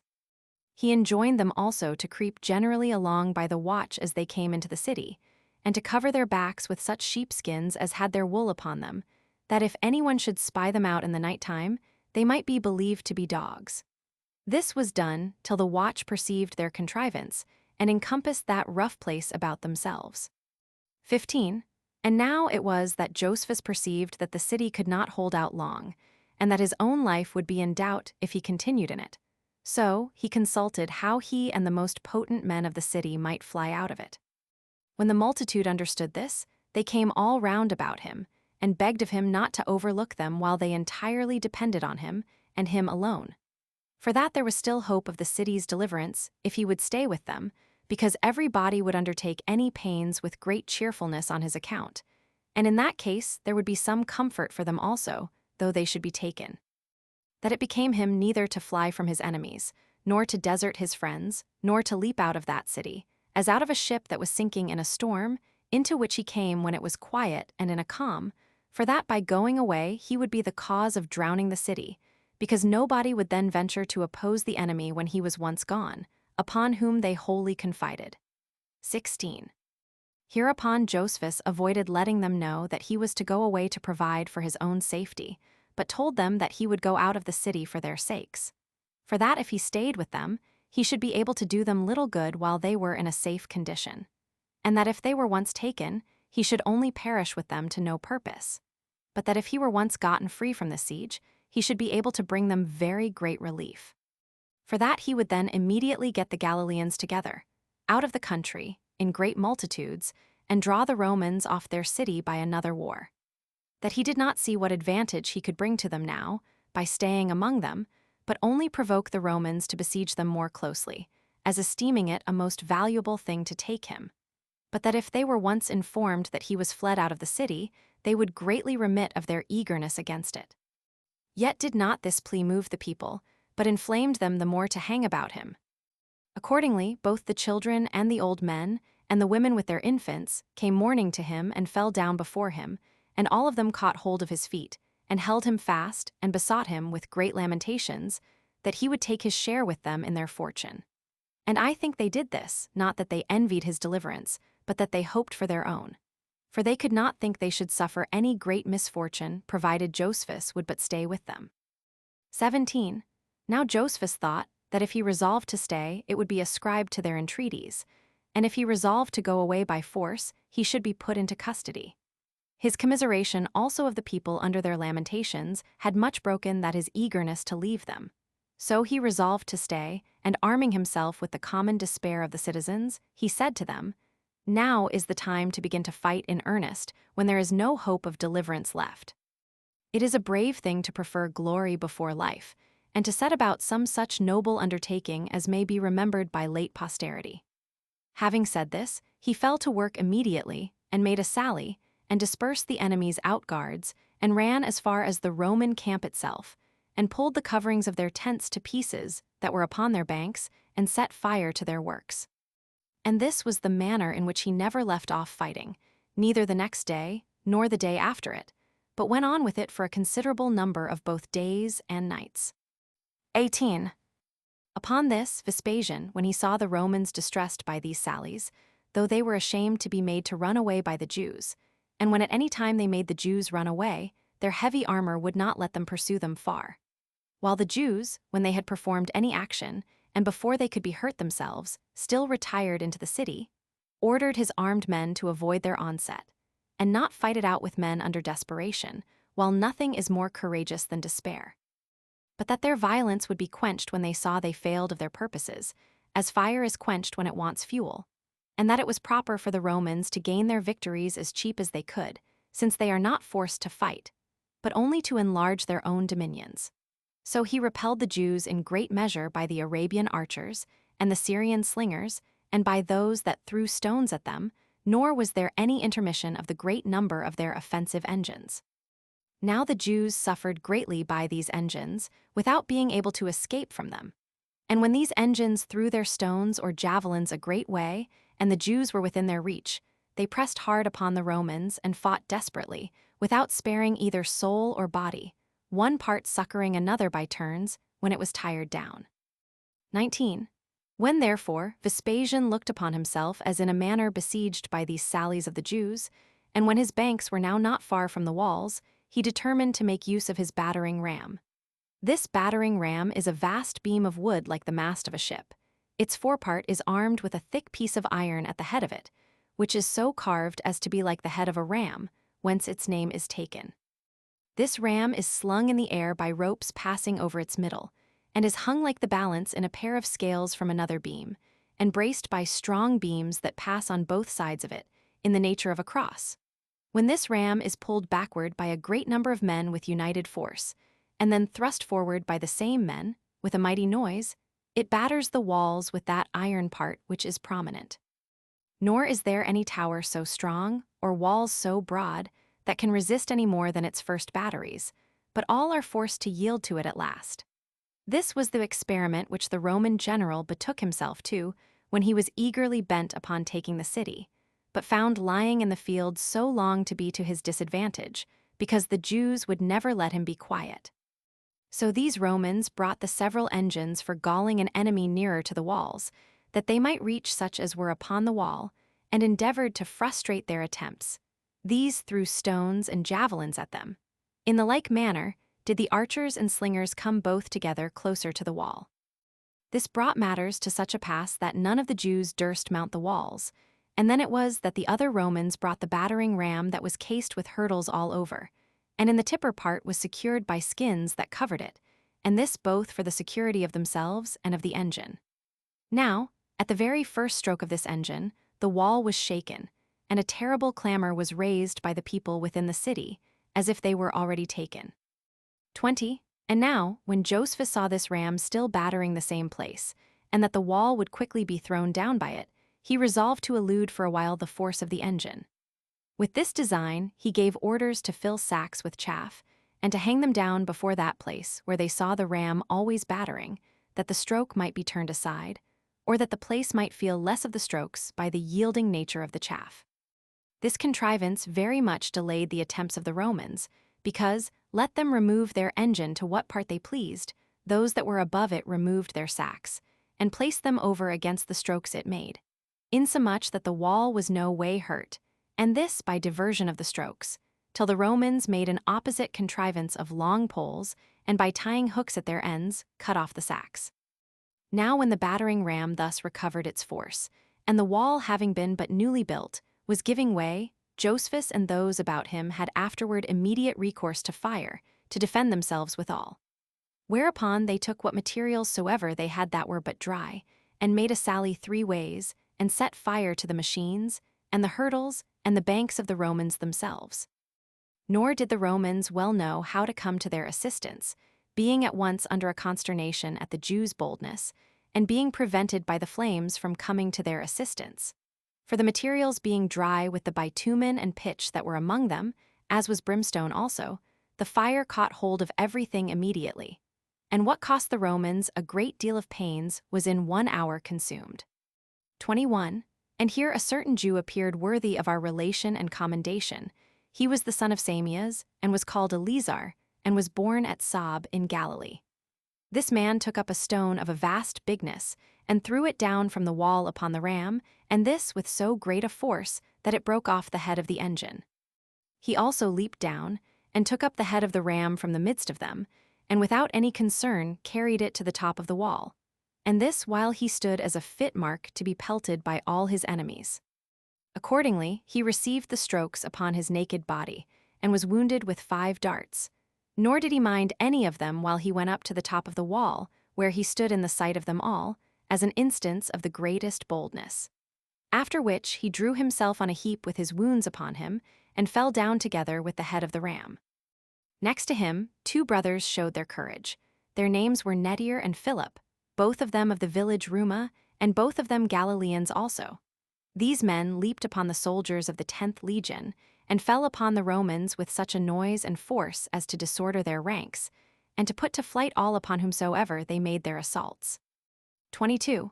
After these men's performances, Josephus and the rest of the multitude with him took a great deal of fire, and burnt both the machines and their coverings, with the works belonging to the 5th and to the 10th legion, which they put to flight, when others followed them immediately, and buried those instruments and all their materials underground. However, about the evening, the Romans erected the battering ram again, against that part of the wall which had suffered before. Where a certain Jew that defended the city from the Romans hit Vespasian with a dart in his foot, and wounded him a little, the distance being so great that no mighty impression could be made by the dart thrown so far off. However, this caused the greatest disorder among the Romans. For when those who stood near him saw his blood, they were disturbed at it, and a report went abroad through the whole army that the general was wounded, while the greatest part left the siege, and came running together with surprise and fear to the general.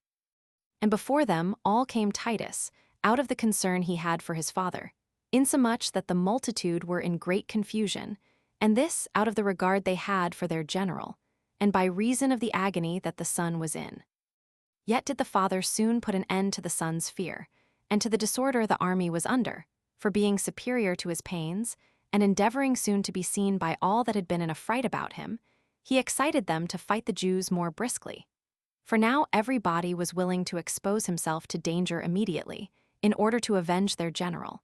And then they encouraged one another with loud voices, and ran hastily to the walls. 23.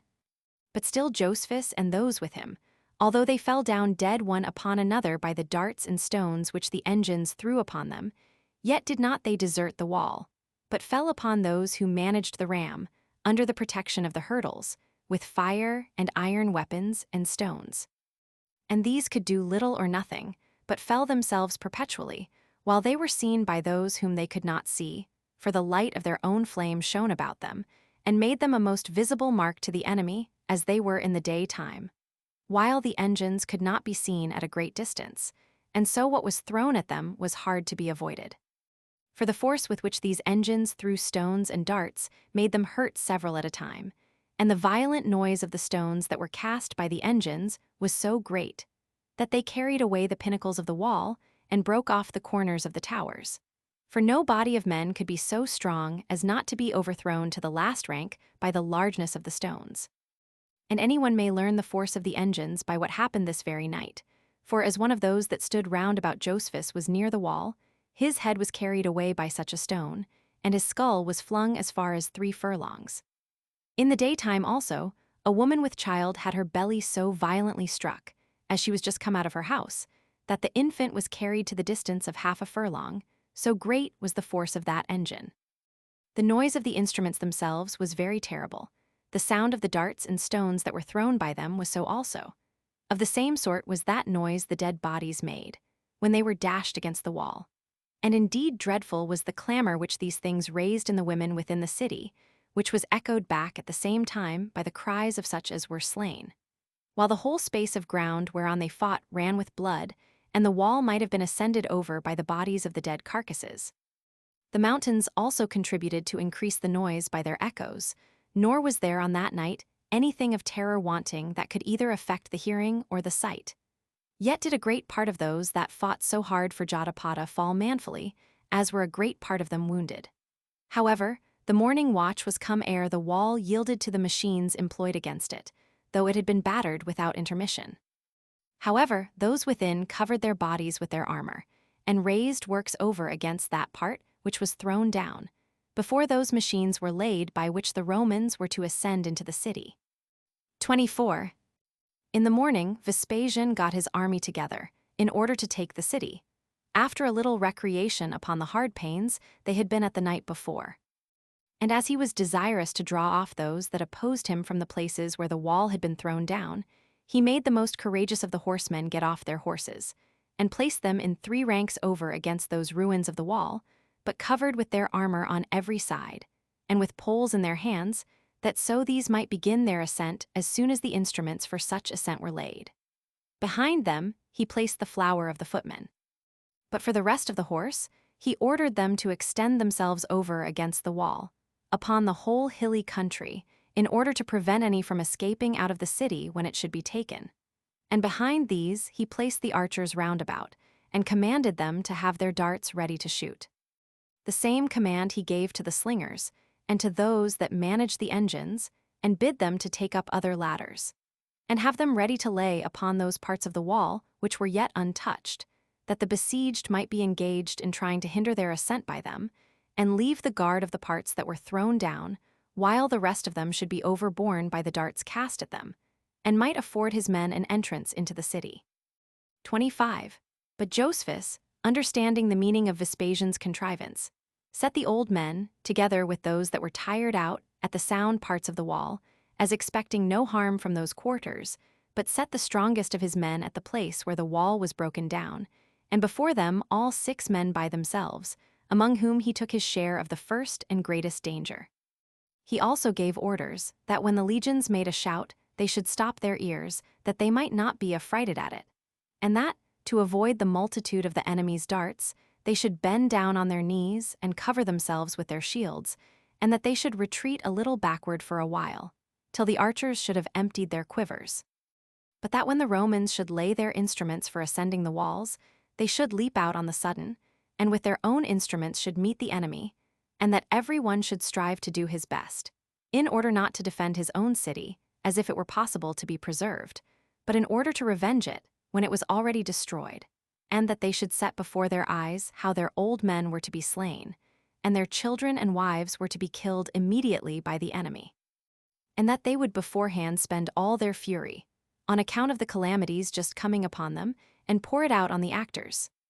26. And thus did Josephus dispose of both his bodies of men. But then for the useless part of the citizens, the women and children, when they saw their city encompassed by a threefold army, for none of the usual guards that had been fighting before were removed.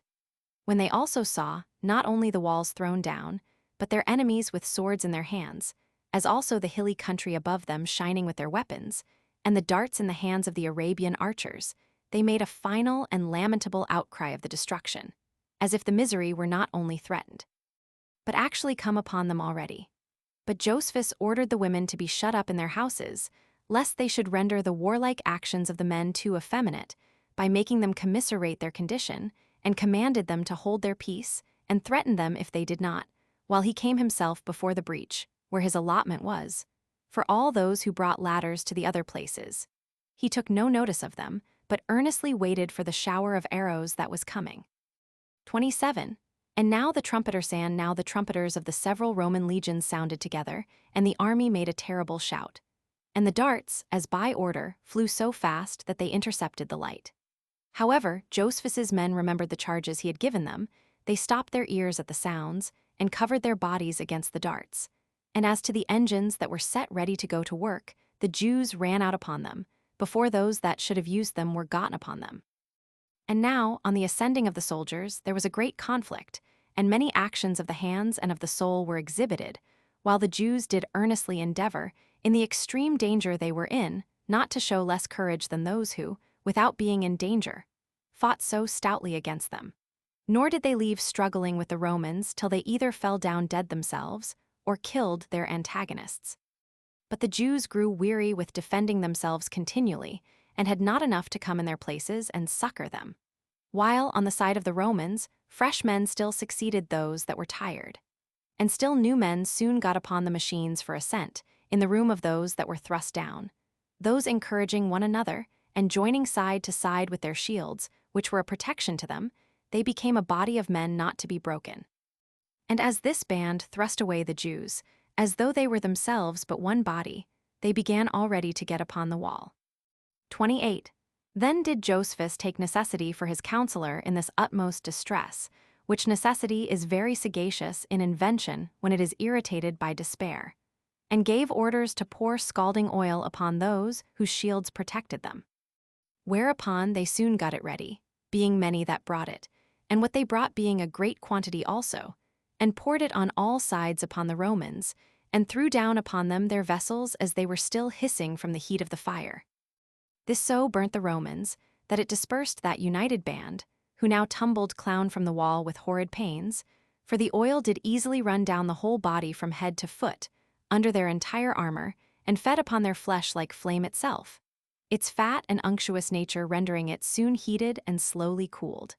And as the men were cooped up in their headpieces and breastplates, they could no way get free from this burning oil. They could only leap and roll about in their pains, as they fell down from the bridges they had laid. And as they thus were beaten back, and retired to their own party, who still pressed them forward, they were easily wounded by those that were behind them. 29. However, in this ill success of the Romans, their courage did not fail them, nor did the Jews want prudence to oppose them. For the Romans, although they saw their own men thrown down, and in a miserable condition, yet were they vehemently bent against those that poured the oil upon them. While every one reproached the man before him as a coward, and one that hindered him from exerting himself. And while the Jews made use of another stratagem to prevent their ascent, and poured boiling fenugreek upon the boards, in order to make them slip and fall down, by which means neither could those that were coming up, nor those that were going down, stand on their feet. But some of them fell backward upon the machines on which they ascended, and were trodden upon. Many of them fell down upon the bank they had raised, and when they were fallen upon it were slain by the Jews. For when the Romans could not keep their feet, the Jews, being freed from fighting hand to hand, had leisure to throw their darts at them. So the general called off those soldiers in the evening that had suffered so sorely, of whom the number of the slain was not a few, while that of the wounded was still greater. But of the people of Jotapata no more than 6 men were killed, although more than 300 were carried off wounded. This fight happened on the 20th day of the month Decius. 30. Hereupon Vespasian comforted his army on occasion of what happened, and as he found them angry indeed, but rather wanting somewhat to do than any further exhortations, he gave orders to raise the banks still higher, and to erect 3 towers, each 50 feet high, and that they should cover them with plates of iron on every side, that they might be both firm by their weight, and not easily liable to be set on fire. These towers he set upon the banks, and placed upon them such as could shoot darts and arrows, with the lighter engines for throwing stones and darts also. And besides these, he set upon them the stoutest men among the slingers, who not being to be seen by reason of the height they stood upon, and the battlements that protected them, might throw their weapons at those that were upon the wall, and were easily seen by them. Hereupon the Jews, not being easily able to escape those darts that were thrown down upon their heads, nor to avenge themselves on those whom they could not see, and perceiving that the height of the towers was so great that a dart which they threw with their hand could hardly reach it, and that the iron plates about them made it very hard to come at them by fire, they ran away from the walls, and fled hastily out of the city, and fell upon those that shot at them. And thus did the people of Jotapata resist the Romans, while a great number of them were every day killed, without their being able to retort the evil upon their enemies, nor could they keep them out of the city without danger to themselves. 31. About this time it was that Vespasian sent out Trajan against a city called Jaffa, that lay near to Jotapata, and that desired innovations, and was puffed up with the unexpected length of the opposition of Jotapata. This Trajan was the commander of the 10th legion, and to him Vespasian committed 1,000 horsemen and 2,000 footmen. When Trajan came to the city, he found it hard to be taken, for besides the natural strength of its situation, it was also secured by a double wall. But when he saw the people of this city coming out of it and ready to fight him, he joined battle with them, and after a short resistance which they made, he pursued after them. And as they fled to their first wall, the Romans followed them so closely that they fell in together with them. But when the Jews were endeavoring to get again within their second wall, their fellow citizens shut them out, as being afraid that the Romans would force themselves in with them. It was certainly God, therefore, who brought the Romans to punish the Galileans, and did then expose the people of the city, every one of them manifestly to be destroyed by their bloody enemies. For they fell upon the gates in great crowds, and earnestly calling to those that kept them, and that by their names also, yet had they their throats cut in the very midst of their supplications. For the enemy shut the gates of the first wall, and their own citizens shut the gates of the second, so they were enclosed between 2 walls, and were slain in great numbers together. Many of them were run through by swords of their own men, and many by their own swords, besides an immense number that were slain by the Romans. Nor had they any courage to revenge themselves, for there was added to the consternation they were in from the enemy, their being betrayed by their own friends, which quite broke their spirits. And at last they died, cursing not the Romans, but their own citizens, till they were all destroyed, being in number 12,000. So Trajan gathered that the city was empty of people that could fight, and although there should a few of them be therein, he supposed that they would be too timorous to venture upon any opposition, So he reserved the taking of the city to the general. Accordingly, he sent messengers to Vespasian and desired him to send his son Titus to finish the victory he had gained.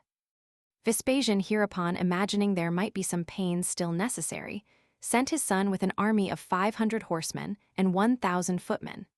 So he came quickly to the city and put his army in order, and set Trajan over the left wing, while he had the right himself, and led them to the siege. And when the soldiers brought ladders to be laid against the wall on every side, the Galileans opposed them from above for a while, but soon afterward they left the walls. Then did Titus's men leap into the city and seized upon it presently. But when those that were in it were got together, there was a fierce battle between them. For the men of power fell upon the Romans in the narrow streets, and the women threw whatsoever came next to hand at them, and sustained a fight with them for 6 hours' time. But when the fighting men were spent, the rest of the multitude had their throats cut, partly in the open air, and partly in their own houses, both young and old together. So there were no males now remaining, besides infants, which, with the women, were carried as slaves into captivity, so that the number of the slain, both now in the city and at the former fight, was 15,000, and the captives were 2,130. This calamity befell the Galileans on the 25th day of the month, Decius 32. Nor did the Samaritans escape their share of misfortunes at this time, for they assembled themselves together upon the mountain called Gerizim, which is with them a holy mountain, and there they remained. Which collection of theirs, as well as the courageous minds they showed, could not but threaten somewhat of war. Nor were they rendered wiser by the miseries that had come upon their neighboring cities. They also, notwithstanding the great success the Romans had, marched on in an unreasonable manner, depending on their own weakness, and were disposed for any tumult upon its first appearance. Vespasian therefore thought it best to prevent their motions, and to cut off the foundation of their attempts. For although all Samaria had ever garrisons settled among them, yet did the number of those that were come to Mount Gerizim, and their conspiracy together, give ground for fear what they would be at. He therefore sent thither Cereales, the commander of the 5th legion with 600 horsemen and 3,000 footmen, who did not think it safe to go up to the mountain, and give them battle, because many of the enemy were on the higher part of the ground. So he encompassed all the lower part of the mountain with his army, and watched them all that day. Now it happened that the Samaritans, who were now destitute of water, were inflamed with a violent heat, for it was summer time, and the multitude had not provided themselves with necessaries, insomuch that some of them died that very day with heat, while others of them preferred slavery before such a death as that was, and fled to the Romans, by whom Cereales understood that those which still stayed there were very much broken by their misfortunes. So he went up to the mountain, and having placed his forces round about the enemy, he, in the first place, exhorted them to take the security of his right hand, and come to terms with him, and thereby save themselves, and assured them that if they would lay down their arms, he would secure them from any harm. But when he could not prevail with them, he fell upon them and slew them all, being in number 11,600. This was done on the 27th day of the month Decius. And these were the calamities that befell the Samaritans at this time. 33. But as the people of Jotapata still held out manfully, and bore up under their miseries beyond all that could be hoped for, on the 47th day the banks cast up by the Romans were become higher than the wall. On which day a certain deserter went to Vespasian, and told him how few were left in the city, and how weak they were, and that they had been so worn out with perpetual watching, and as perpetual fighting, that they could not now oppose any force that came against them, and that they might be taken by stratagem, if anyone would attack them. For that about the last watch of the night, when they thought they might have some rest from the hardships they were under, and when a morning's sleep used to come upon them, as they were thoroughly weary, he said the watch used to fall asleep. Accordingly, his advice was that they should make their attack at that hour. But Vespasian had a suspicion about this deserter, as knowing how faithful the Jews were to one another, and how much they despised any punishments that could be inflicted on them. This last because one of the people of Jotapata had undergone all sorts of torments, and though they made him pass through a fiery trial of his enemies in his examination, yet would he inform them nothing of the affairs within the city, and as he was crucified, smiled at them. However, the probability there was in the relation itself did partly confirm the truth of what the deserter told them, and they thought he might probably speak truth. However, Vespasian thought they should be no great sufferers if the report was a sham, so he commanded them to keep the man in custody and prepared the army for taking the city. 34. According to which resolution they marched without noise at the hour that had been told them to the wall, and it was Titus himself that first got upon it, with one of his tribunes, Domitius Sabinus, and had a few of the 15th legion along with him. So they cut the throats of the watch and entered the city very quietly. After these came Cerealis the tribune and Placidus, and led on those that were tinder them. Now when the citadel was taken, and the enemy were in the very midst of the city, and when it was already day, yet was not the taking of the city known by those that held it. For a great many of them were fast asleep, and a great mist, which then by chance fell upon the city, hindered those that got up from distinctly seeing the case they were in, till the whole Roman army was gotten in, and they were raised up only to find the miseries they were under. And as they were slaying, they perceived the city was taken. And for the Romans, they so well remembered what they had suffered during the siege, that they spared none, nor pitied any, but drove the people down the precipice from the citadel, and slew them as they drove them down. At which time the difficulties of the place hindered those that were still able to fight from defending themselves, for as they were distressed in the narrow streets, and could not keep their feet sure along the precipice, they were overpowered with the crowd of those that came fighting them down from the citadel. This provoked a great many, even of those chosen men that were about Josephus, to kill themselves with their own hands. For when they saw that they could kill none of the Romans, they resolved to prevent being killed by the Romans, and got together in great numbers in the utmost parts of the city, and killed themselves. 35. However, such of the watch as at the first perceived they were taken, and ran away as fast as they could, went up into one of the towers on the north side of the city, and for a while defended themselves there. But as they were encompassed with a multitude of enemies, they tried to use their right hands when it was too late, and at length they cheerfully offered their necks to be cut off by those that stood over them. And the Romans might have boasted that the conclusion of that siege was without blood if there had not been a centurion, Antonius, who was slain at the taking of the city. His death was occasioned by the following treachery, for there was one of those that were fled into the caverns, which were a great number, who desired that this Antonius would reach him his right hand for his security, and would assure him that he would preserve him, and give him his assistance in getting up out of the cavern. Accordingly, he incautiously reached him his right hand, when the other man prevented him, and stabbed him under his loins with a spear, and killed him immediately. 36.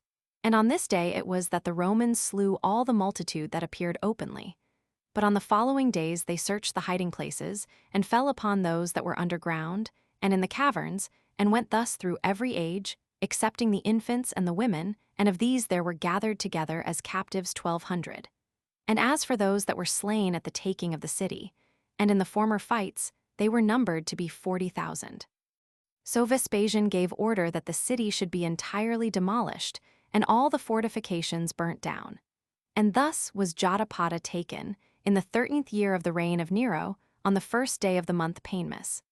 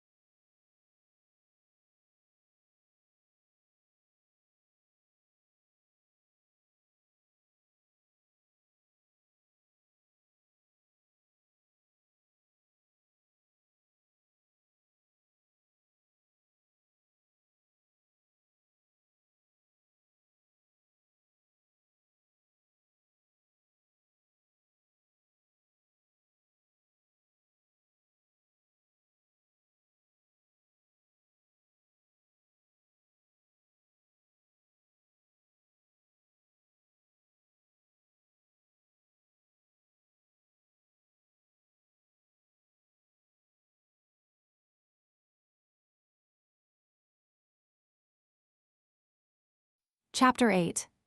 how Josephus was discovered by a woman and was willing to deliver himself up to the Romans, and what discourse he had with his own men when they endeavored to hinder him, and what he said to Vespasian when he was brought to him, and after what manner Vespasian used him afterward. 1. And now the Romans searched for Josephus, both out of the hatred they bore him, and because their general was very desirous to have him taken, for he reckoned that if he were once taken, the greatest part of the war would be over. They then searched among the dead, and looked into the most concealed recesses of the city. But as the city was first taken, he was assisted by a certain supernatural providence. For he withdrew himself from the enemy when he was in the midst of them, and leaped into a certain deep pit, whereto there adjoined a large den at one side of it, which den could not be seen by those that were above ground. And there he met with 40 persons of eminency that had concealed themselves, and with provisions enough to satisfy them for not a few days. So in the daytime he hid himself from the enemy, who had seized upon all places, and in the nighttime he got up out of the den and looked about for some way of escaping, and took exact notice of the watch. But as all places were guarded everywhere on his account, that there was no way of getting off unseen, he went down again into the den. Thus he concealed himself 2 days. But on the 3rd day, when they had taken a woman who had been with them, he was discovered. Whereupon Vespasian sent immediately and zealously 2 tribunes, Paulinus and Gallicanus, and ordered them to give Josephus their right hands as a security for his life, and to exhort him to come up. 2. So they came and invited the man to come up, and gave him assurances that his life should be preserved. But they did not prevail with him, for he gathered suspicions from the probability there was that one who had done so many things against the Romans must suffer for it, though not from the mild temper of those that invited him. However, he was afraid that he was invited to come up in order to be punished, until Vespasian sent besides these a 3rd tribune, Nicanor, to him. He was one that was well known to Josephus, and had been his familiar acquaintance in old time. When he was come, he enlarged upon the natural mildness of the Romans towards those they have once conquered, and told him that he had behaved himself so valiantly, that the commanders rather admired than hated him, that the general was very desirous to have him brought to him, not in order to punish him, for that he could do though he should not come voluntarily, but that he was determined to preserve a man of his courage. He moreover added this, that Vespasian, had he been resolved to impose upon him, would not have sent to him a friend of his own, nor put the fairest color upon the vilest action, by pretending friendship and meaning perfidiousness. Nor would he have himself acquiesced or come to him, had it been to deceive him. 3. Now as Josephus began to hesitate with himself about Nicanor's proposal, the soldiery were so angry that they ran hastily to set fire to the den. But the tribune would not permit them so to do, as being very desirous to take the man alive. And now, as Nicanor lay hard at Josephus to comply, and he understood how the multitude of the enemies threatened him, he called to mind the dreams which he had dreamed in the nighttime, whereby God had signified to him beforehand both the future calamities of the Jews and the events that concerned the Roman emperors. Now Josephus was able to give shrewd conjectures about the interpretation of such dreams as have been ambiguously delivered by God. Moreover, he was not unacquainted with the prophecies contained in the sacred books, as being a priest himself and of the posterity of priests. And just then was he in an ecstasy. And setting before him the tremendous images of the dreams he had lately had, he put up a secret prayer to God and said, "Since it pleaseth thee, who hast created the Jewish nation, to depress the same, and since all their good fortune is gone over to the Romans, and since thou hast made choice of this soul of mine to foretell what is to come to pass hereafter, I willingly give them my hands, and am content to live. And I protest openly that I do not go over to the Romans as a deserter of the Jews, but as a minister from thee." For, when he had said this, he complied with Nicanor's invitation. But when those Jews who had fled with him understood that he yielded to those that invited him to come up, they came about him in a body, and cried out, "Nay, indeed, now may the laws of our forefathers, which God ordained himself, well grown to purpose, that God we mean who hath created the souls of the Jews of such a temper, that they despise death. O Josephus, art thou still fond of life? And canst thou bear to see the light in a state of slavery? How soon hast thou forgotten thyself? How many hast thou persuaded to lose their lives for liberty? Thou hast therefore had a false reputation for manhood, and a like false reputation for wisdom, if thou canst hope for preservation from those against whom thou hast fought so zealously, and art however willing to be preserved by them, if they be in earnest. But although the good fortune of the Romans hath made thee forget thyself, we ought to take care that the glory of our forefathers may not be tarnished. We will lend thee our right hand and a sword, and if thou wilt die willingly, thou wilt die as general of the Jews, but if unwillingly, thou wilt die as a traitor to them. As soon as they said this, they began to thrust their swords at him, and threatened they would kill him if he thought of yielding himself to the Romans. 5 Upon this Josephus was afraid of their attacking him, and yet thought he should be a betrayer of the commands of God if he died before they were delivered. So he began to talk like a philosopher to them in the distress he was then in, when he said thus to them: O my friends, why are we so earnest to kill ourselves? And why do we set our soul and body, which are such dear companions, at such variance? Can anyone pretend that I am not the man I was formerly? Nay, the Romans are sensible how that matter stands well enough. It is a brave thing to die in war, but so that it be according to the law of war by the hand of conquerors. If therefore I avoid death from the sword of the Romans, I am truly worthy to be killed by my own sword and my own hand. But if they admit of mercy, and would spare their enemy, how much more ought we to have mercy upon ourselves, and to spare ourselves? For it is certainly a foolish thing to do that to ourselves which we quarrel with them for doing to us. I confess freely that it is a brave thing to die for liberty, but still so that it be in war, and done by those who take that liberty from us. But in the present case, our enemies do neither meet us in battle, nor do they kill us. Now he is equally a coward who will not die when he is obliged to die, and he who will die when he is not obliged so to do. What are we afraid of when we will not go up to the Romans? Is it death? If so, what we are afraid of, when we but suspect our enemies will inflict it on us, shall we inflict it on ourselves for certain. But it may be said we must be slaves. And are we then in a clear state of liberty at present? It may also be said that it is a manly act for one to kill himself. No, certainly, but a most unmanly one. As I should esteem that pilot to be an arrant coward, who, out of fear of a storm, should sink his ship of his own accord. Now self-murder is a crime most remote from the common nature of all animals, and an instance of impiety against God our Creator. Nor indeed is there any animal that dies by its own contrivance, or by its own means, for the desire of life is a law engraven in them all, on which account we deem those that openly take it away from us to be our enemies, and those that do it by treachery are punished for so doing. And do not you think that God is very angry when a man does injury to what he hath bestowed on him? For from him it is that we have received our being, and we ought to leave it to his disposal to take that being away from us. The bodies of all men are indeed mortal, and are created out of corruptible matter, but the soul is ever immortal, and is a portion of the divinity that inhabits our bodies. Besides, if anyone destroys or abuses a depositum he hath received from a mere man, he is esteemed a wicked and perfidious person. But then if anyone cast out of his body this divine depositum, can we imagine that he who is thereby affronted does not know of it? Moreover, our law justly ordains that slaves which run away from their master shall be punished, though the masters they run away from may have been wicked masters to them. And shall we endeavor to run away from God, who is the best of all masters, and not guilty of impiety? Do not you know that those who depart out of this life according to the law of nature, and pay that debt which was received from God, when he that lent it us is pleased to require it back again, enjoy eternal fame? That their houses and their posterity are sure, that their souls are pure and obedient, and obtain a most holy place in heaven, from whence, in the revolutions of ages, they are again sent into pure bodies.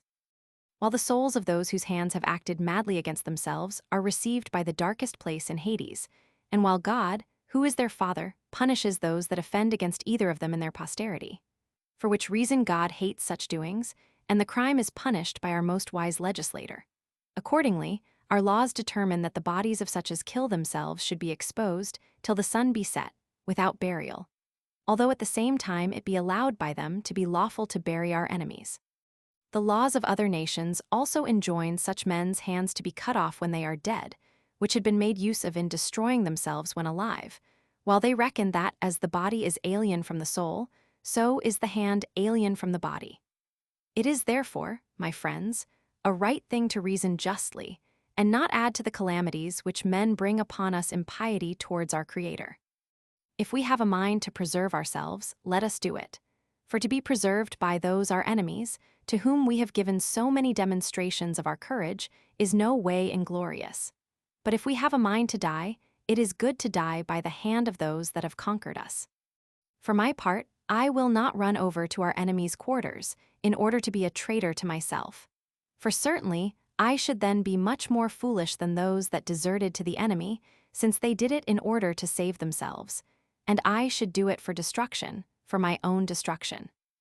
However, I heartily wish the Romans may prove treacherous in this matter. For if, after their offer of their right hand for security, I be slain by them, I shall die cheerfully, and carry away with me the sense of their perfidiousness, as a consolation greater than victory itself. 6. Now these and many the like motives did Josephus use to these men to prevent their murdering themselves. But desperation had shut their ears, as having long ago devoted themselves to die, and they were irritated at Josephus. They then ran upon him with their swords in their hands, one from one quarter and another from another, and called him a coward, and every one of them appeared openly as if he were ready to smite him.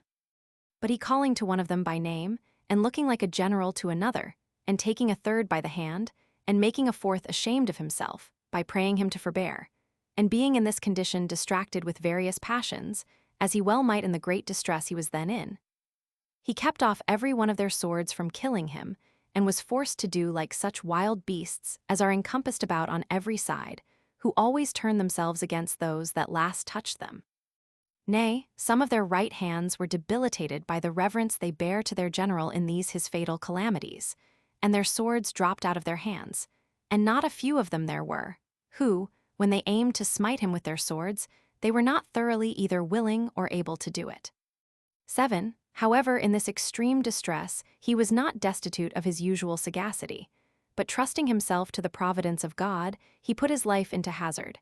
And now, said he, since it is resolved among you that you will die, come on, let us commit our mutual deaths to determination by lot. He whom the lot falls to first, let him be killed by him that hath the second lot, and thus fortune shall make its progress through us all, nor shall any of us perish by his own right hand, for it would be unfair if, when the rest are gone, somebody should repent and save himself. This proposal appeared to them to be very just, and when he had prevailed with them to determine this matter by lots, he drew one of the lots for himself also. He who had the first lot laid his neck bare to him that had the next, as supposing that the general would die among them immediately. For they thought death, if Josephus might but die with them, was sweeter than life. Yet was he with another left to the last, whether we must say it happened so by chance, or whether by the providence of God. And as he was very desirous neither to be condemned by the lot, nor, if he had been left to the last, to imbrue his right hand in the blood of his countrymen, he persuaded him to trust his fidelity to him, and to live as well as himself. 8. Thus Josephus escaped in the war with the Romans, and in this his own war with his friends, and was led by Nicanor to Vespasian. But now all the Romans ran together to see him. And as the multitude pressed one upon another about their general, there was a tumult of a various kind, while some rejoiced that Josephus was taken, and some threatened him, and some crowded to see him very near. But those that were more remote cried out to have this their enemy put to death, while those that were near called to mind the actions he had done, and a deep concern appeared at the change of his fortune. Nor were there any of the Roman commanders, how much soever they had been enraged at him before, but relented when they came to the sight of him. Above all the rest, Titus's own valor and Josephus's own patience under his afflictions made him pity him, as did also the commiseration of his age, when he recalled to mind that but a little while ago he was fighting, but lay now in the hands of his enemies, which made him consider the power of fortune, and how quick is the turn of affairs in war, and how no state of men is sure. For which reason he then made a great many more to be of the same pitiful temper with himself, and induced them to commiserate Josephus. He was also of great weight in persuading his father to preserve him. However, Vespasian gave strict orders that he should be kept with great caution, as though he would in a very little time send him to Nero. 5. 9. When When Josephus heard him give those orders, he said that he had somewhat in his mind that he would willingly say to himself alone. When therefore they were all ordered to withdraw, excepting Titus and 2 of their friends, he said, Thou, O Vespasian, thinkest no more than that thou hast taken Josephus himself captive. But I come to thee as a messenger of greater tidings. For had not I been sent by God to thee, I knew what was the law of the Jews in this case, and how it becomes generals to die. Dost thou send me to Nero? For why? Are Nero's successors till they come to thee still alive? Thou, O Vespasian, art Caesar and emperor thou, and this thy son. Bind me now still faster, and keep me for thyself, for thou, O Caesar, art not only lord over me, but over the land and the sea and all mankind, and certainly I deserve to be kept in closer custody than I now am in order to be punished, if I rashly affirm anything of God. When he had said this, Vespasian at present did not believe him, but supposed that Josephus said this as a cunning trick, in order to his own preservation. But in a little time he was convinced, and believed what he said to be true, God himself erecting his expectations, so as to think of obtaining the empire, and by other signs foreshowing his advancement. He also found Josephus to have spoken truth on other occasions. For one of those friends that were present at that secret conference said to Josephus, I cannot but wonder how thou couldst not foretell to the people of Jotapata that they should be taken, nor couldst foretell this captivity which hath happened to thyself, unless what thou now sayest be a vain thing, in order to avoid the rage that is risen against thyself. To which Josephus replied, I did foretell to the people of Jotapata that they would be taken on the 47th day, and that I should be caught alive by the Romans. Now, when Vespasian had inquired of the captives privately about these predictions, he found them to be true, and then he began to believe those that concerned himself. Yet did he not set Josephus at liberty from his hands, but bestowed on him suits of clothes and other precious gifts. He treated him also in a very obliging manner, and continued so to do, Titus still joining his interest in the honors that were done him.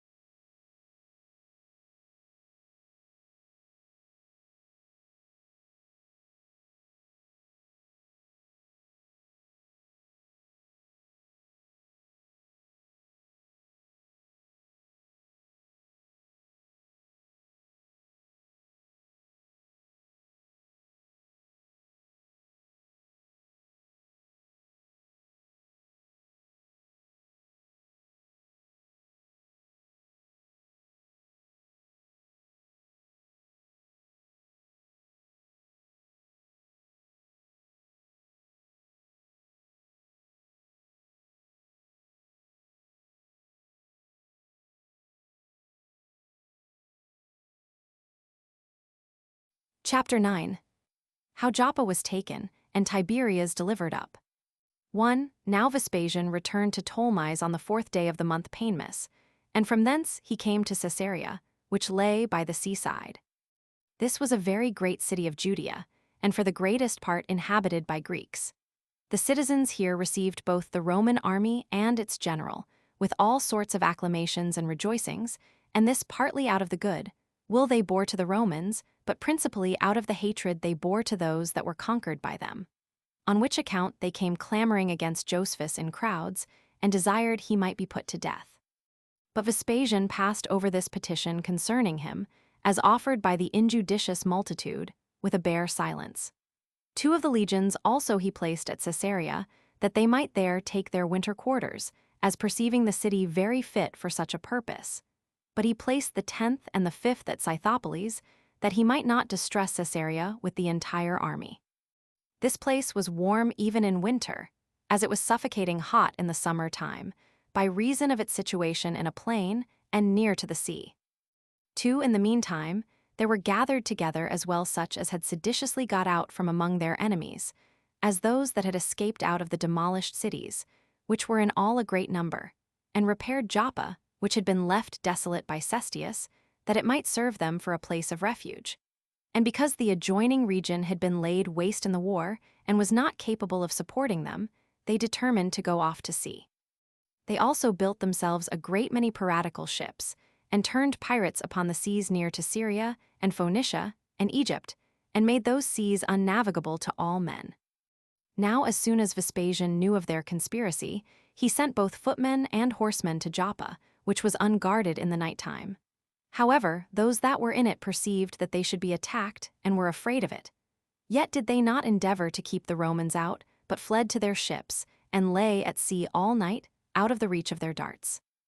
3. Now Joppa is not naturally a haven, for it ends in a rough shore, where all the rest of it is straight.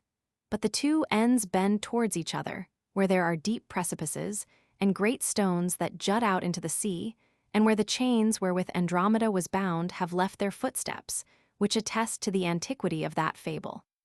But the north wind opposes and beats upon the shore, and dashes mighty waves against the rocks which receive them, and renders the haven more dangerous than the country they had deserted. Now as those people of Joppa were floating about in the sea, in the morning there fell a violent wind upon them. It is called by those that sail there the black north wind. And there dashed their ships one against another, and dashed some of them against the rocks, and carried many of them by force, while they strove against the opposite waves into the main sea, for the shore was so rocky, and had so many of the enemy upon it, that they were afraid to come to land. Nay, the waves rose so very high that they drowned them. Nor was there any place whither they could fly, nor any way to save themselves. While they were thrust out of the sea, by the violence of the wind, if they stayed where they were, and out of the city by the violence of the Romans. And much lamentation there was when the ships were dashed against one another, and a terrible noise when they were broken to pieces. And some of the multitude that were in them were covered with waves, and so perished, and a great many were embarrassed with shipwrecks. But some of them thought that to die by their own swords was lighter than by the sea, and so they killed themselves before they were drowned. Although the greatest part of them were carried by the waves, and dashed to pieces against the abrupt parts of the rocks, insomuch that the sea was bloody a long way, and the maritime parts were full of dead bodies. For the Romans came upon those that were carried to the shore, and destroyed them. And the number of the bodies that were thus thrown out of the sea was 4,200. The Romans also took the city without opposition, and utterly demolished it. 4. And thus was Joppa taken twice by the Romans in a little time. But Vespasian, in order to prevent these pirates from coming thither any more, erected a camp there, where the citadel of Joppa had been, and left a body of horse in it, with a few footmen, that these last might stay there and guard the camp, and the horsemen might spoil the country that lay round it, and might destroy the neighboring villages and smaller cities. So these troops overran the country, as they were ordered to do, and every day cut to pieces and laid desolate the whole region. 5. But now, when the fate of Jotapata was related at Jerusalem, a great many at the first disbelieved it, on account of the vastness of the calamity, and because they had no eyewitness to attest the truth of what was related about it.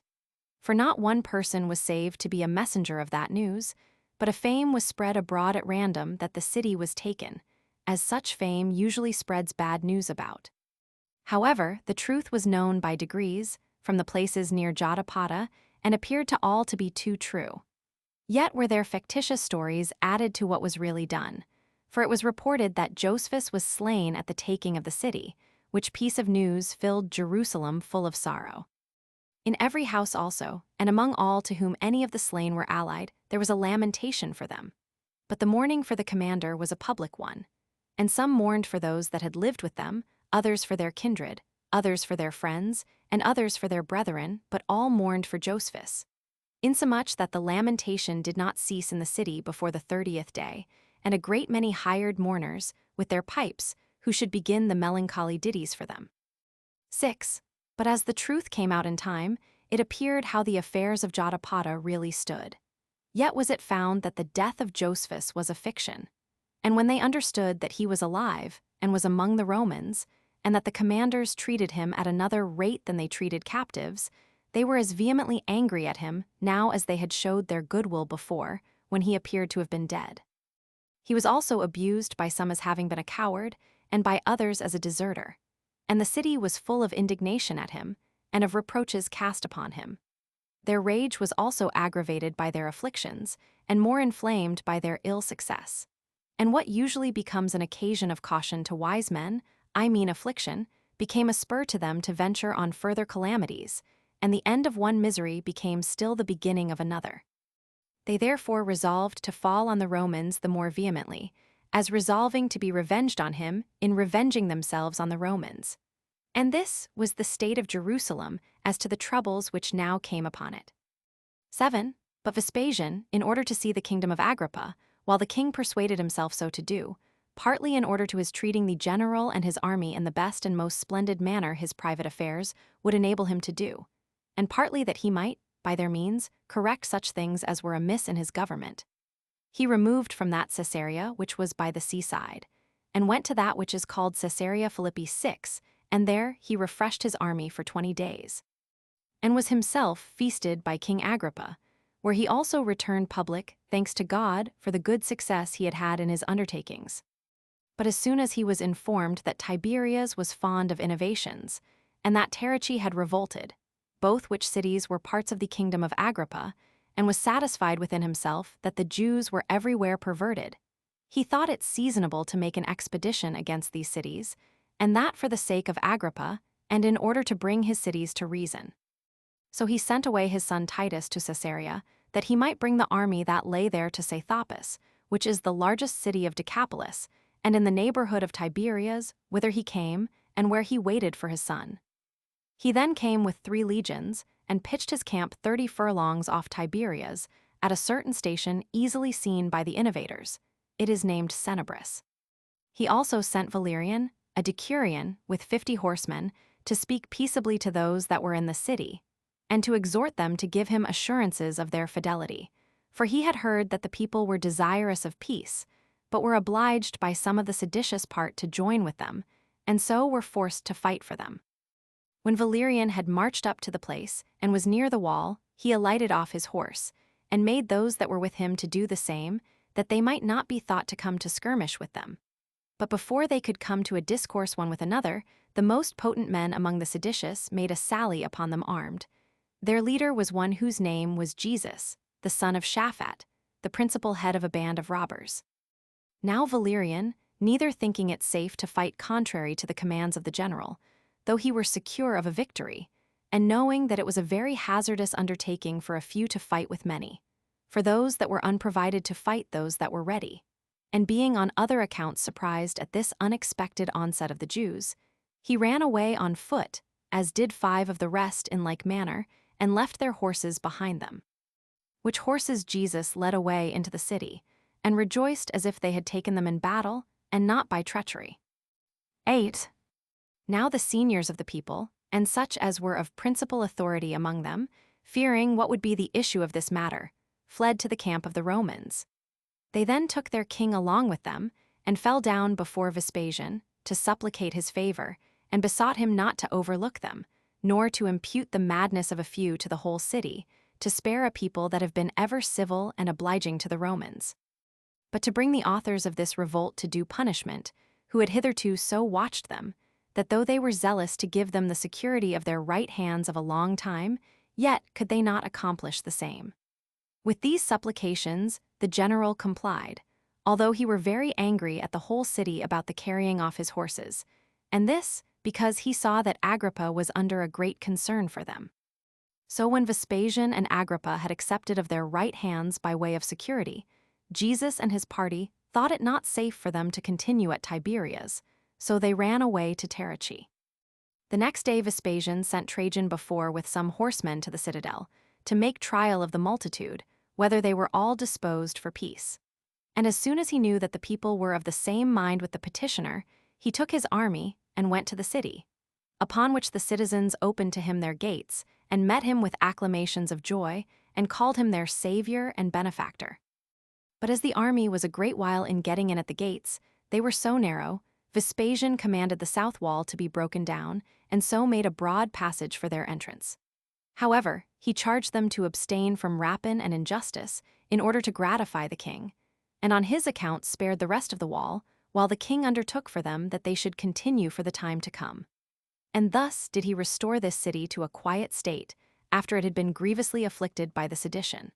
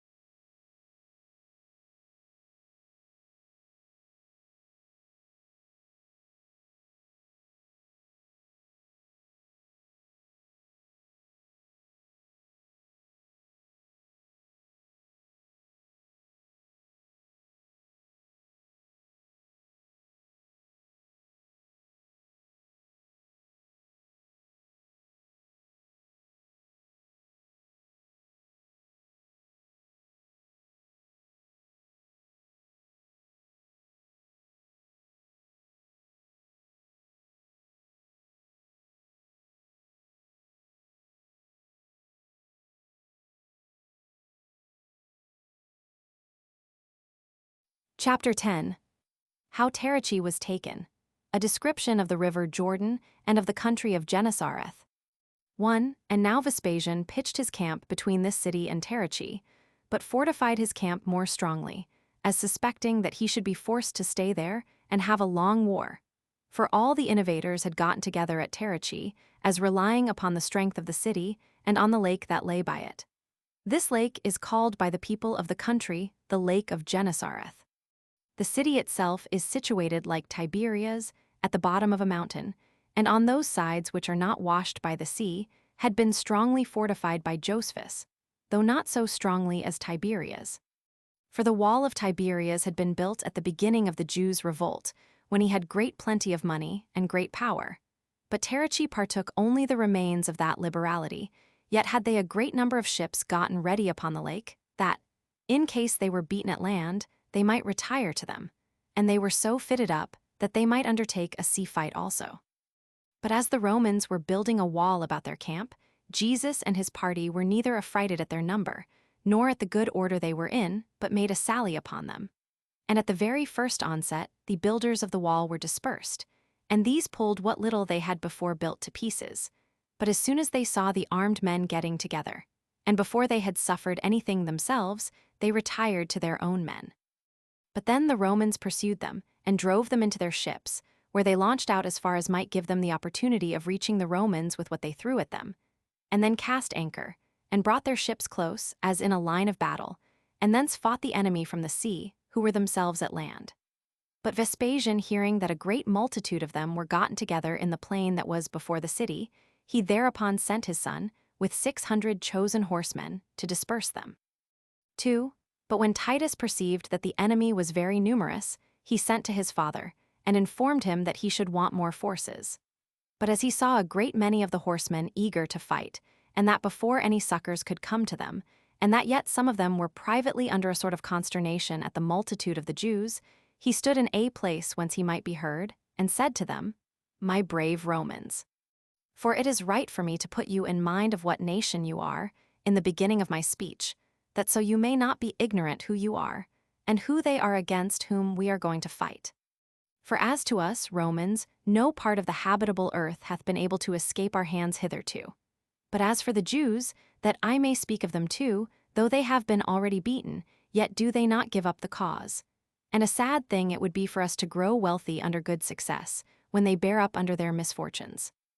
As to the alacrity which you show publicly, I see it, and rejoice at it. Yet am I afraid lest the multitude of the enemy should bring a concealed fright upon some of you.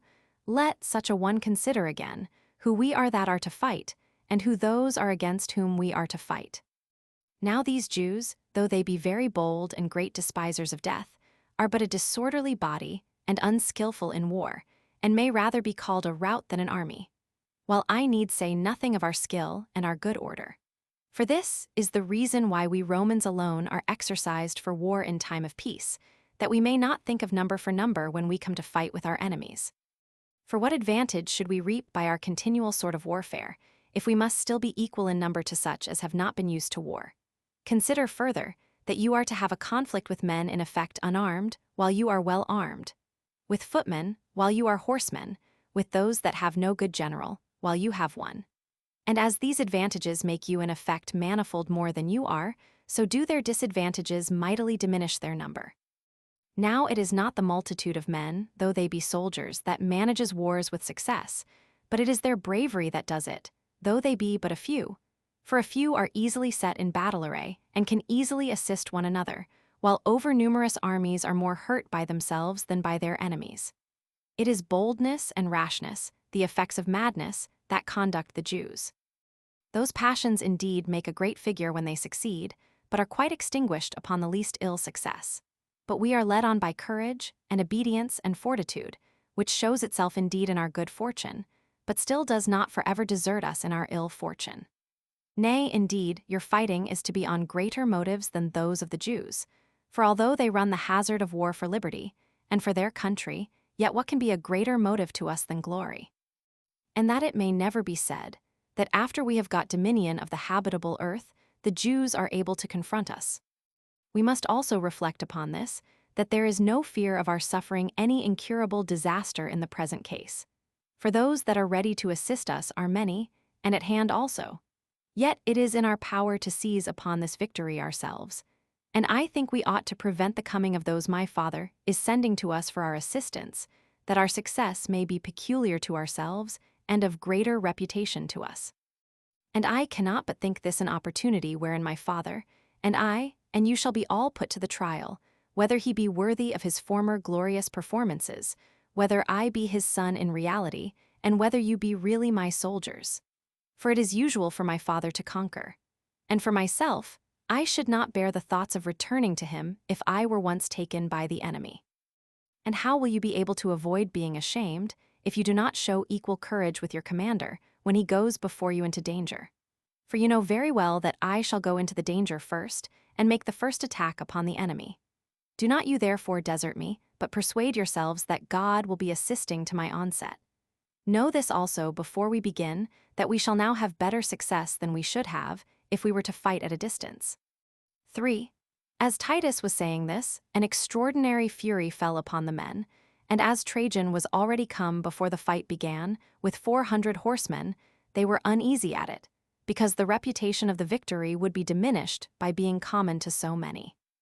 Vespasian had also sent both Antonius and Silo, with 2,000 archers, and had given it them in charge to seize upon the mountain that was over against the city, and repel those that were upon the wall, which archers did as they were commanded, and prevented those that attempted to assist them that way.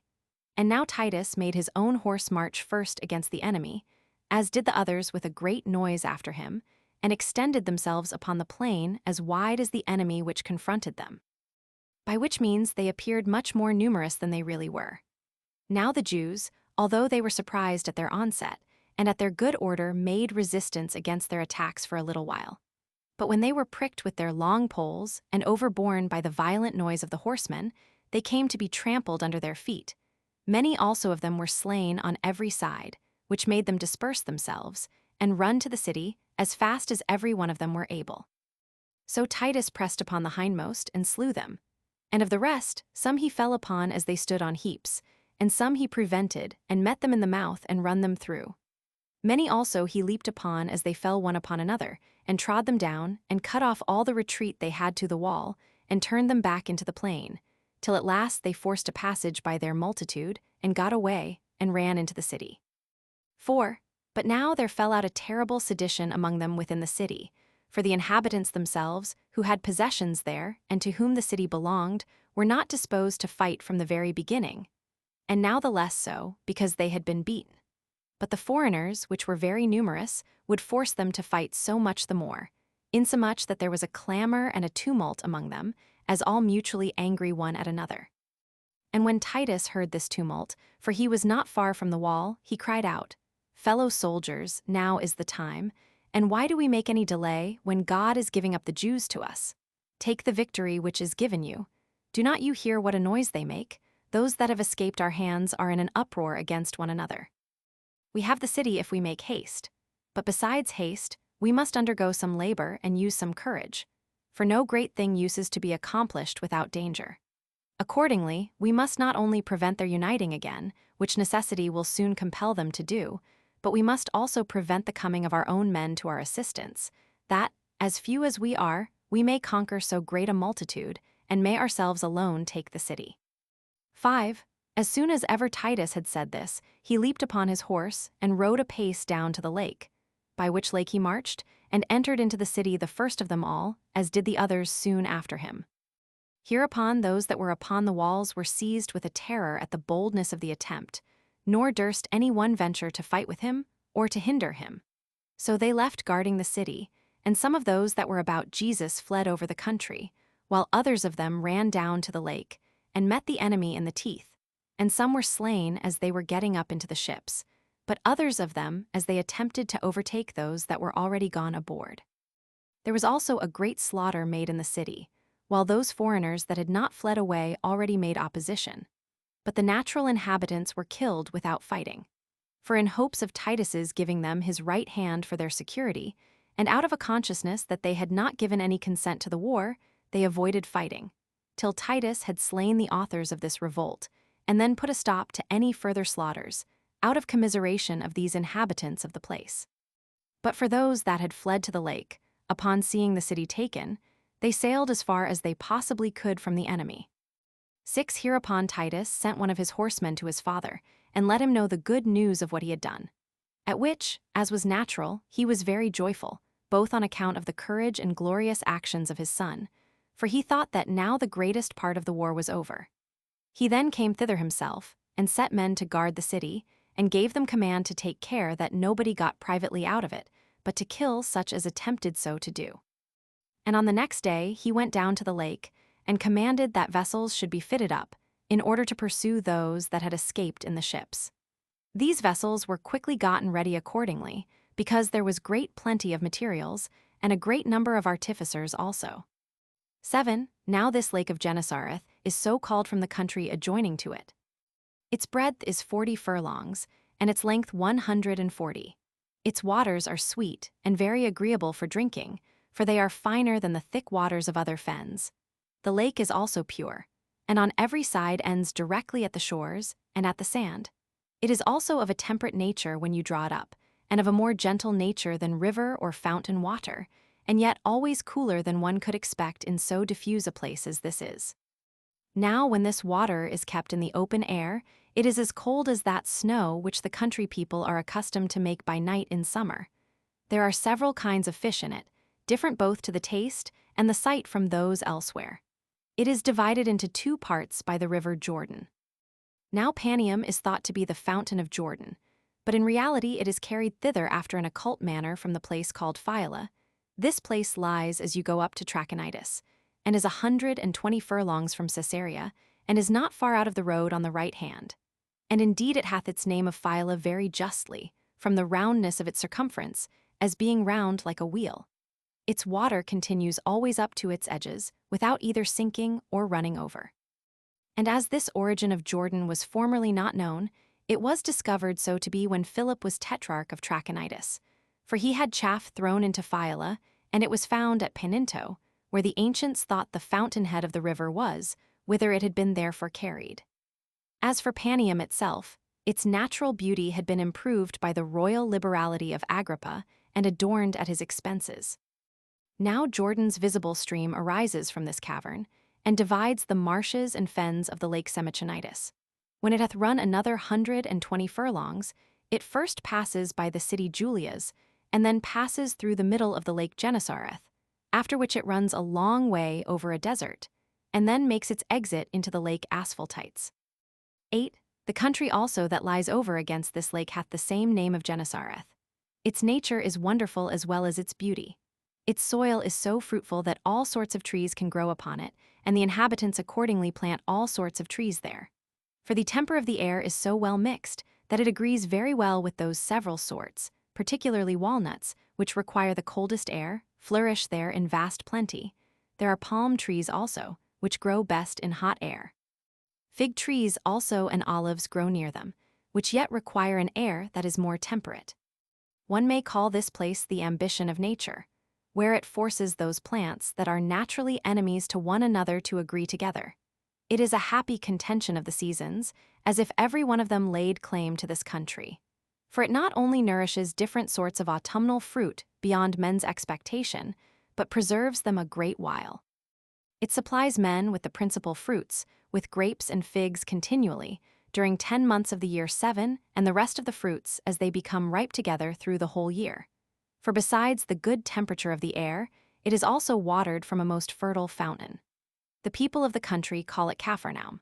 Some have thought it to be a vein of the Nile, because it produces the Chorasin fish as well as that lake does which is near to Alexandria. The length of this country extends itself along the banks of this lake that bears the same name for 30 furlongs, and is in breadth 20, and this is the nature of that place. 9. But now, when the vessels were gotten ready, Vespasian put upon shipboard as many of his forces as he thought sufficient to be too hard for those that were upon the lake, and set sail after them. Now these which were driven into the lake could neither fly to the land, where all was in their enemy's hand, and in war against them. Nor could they fight upon the level by sea, for their ships were small and fitted only for piracy.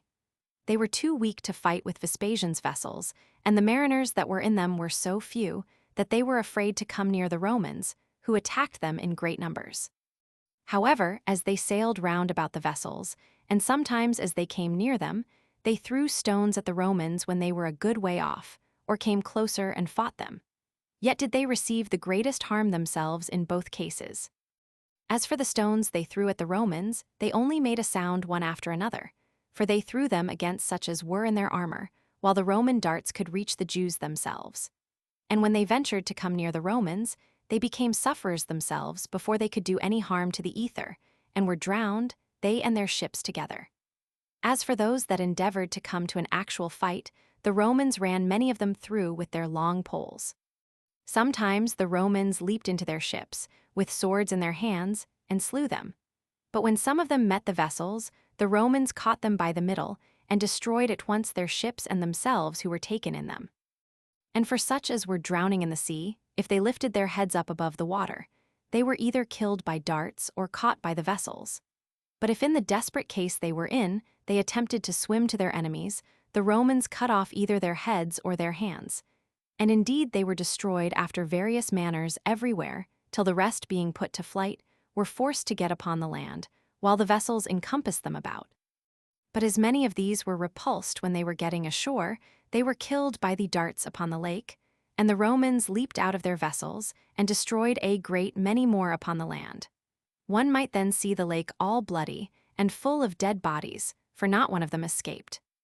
And a terrible stink, and a very sad sight there was on the following days over that country. For as for the shores, they were full of shipwrecks, and of dead bodies all swelled.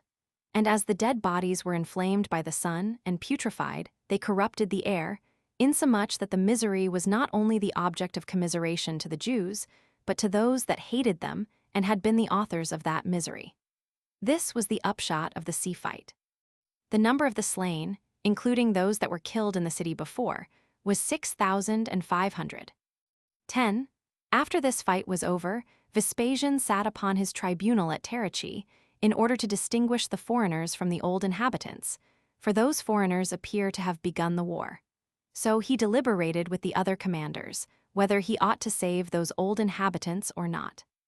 And when those commanders alleged that the dismission of them would be to his own disadvantage, because, when they were once set at liberty, they would not be at rest, since they would be people destitute of proper habitations, and would be able to compel such as they fled to fight against us, Vespasian acknowledged that they did not deserve to be saved, and that if they had leave given them to fly away, they would make use of it against those that gave them that leave. But still he considered with himself after what manner they should be slain 8, for if he had them slain there, he suspected the people of the country would thereby become his enemies. For that to be sure they would never bear it, that so many that had been supplicants to him should be killed.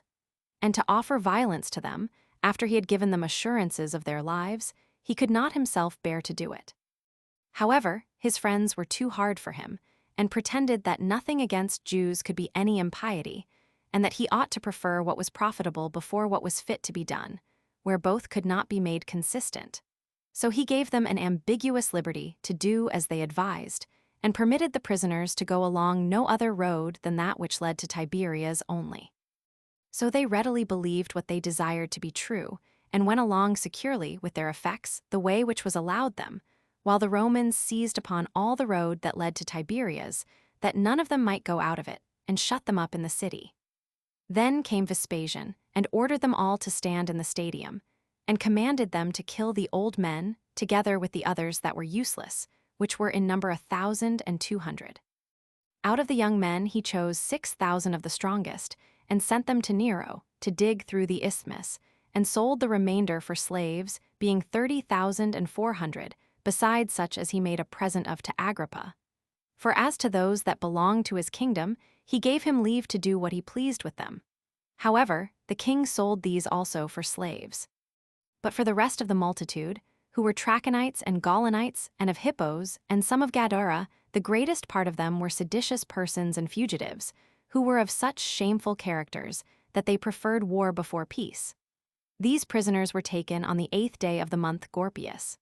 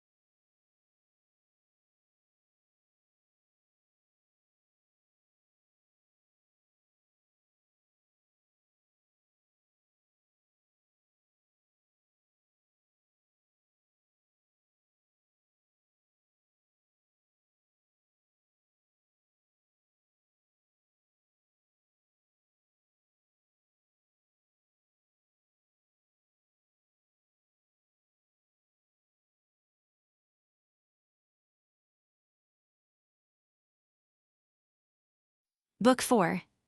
Containing the interval of about 1 year. From the siege of Gamala to the coming of Titus to besiege Jerusalem.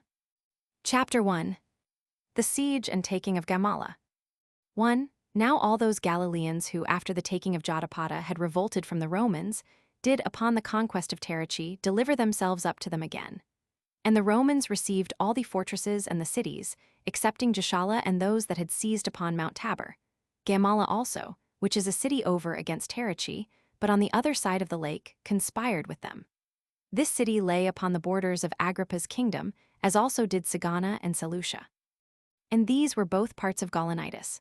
For Sagana was a part of that called the Upper Gaulonitis, as was Gamala of the Lower. While Seleucia was situated at the lake Semechuitis, which lake is 30 furlongs in breadth and 60 in length. Its marshes reach as far as the place Daphne, which in other respects is a delicious place, and hath such fountains as supply water to what is called Little Jordan, under the temple of the Golden Calf, one where it is sent into Great Jordan. Now Agrippa had united Sagana and Seleucia by leagues to himself, at the very beginning of the revolt from the Romans. Yet did not Gamala accede to them, but relied upon the difficulty of the place, which was greater than that of Jotapata, for it was situated upon a rough ridge of a high mountain, with a kind of neck in the middle. Where it begins to ascend, it lengthens itself, and declines as much downward before as behind, insomuch that it is like a camel in figure, from whence it is so named, although the people of the country do not pronounce it accurately. Both on the side and the face there are abrupt parts divided from the rest, and ending in vast deep valleys, yet are the parts behind, where they are joined to the mountain, somewhat easier of ascent than the other. But then the people belonging to the place have cut an oblique ditch there, and made that hard to be ascended also. On its acclivity, which is straight, houses are built, and those very thick and close to one another. The city also hangs so strangely, that it looks as if it would fall down upon itself, so sharp is it at the top. It is exposed to the south, and its southern mount, which reaches to an immense height, was in the nature of a citadel to the city, and above that was a precipice not walled about, but extending itself to an immense depth. There was also a spring of water within the wall, at the utmost limits of the city. 2. As this city was naturally hard to be taken, so had Josephus, by building a wall about it, made it still stronger, as also by ditches and mines underground. The people that were in it were made more bold by the nature of the place than the people of Jotapata had been, but it had much fewer fighting men in it, and they had such a confidence in the situation of the place that they thought the enemy could not be too many for them. For the city had been filled with those that had fled to it for safety on account of its strength, on which account they had been able to resist those whom Agrippa sent to besiege it for 7 months together. 3. But Vespasian removed from Emmaus, where he had last pitched his camp before the city Tiberias. Now Emmaus, if it be interpreted, may be rendered a warm bath. For therein is a spring of warm water, useful for healing, and came to Gamala. Yet was its situation such that he was not able to encompass it all round with soldiers to watch it. But where the places were practicable, he set men to watch it, and seized upon the mountain which was over it. And as the legions, according to their usual custom, were fortifying their camp upon that mountain, he began to cast up banks at the bottom, at the part towards the east, where the highest tower of the whole city was, and where the 15th legion pitched their camp. While the 5th legion did duty over against the midst of the city, and whilst the 10th legion filled up the ditches and the valleys. Now at this time it was that, as King Agrippa was come nigh the walls, and was endeavoring to speak to those that were on the walls about a surrender, he was hit with a stone on his right elbow by one of the slingers. He was then immediately surrounded with his own men. But the Romans were excited to set about the siege, by their indignation on the king's account, and by their fear on their own account, as concluding that those men would omit no kinds of barbarity against foreigners and enemies, who were so enraged against one of their own nation, and one that advised them to nothing but what was for their own advantage. 4. Now when the banks were finished, which was done on the sudden, both by the multitude of hands, and by their being accustomed to such work, they brought the machines. But Charles and Joseph, who were the most potent men in the city, set their armed men in order, though already in a fright, because they did not suppose that the city could hold out long, since they had not a sufficient quantity either of water or of other necessaries. However, these their leaders encouraged them, and brought them out upon the wall, and for a while indeed they drove away those that were bringing the machines. But when those machines threw darts and stones at them, they retired into the city. Then did the Romans bring battering rams to 3 several places, and made the wall shake. They then poured in over the parts of the wall that were thrown down, with a mighty sound of trumpets and noise of armor, and with a shout of the soldiers, and brake in by force upon those that were in the city. But these men fell upon the Romans for some time, at their first entrance, and prevented their going any further, and with great courage beat them back. And the Romans were so overpowered by the greater multitude of the people, who beat them on every side, that they were obliged to run into the upper parts of the city. Whereupon the people turned about and fell upon their enemies, who had attacked them, and thrust them down to the lower parts, and as they were distressed by the narrowness and difficulty of the place, slew them. And as these Romans could neither beat those back that were above them, nor escape the force of their own men that were forcing their way forward, they were compelled to fly into their enemies' houses, which were low.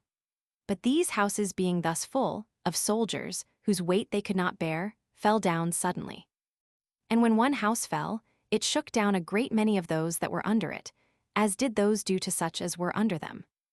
By this means a vast number of the Romans perished, for they were so terribly distressed that although they saw the houses subsiding, they were compelled to leap upon the tops of them, so that a great many were ground to powder by these ruins, and a great many of those that got from under them lost some of their limbs, but still a greater number were suffocated by the dust that arose from those ruins. The people of Gamala supposed this to be an assistance afforded them by God, and without regarding what damage they suffered themselves, they pressed forward and thrust the enemy upon the tops of their houses. And when they stumbled in the sharp and narrow streets and were perpetually falling down, they threw their stones or darts at them and slew them. Now the very ruins afforded them stones eno, and for iron weapons, the dead men of the enemy's side afforded them what they wanted. For drawing the swords of those that were dead, they made use of them to dispatch such as were only half dead. Nay, there were a great number who, upon their falling down from the tops of the houses, stabbed themselves, and died after that manner. Nor indeed was it easy for those that were beaten back to fly away. For they were so unacquainted with the ways, and the dust was so thick, that they wandered about without knowing one another, and fell down dead among the crowd. 5. Those therefore that were able to find the ways out of the city retired. But now Vespasian always stayed among those that were hard set, for he was deeply affected with seeing the ruins of the city falling upon his army, and forgot to take care of his own preservation. He went up gradually towards the highest parts of the city before he was aware, and was left in the midst of dangers, having only a very few with him, for even his son Titus was not with him at that time, having been then sent into Syria to Mucianus. However, he thought it not safe to fly, nor did he esteem it a fit thing for him to do. But calling to mind the actions he had done from his youth, and recollecting his courage, as if he had been excited by a divine fury, he covered himself and those that were with him with their shields, and formed a testudo over both their bodies and their armor, and bore up against the enemy's attacks, who came running down from the top of the city. And without showing any dread at the multitude of the men or of their darts, he endured all, until the enemy took notice of that divine courage that was within him, and remitted of their attacks. And when they pressed less zealously upon him, he retired, though without showing his back to them till he was gotten out of the walls of the city. Now a great number of the Romans fell in this battle, among whom was Ebutius the Decurion, a man who appeared not only in this engagement, wherein he fell, but everywhere, and in former engagements, to be of the truest courage, and one that had done very great mischief to the Jews. But there was a centurion whose name was Gallus, who, during this disorder, being encompassed about, he and 10 other soldiers privately crept into the house of a certain person, where he heard them talking at supper, what the people intended to do against the Romans, or about themselves, for both the man himself and those with him were Syrians. So he got up in the night time, and cut all their throats, and escaped, together with his soldiers, to the Romans. 6. And now Vespasian comforted his army, which was much dejected by reflecting on their ill success, and because they had never before fallen into such a calamity, and besides this, because they were greatly ashamed that they had left their general alone in great dangers. As to what concerned himself, he avoided to say anything, that he might by no means seem to complain of it. But he said that we ought to bear manfully what usually falls out in war, and this, by considering what the nature of war is, and how it can never be that we must conquer without bloodshed on our own side. For there stands about us that fortune which is of its own nature mutable, that while they had killed so many 10,000s of the Jews, they had now paid their small share of the reckoning to fate. And as it is the part of weak people to be too much puffed up with good success, so is it the part of cowards to be too much affrighted at that which is ill. For the change from the one to the other is sudden on both sides, and he is the best warrior who is of a sober mind under misfortunes, that he may continue in that temper, and cheerfully recover what had been lost formerly. And as for what had now happened, it was neither owing to their own effeminacy, nor to the valor of the Jews, but the difficulty of the place was the occasion of their advantage, and of our disappointment. Upon reflecting on which matter one might blame your zeal as perfectly ungovernable. For when the enemy had retired to their highest fastnesses, you ought to have restrained yourselves, and not, by presenting yourselves at the top of the city, to be exposed to dangers. But upon your having obtained the lower parts of the city, you ought to have provoked those that had retired thither to a safe and settled battle. Whereas, in rushing so hastily upon victory, you took no care of your safety. But this incautiousness in war, and this madness of zeal, is not a Roman maxim. While we perform all that we attempt by skill and good order, that procedure is the part of barbarians, and is what the Jews chiefly support themselves by. We ought therefore to return to our own virtue, and to be rather angry than any longer dejected at this unlucky misfortune, and let every one seek for his own consolation from his own hand. For by this means he will avenge those that have been destroyed, and punish those that have killed them. For myself, I will endeavor, as I have now done, to go first before you against your enemies in every engagement, and to be the last that retires from it. 7. So Vespasian encouraged his army by this speech. But for the people of Gamala, It happened that they took courage for a little while, upon such great and unaccountable success as they had had. But when they considered with themselves that they had now no hopes of any terms of accommodation, and reflecting upon it that they could not get away, and that their provisions began already to be short, they were exceedingly cast down, and their courage failed them. Yet did they not neglect what might be for their preservation, so far as they were able. But the most courageous among them guarded those parts of the wall that were beaten down, while the more infirm did the same to the rest of the wall that still remained round the city. And as the Romans raised their banks and attempted to get into the city a second time, a great many of them fled out of the city through impracticable valleys, where no guards were placed, as also through subterraneous caverns, while those that were afraid of being caught, and for that reason stayed in the city, perished for want of food. For what food they had was brought together from all quarters and reserved for the fighting men. 8. And these were the hard circumstances that the people of Gamala were in. But now Vespasian went about other work by the by, during this siege, and that was to subdue those that had seized upon Mount Tabor, a place that lies in the middle between the great plain and Scythopolis, whose top is elevated as high as 30 furlongs too, and is hardly to be ascended on its north side. Its top is a plain of 26 furlongs, and all encompassed with a wall. Now Josephus erected this so long a wall in 40 days' time, and furnished it with other materials, and with water from below, for the inhabitants only made use of rain water. As therefore there was a great multitude of people got together upon this mountain, Vespasian sent Placidus with 600 horsemen thither. Now, as it was impossible for him to ascend the mountain, he invited many of them to peace, by the offer of his right hand for their security, and of his intercession for them. Accordingly they came down, but with a treacherous design, as well as he had the like treacherous design upon them on the other side. For Placidus spoke mildly to them, as aiming to take them, when he got them into the plain. They also came down, as complying with his proposals, but it was in order to fall upon him when he was not aware of it. However, Placidus's stratagem was too hard for theirs. For when the Jews began to fight, he pretended to run away, and when they were in pursuit of the Romans, he enticed them a great way along the plain, and then made his horsemen turn back, whereupon he beat them, and slew a great number of them, and cut off the retreat of the rest of the multitude, and hindered their return. So they left Tabor and fled to Jerusalem, while the people of the country came to terms with him, for their water failed them, and so they delivered up the mountain and themselves to Placidus. 9. But of the people of Gamala, those that were of the bolder sort fled away and hid themselves, while the more infirm perished by famine. But the men of war sustained the siege till the 22nd day of the month Hyperberetius, when 3 soldiers of the 15th legion, about the morning watch, got under a high tower that was near them, and undermined it without making any noise. Nor when they either came to it, which was in the night time, nor when they were under it, did those that guarded it perceive them. These soldiers then upon their coming avoided making a noise, and when they had rolled away 5 of its strongest stones, they went away hastily. Whereupon the tower fell down on a sudden, with a very great noise, and its guard fell headlong with it, so that those that kept guard at other places were under such disturbance that they ran away.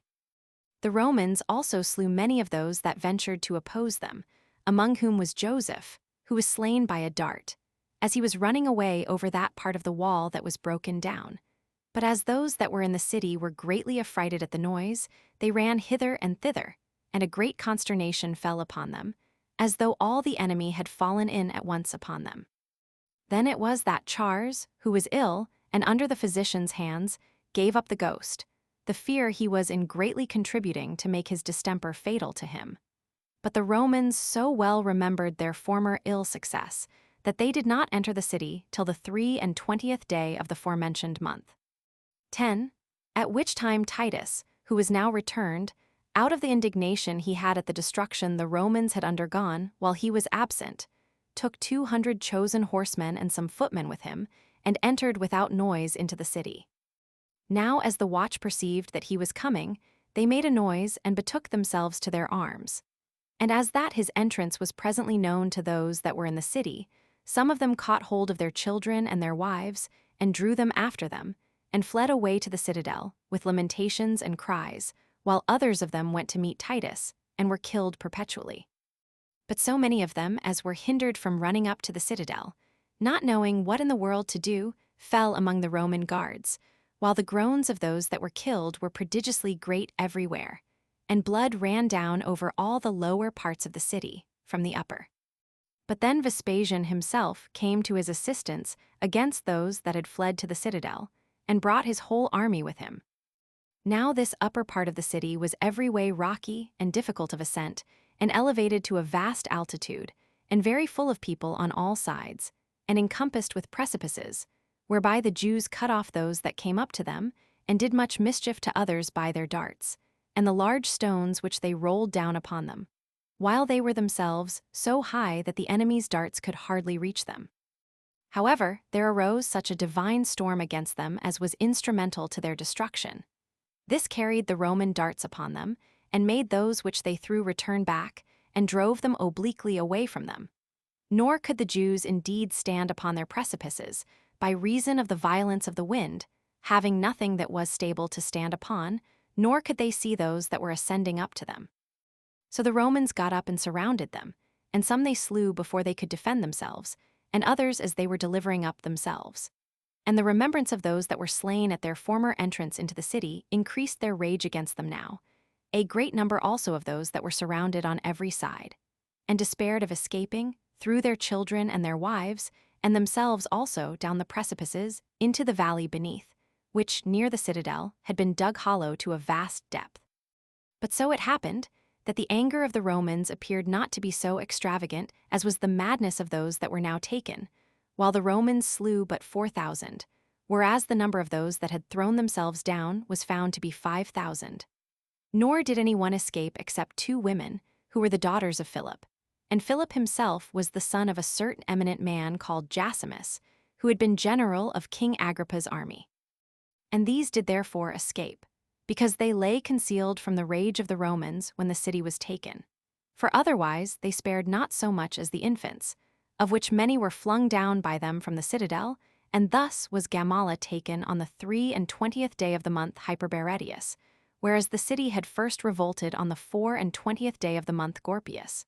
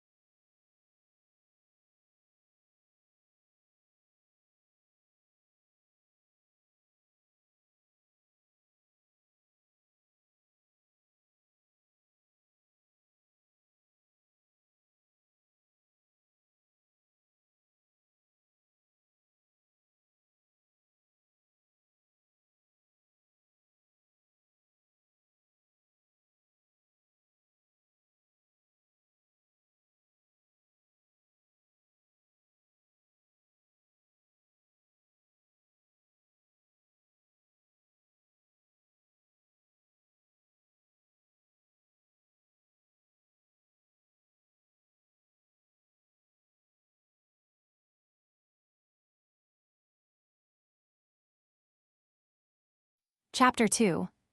The surrender of Gischala, while John flies away from it to Jerusalem. One now no place of Galilee remained to be taken but the small city of Gischala, whose multitude yet were desirous of peace. For they were generally husbandmen, and always applied themselves to cultivate the fruits of the earth. However, there were a great number that belonged to a band of robbers that were already corrupted, and had crept in among them, and some of the governing part of the citizens were sick of the same distemper. It was John, the son of a certain man whose name was Levi, that drew them into this rebellion and encouraged them in it. He was a cunning knave, and of a temper that could put on various shapes, very rash in expecting great things, and very sagacious in bringing about what he hoped for. It was known to every body that he was fond of war, in order to thrust himself into authority. And the seditious part of the people of Gischala were under his management, by whose means the populace, who seemed ready to send ambassadors in order to surrender, waited for the coming of the Romans in battle array. Vespasian sent against them Titus, with 1,000 horsemen, but withdrew the 10th legion to Scythopolis, while he returned to Caesarea with the 2 other legions, that he might allow them to refresh themselves after their long and hard campaign, thinking withal that the plenty which was in those cities would improve their bodies and their spirits, against the difficulties they were to go through afterwards. For he saw there would be occasion for great pains about Jerusalem, which was not yet taken, because it was the royal city and the principal city of the whole nation, and because those that had run away from the war in other places got all together thither. It was also naturally strong, and the walls that were built round it made him not a little concerned about it. Moreover, he esteemed the men that were in it to be so courageous and bold, that even without the consideration of the walls, it would be hard to subdue them. For which reason he took care of and exercised his soldiers beforehand for the work, as they do wrestlers before they begin their undertaking. 2. Now Titus, as he rode out to Gischala, found it would be easy for him to take the city upon the first onset, but knew withal that if he took it by force, the multitude would be destroyed by the soldiers without mercy. Now he was already satiated with the shedding of blood, and pitied the major part, who would then perish, without distinction together with the guilty. So he was rather desirous the city might be surrendered up to him on terms. Accordingly, when he saw the wall full of those men that were of the corrupted party, he said to them that he could not but wonder what it was they depended on, when they alone stayed to fight the Romans, after every other city was taken by them, especially when they have seen cities much better fortified than theirs is overthrown by a single attack upon them.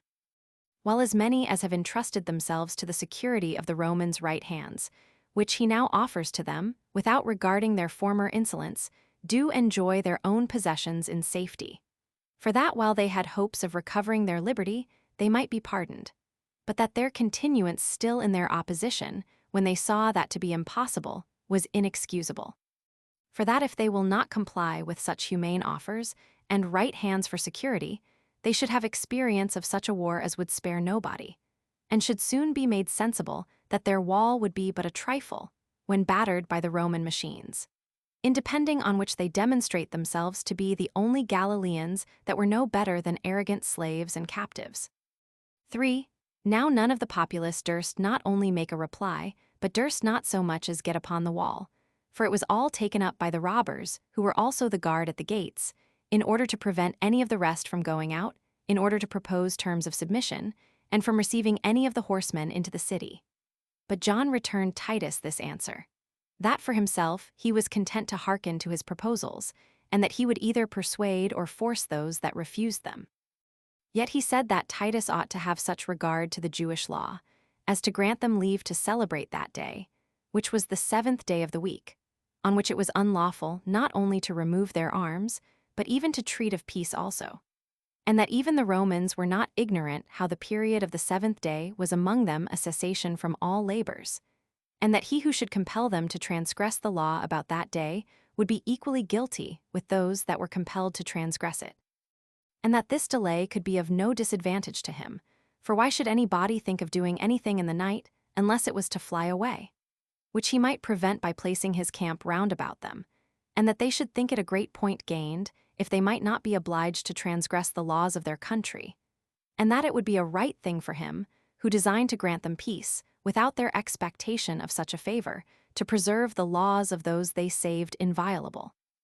Thus did this man put a trick upon Titus, not so much out of regard to the 7th day as to his own preservation, for he was afraid lest he should be quite deserted if the city should be taken, and had his hopes of life in that night, and in his flight therein. Now this was the work of God, who therefore preserved this John, that he might bring on the destruction of Jerusalem, as also it was his work that Titus was prevailed with by this pretense for a delay, and that he pitched his camp further off the city at Sidessa. This Sidessa was a strong Mediterranean village of the Tyrians, which always hated and made war against the Jews. It had also a great number of inhabitants, and was well fortified, which made it a proper place for such as were enemies to the Jewish nation. 4. Now, in the night time, when John saw that there was no Roman guard about the city, he seized the opportunity directly, and, taking with him not only the armed men that were about him, but a considerable number of those that had little to do, together with their families, he fled to Jerusalem. And indeed, though the man was making haste to get away, and was tormented with fears of being a captive, or of losing his life, yet did he prevail with himself to take out of the city along with him a multitude of women and children, as far as 20 furlongs. But there he left them as he proceeded further on his journey, where those that were left behind made sad lamentations. For the farther every one of them was come from his own people, the nearer they thought themselves to be to their enemies. They also affrighted themselves with this thought, that those who would carry them into captivity were just at hand, and still turned themselves back at the mere noise they made themselves in this their hasty flight, as if those from whom they fled were just upon them. Many also of them missed their ways, and the earnestness of such as aimed to outgo the rest threw down many of them. And indeed there was a miserable destruction made of the women and children, while some of them took courage to call their husbands and kinsmen back, and to beseech them, with the bitterest lamentations, to stay for them. But John's exhortation, who cried out to them to save themselves and fly away, prevailed. He said also, that if the Romans should seize upon those whom they left behind, they would be revenged on them for it. So this multitude that run thus away was dispersed abroad, according as each of them was able to run, one faster or slower than another. 5. Now on the next day Titus came to the wall, to make the agreement, whereupon the people opened their gates to him, and came out to him, with their children and wives, and made acclamations of joy to him, as to one that had been their benefactor, and had delivered the city out of custody. They also informed him of John's flight, and besought him to spare them, and to come in, and bring the rest of those that were for innovations to punishment. But Titus, not so much regarding the supplications of the people, sent part of his horsemen to pursue after John, but they could not overtake him, for he was gotten to Jerusalem before. They also slew 6,000 of the women and children who went out with him, but returned back, and brought with them almost 3,000. However, Titus was greatly displeased that he had not been able to bring this John, who had deluded him, to punishment. Yet he had captives enough, as well as the corrupted part of the city, to satisfy his anger when it missed of John. So he entered the city in the midst of acclamations of joy. And when he had given orders to the soldiers to pull down a small part of the wall, as of a city taken in war, he repressed those that had disturbed the city rather by threatenings than by executions. For he thought that many would accuse innocent persons, out of their own private animosities and quarrels, if he should attempt to distinguish those that were worthy of punishment from the rest. And that it was better to let a guilty person alone in his fears, that to destroy with him anyone that did not deserve it. For that probably such a one might be taught prudence, by the fear of the punishment he had deserved, and have a shame upon him for his former offenses, when he had been forgiven. But that the punishment of such as have been once put to death could never be retrieved. However, he placed a garrison in the city for its security, by which means he should restrain those that were for innovations, and should leave those that were peaceably disposed in greater security. And thus was all Galilee taken, but this not till after it had cost the Romans much pains before it could be taken by them.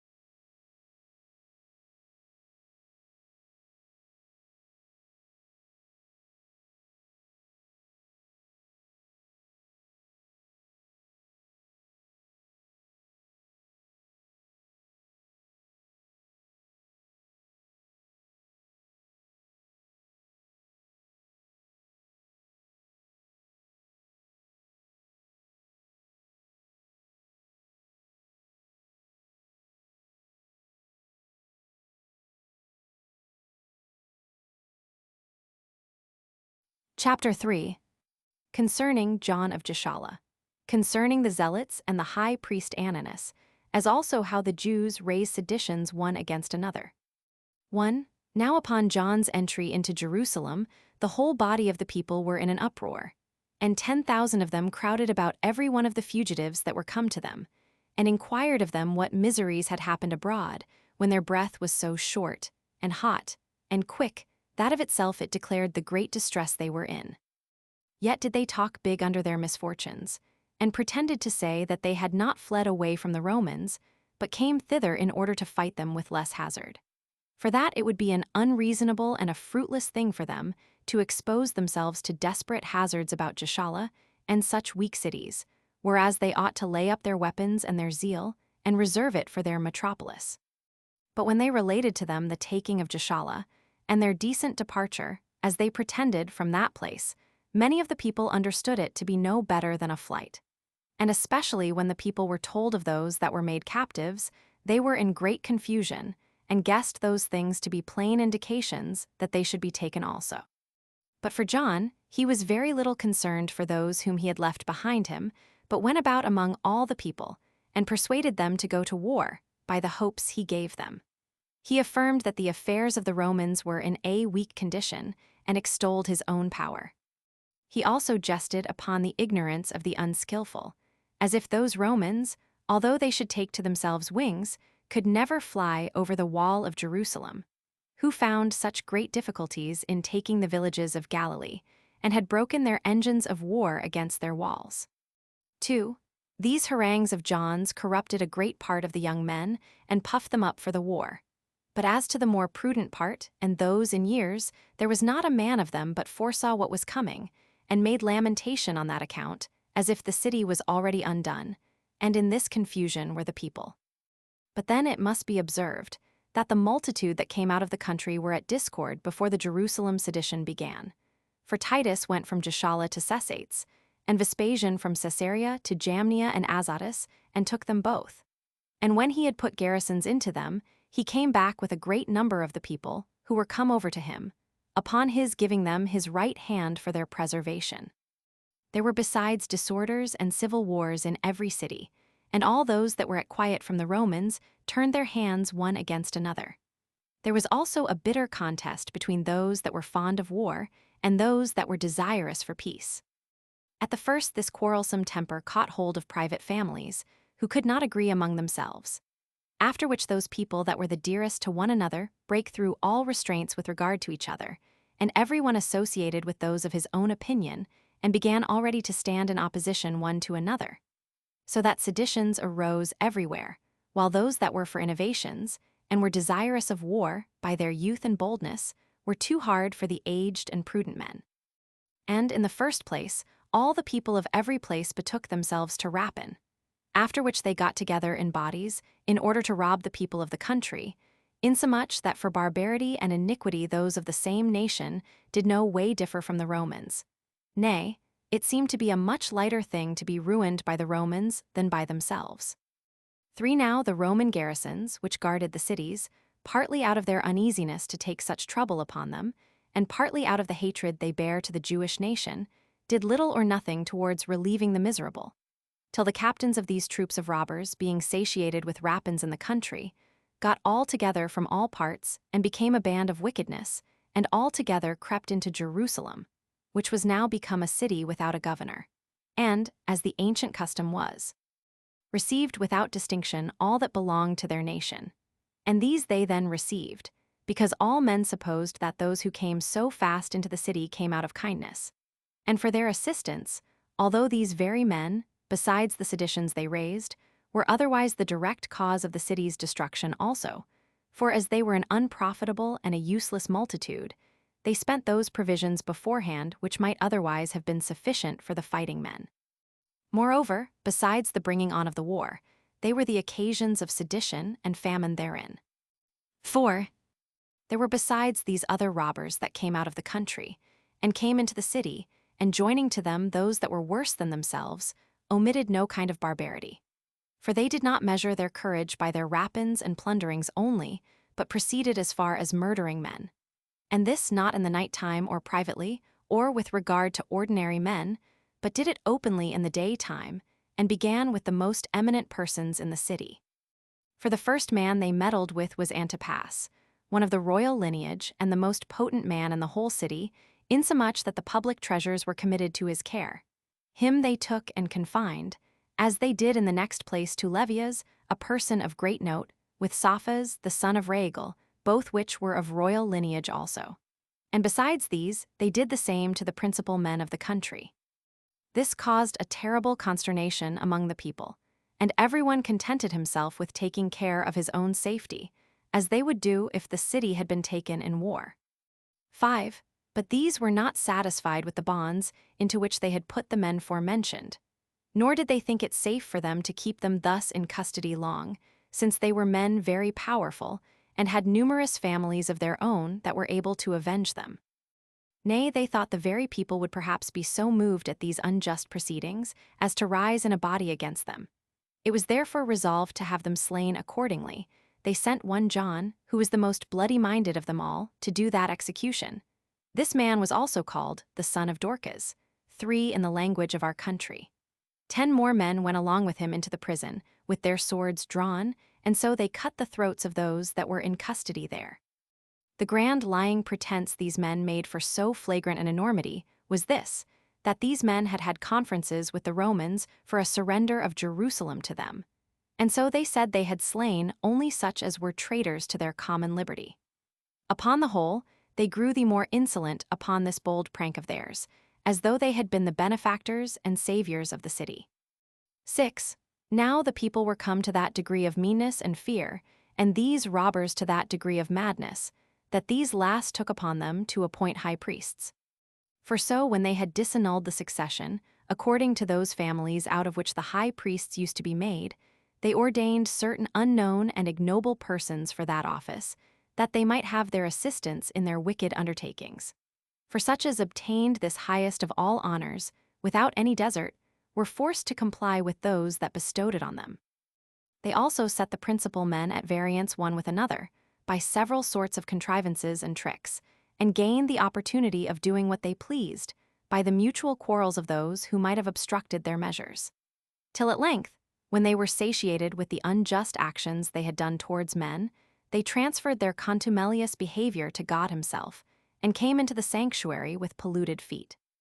7. And now the multitude were going to rise against them already, for Ananus, the ancientest of the high priests, persuaded them to it. He was a very prudent man, and had perhaps saved the city if he could but have escaped the hands of those that plotted against him. These men made the temple of God a strong hold for them, and a place whither they might resort, in order to avoid the troubles they feared from the people. The sanctuary was now become a refuge and a shop of tyranny. They also mixed jesting among the miseries they introduced, which was more intolerable than what they did.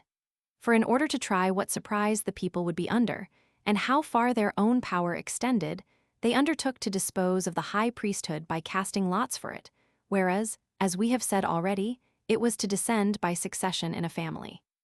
The pretense they made for this strange attempt was an ancient practice, while they said that of old it was determined by lot. But in truth, it was no better than a dissolution of an undeniable law, and a cunning contrivance to seize upon the government, derived from those that presumed to appoint governors as they themselves pleased. 8. Hereupon they sent for one of the pontifical tribes, which is called Antiochus, 5, and cast lots which of it should be the high priest. By fortune the lot so fell as to demonstrate their iniquity after the plainest manner, for it fell upon one whose name was Phaneas, the son of Samuel, of the village Aphtha. He was a man not only unworthy of the high priesthood, but that did not well know what the high priesthood was, such a mere rustic was he. Yet did they hail this man, without his own consent, out of the country, as if they were acting a play upon the stage, and adorned him with a counterfeit tree. They also put upon him the sacred garments, and upon every occasion instructed him what he was to do. This horrid piece of wickedness was sport and pastime with them, but occasioned the other priests, who at a distance saw their law made a jest of, to shed tears, and sorely lament the dissolution of such a sacred dignity.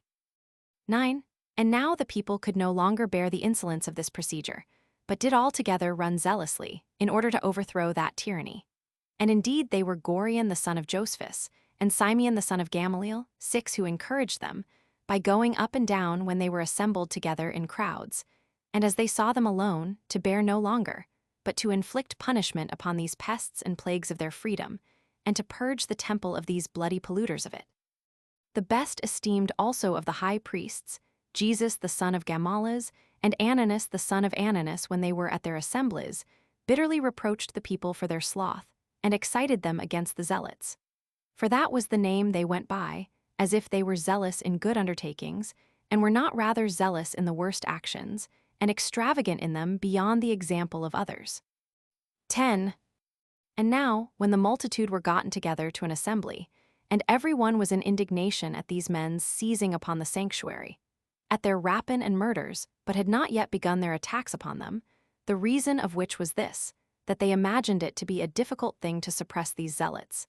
As indeed the case was, Ananus stood in the midst of them, and casting his eyes frequently at the temple, and having a flood of tears in his eyes, he said, "Certainly it had been good for me to die before I had seen the house of God full of so many abominations, or these sacred places, that ought not to be trodden upon at random, filled with the feet of these blood-shedding villains.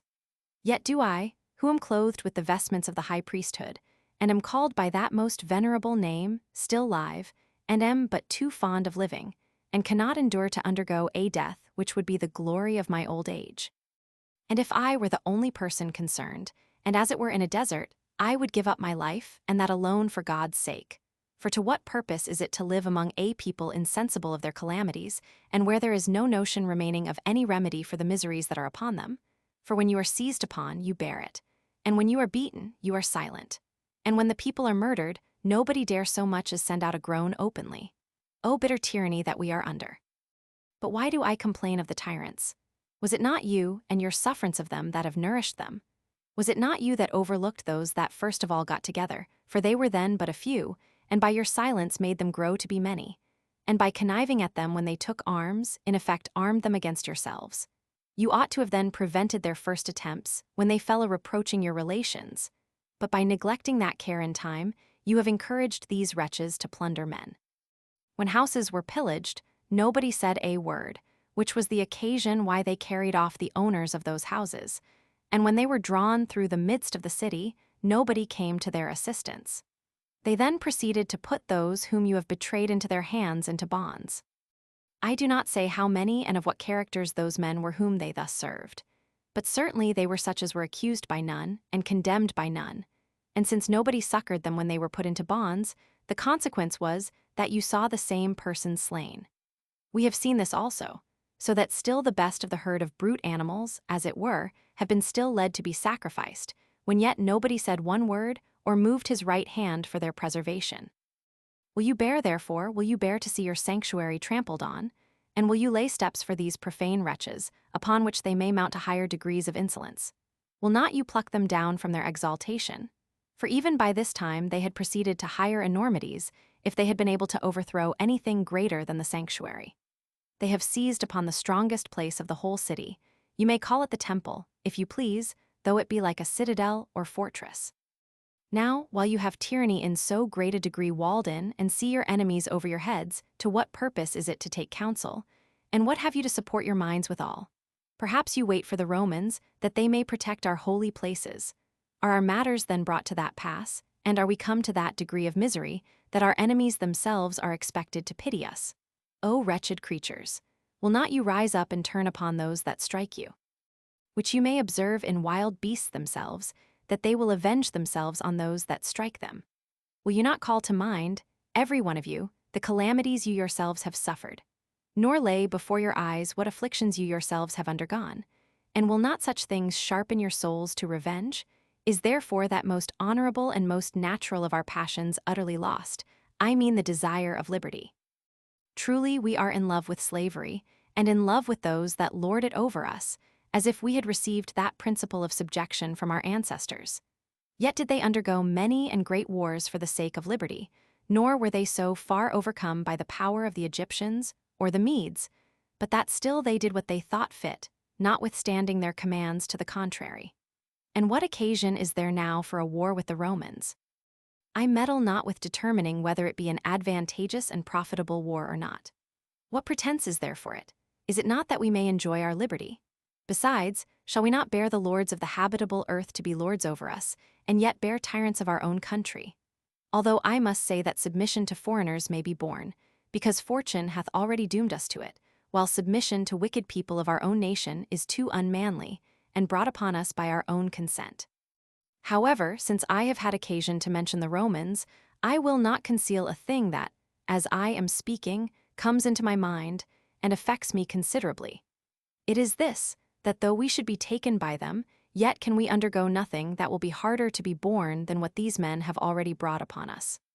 How then can we avoid shedding of tears, when we see the Roman donations in our temple, while we withal see those of our own nation taking our spoils, and plundering our glorious metropolis, and slaughtering our men, from which enormities those Romans themselves would have abstained? To see those Romans never going beyond the bounds allotted to profane persons, nor venturing to break in upon any of our sacred customs. Nay, having a horror on their minds when they view at a distance those sacred walls. While some that have been born in this very country, and brought up in our customs, and called Jews, do walk about in the midst of the holy places, at the very time when their hands are still warm with the slaughter of their own countrymen.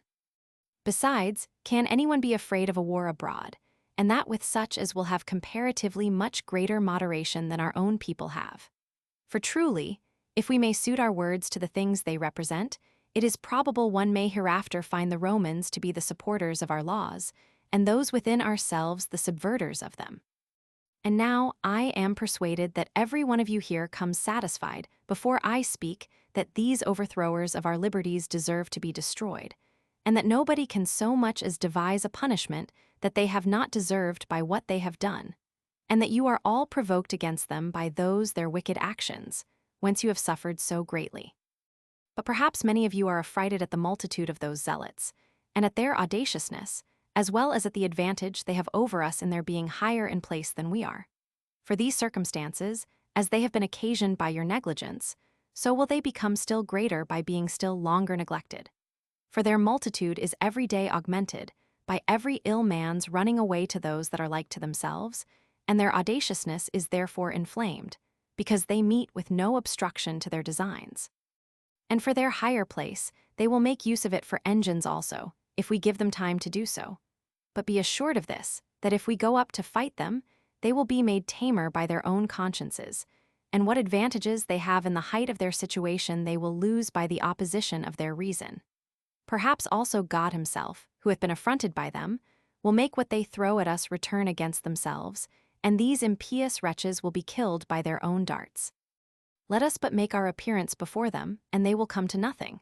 However, it is a right thing, if there should be any danger in the attempt, to die before these holy gates, and to spend our very lives, if not for the sake of our children and wives, yet for God's sake, and for the sake of his sanctuary. I will assist you both with my counsel and with my hand, nor shall any sagacity of ours be wanting for your support, nor shall you see that I will be sparing of my body neither. 11. By these motives Antiochus encouraged the multitude to go against the zealots, although he knew how difficult it would be to disperse them, because of their multitude, and their youth, and the courage of their souls, but chiefly because of their consciousness of what they had done, since they would not yield, as not so much as hoping for pardon at the last for those their enormities. However, Antiochus resolved to undergo whatever sufferings might come upon him, rather than overlook things now they were in such great confusion. So the multitude cried out to him, to lead them on against those whom he had described in his exhortation to them, and every one of them was most readily disposed to run any hazard whatsoever on that account. 12.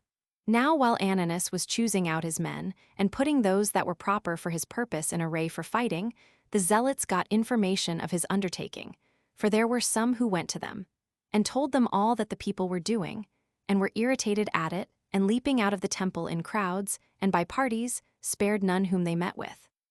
Upon this Antiochus got the populace together on the sudden, who were more numerous indeed than the zealots, but inferior to them in arms, because they had not been regularly put into array for fighting. But the alacrity that every body showed supplied all their defects on both sides, the citizens taking up so great a passion, as was stronger than arms, and deriving a degree of courage from the temple more forcible than any multitude whatsoever. And indeed these citizens thought it was not possible for them to dwell in the city, unless they could cut off the robbers that were in it. The zealots also thought that unless they prevailed, there would be no punishment so bad, but it would be inflicted on them. So their conflicts were conducted by their passions, and at the first they only cast stones at each other in the city and before the temple and threw their javelins at a distance. But when either of them were too hard for the other, they made use of their swords, and great slaughter was made on both sides, and a great number were wounded. As for the dead bodies of the people, their relations carried them out to their own houses. But when any of the zealots were wounded, he went up into the temple and defiled that sacred floor with his blood, insomuch that one may say it was their blood alone that polluted our sanctuary. Now in these conflicts the robbers always sallied out of the temple and were too hard for their enemies.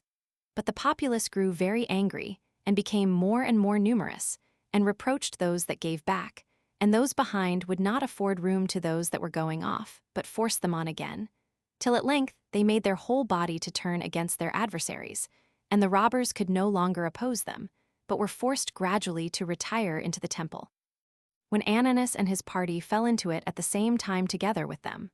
7. This horribly affrighted the robbers, because it deprived them of the first court, so they fled into the inner court immediately and shut the gates. Now Antiochus did not think fit to make any attack against the holy gates, although the other threw their stones and darts at them from above. He also deemed it unlawful to introduce the multitude into that court before they were purified. He therefore chose out of them all by lot 6,000 armed men, and placed them as guards in the cloisters. So there was a succession of such guards one after another, and everyone was forced to attend in his course, although many of the chief of the city were dismissed by those that then took on them the government, upon their hiring some of the poorer sort, and sending them to keep the guard in their stead. 13. Now it was John who, as we told you, ran away from Gischala, and was the occasion of all these being destroyed. He was a man of great craft, and bore about him in his soul a strong passion after tyranny, and at a distance was the adviser in these actions. And indeed at this time he pretended to be of the people's opinion, and went all about with Antiochus when he consulted the great men every day, and in the night time also when he went round the watch. But he divulged their secrets to the zealots, and everything that the people deliberated about was by his means known to their enemies, even before it had been well agreed upon by themselves. And by way of contrivance how he might not be brought into suspicion, he cultivated the greatest friendship possible with Antiochus and with the chief of the people. Yet did this overdoing of his turn against him, for he flattered them so extravagantly that he was but the more suspected, and his constant attendance everywhere, even when he was not invited to be present, made him strongly suspected of betraying their secrets to the enemy. For they plainly perceived that they understood all the resolutions taken against them at their consultations. Nor was there anyone whom they had so much reason to suspect of that discovery as this John. Yet was it not easy to get quit of him, so potent was he grown by his wicked practices. He was also supported by many of those eminent men, who were to be consulted upon all considerable affairs. It was therefore thought reasonable to oblige him to give them assurance of his goodwill upon oath. Accordingly, John took such an oath readily, that he would be on the people's side, and would not betray any of their counsels or practices to their enemies, and would assist them in overthrowing those that attacked them, and that both by his hand and his advice. So Antiochus and his party believed his oath, and did now receive him to their consultations without further suspicion.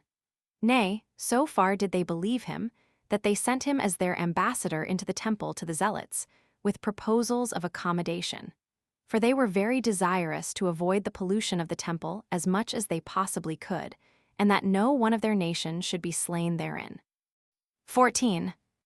But now this John, as if his oath had been made to the zealots, and for confirmation of his goodwill to them, and not against them, went into the temple, and stood in the midst of them, and spake as follows: that he had run many hazards on their accounts, and in order to let them know of everything that was secretly contrived against them by Antiochus and his party, but that both he and they should be cast into the most imminent danger, unless some providential assistance were afforded them. For that Antiochus made no longer delay, but had prevailed with the people to send ambassadors to Vespasian, to invite him to come presently and take the city, and that he had appointed a fast for the next day against them, that they might obtain admission into the temple on a religious account, or gain it by force, and fight with them there. That he did not see how long they could either endure a siege, or how they could fight against so many enemies.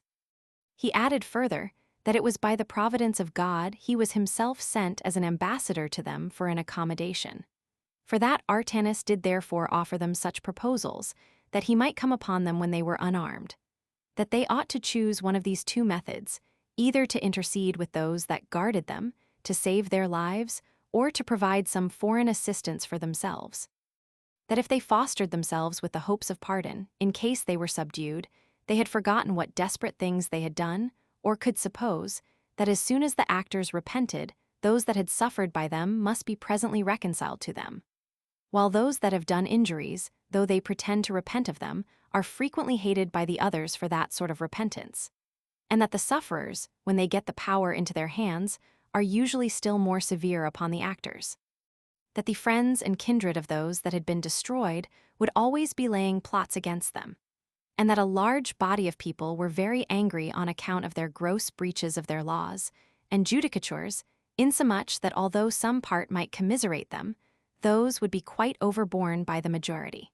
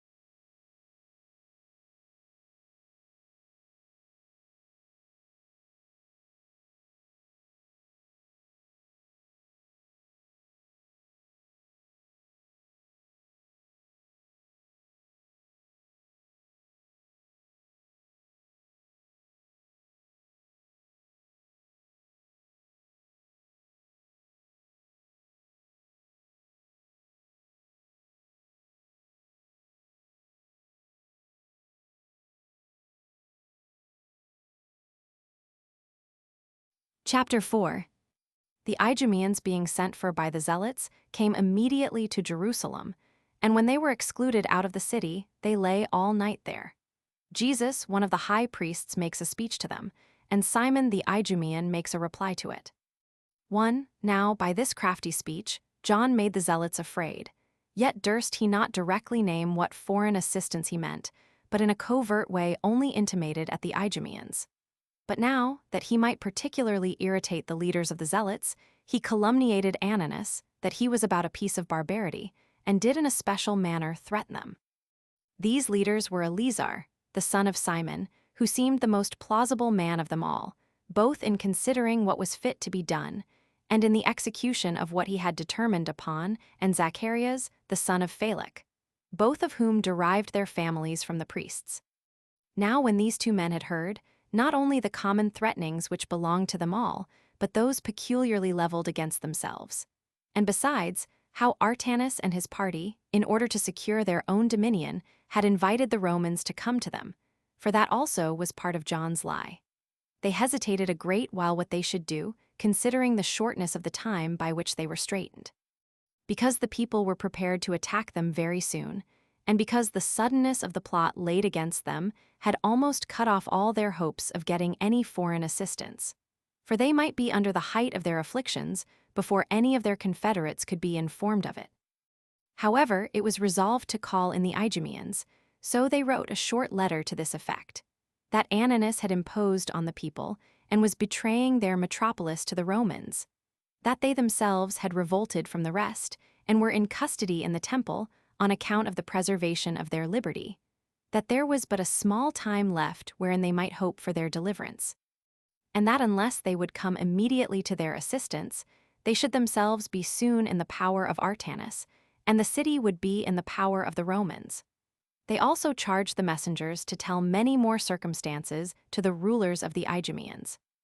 Now there were 2 active men proposed for the carrying this message, and such as were able to speak, and to persuade them that things were in this posture. And, what was a qualification still more necessary than the former, they were very swift of foot. For they knew well enough that these would immediately comply with their desires, as being ever a tumultuous and disorderly nation, always on the watch upon every motion, delighting in mutations.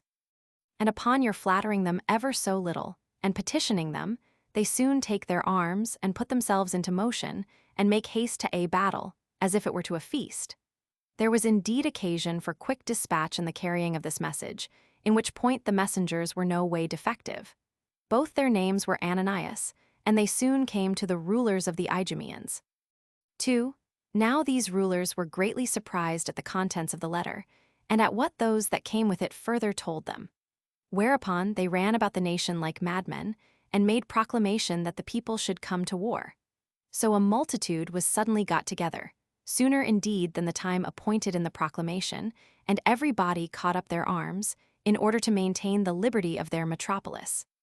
And 20,000 of them were put into battle array, and came to Jerusalem under 4 commanders, John and Jacob the son of Soses.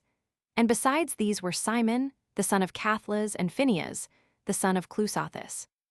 3. Now this exit of the messengers was not known either to Ananias or to the guards, but the approach of the Idumeans was known to him. For as he knew of it before they came, he ordered the gates to be shut against them, and that the walls should be guarded. Yet did not he by any means think of fighting against them, but before they came to blows, to try what persuasions would do. Accordingly, Jesus, the eldest of the high priests next to Artanis, stood upon the tower that was over against them, and said thus: Many troubles indeed, and those of various kinds, have fallen upon the city, yet in none of them have I so much wondered at her fortune as now, when you are come to assist wicked men, and this after a manner very extraordinary. For I see that you are come to support the vilest of men against us, and this with so great alacrity, as you could hardly put on the like, in case our metropolis had called you to her assistance against barbarians. And if I had perceived that your army was composed of men like unto those who invited them, I had not deemed your attempt so absurd. For nothing does so much cement the minds of men together as the alliance there is between their manners.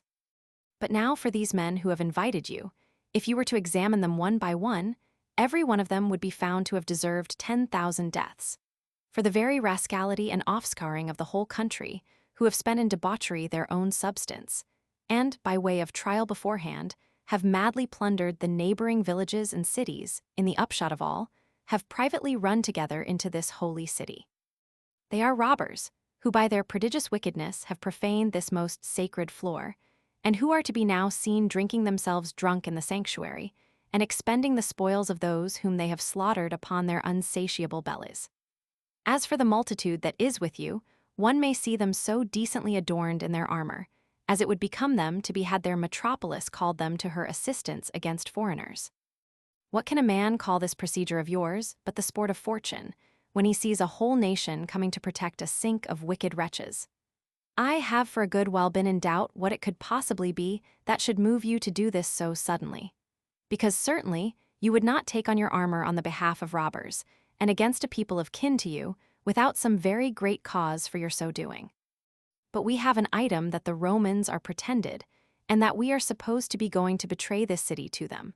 For some of your men have lately made a clamor about those matters, and have said they are come to set their metropolis free. Now we cannot but admire at these wretches in their devising such a lie as this against us. For they knew there was no other way to irritate against us men that were naturally desirous of liberty, and on that account the best disposed to fight against foreign enemies, but by framing a tale as if we were going to betray that most desirable thing, liberty. But you ought to consider what sort of people they are that raise this calumny, and against what sort of people that calumny is raised, and to gather the truth of things, not by fictitious speeches, but out of the actions of both parties. For what occasion is there for us to sell ourselves to the Romans, while it was in our power not to have revolted from them at the first, or when we had once revolted, to have returned under their dominion again, and this while the neighboring countries were not yet laid waste?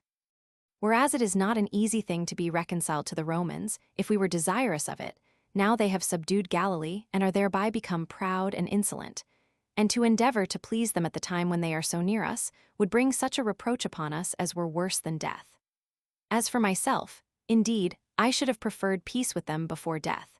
But now we have once made war upon them and fought with them, I prefer death, with reputation, before living in captivity under them. But further, whether do they pretend that we, who are the rulers of the people, have sent thus privately to the Romans, or hath it been done by the common suffrages of the people? If it be ourselves only that have done it, let them name those friends of ours that have been sent, as our servants, to manage this treachery. Hath anyone been caught as he went out on this errand, or seized upon as he came back? Are they in possession of our letters?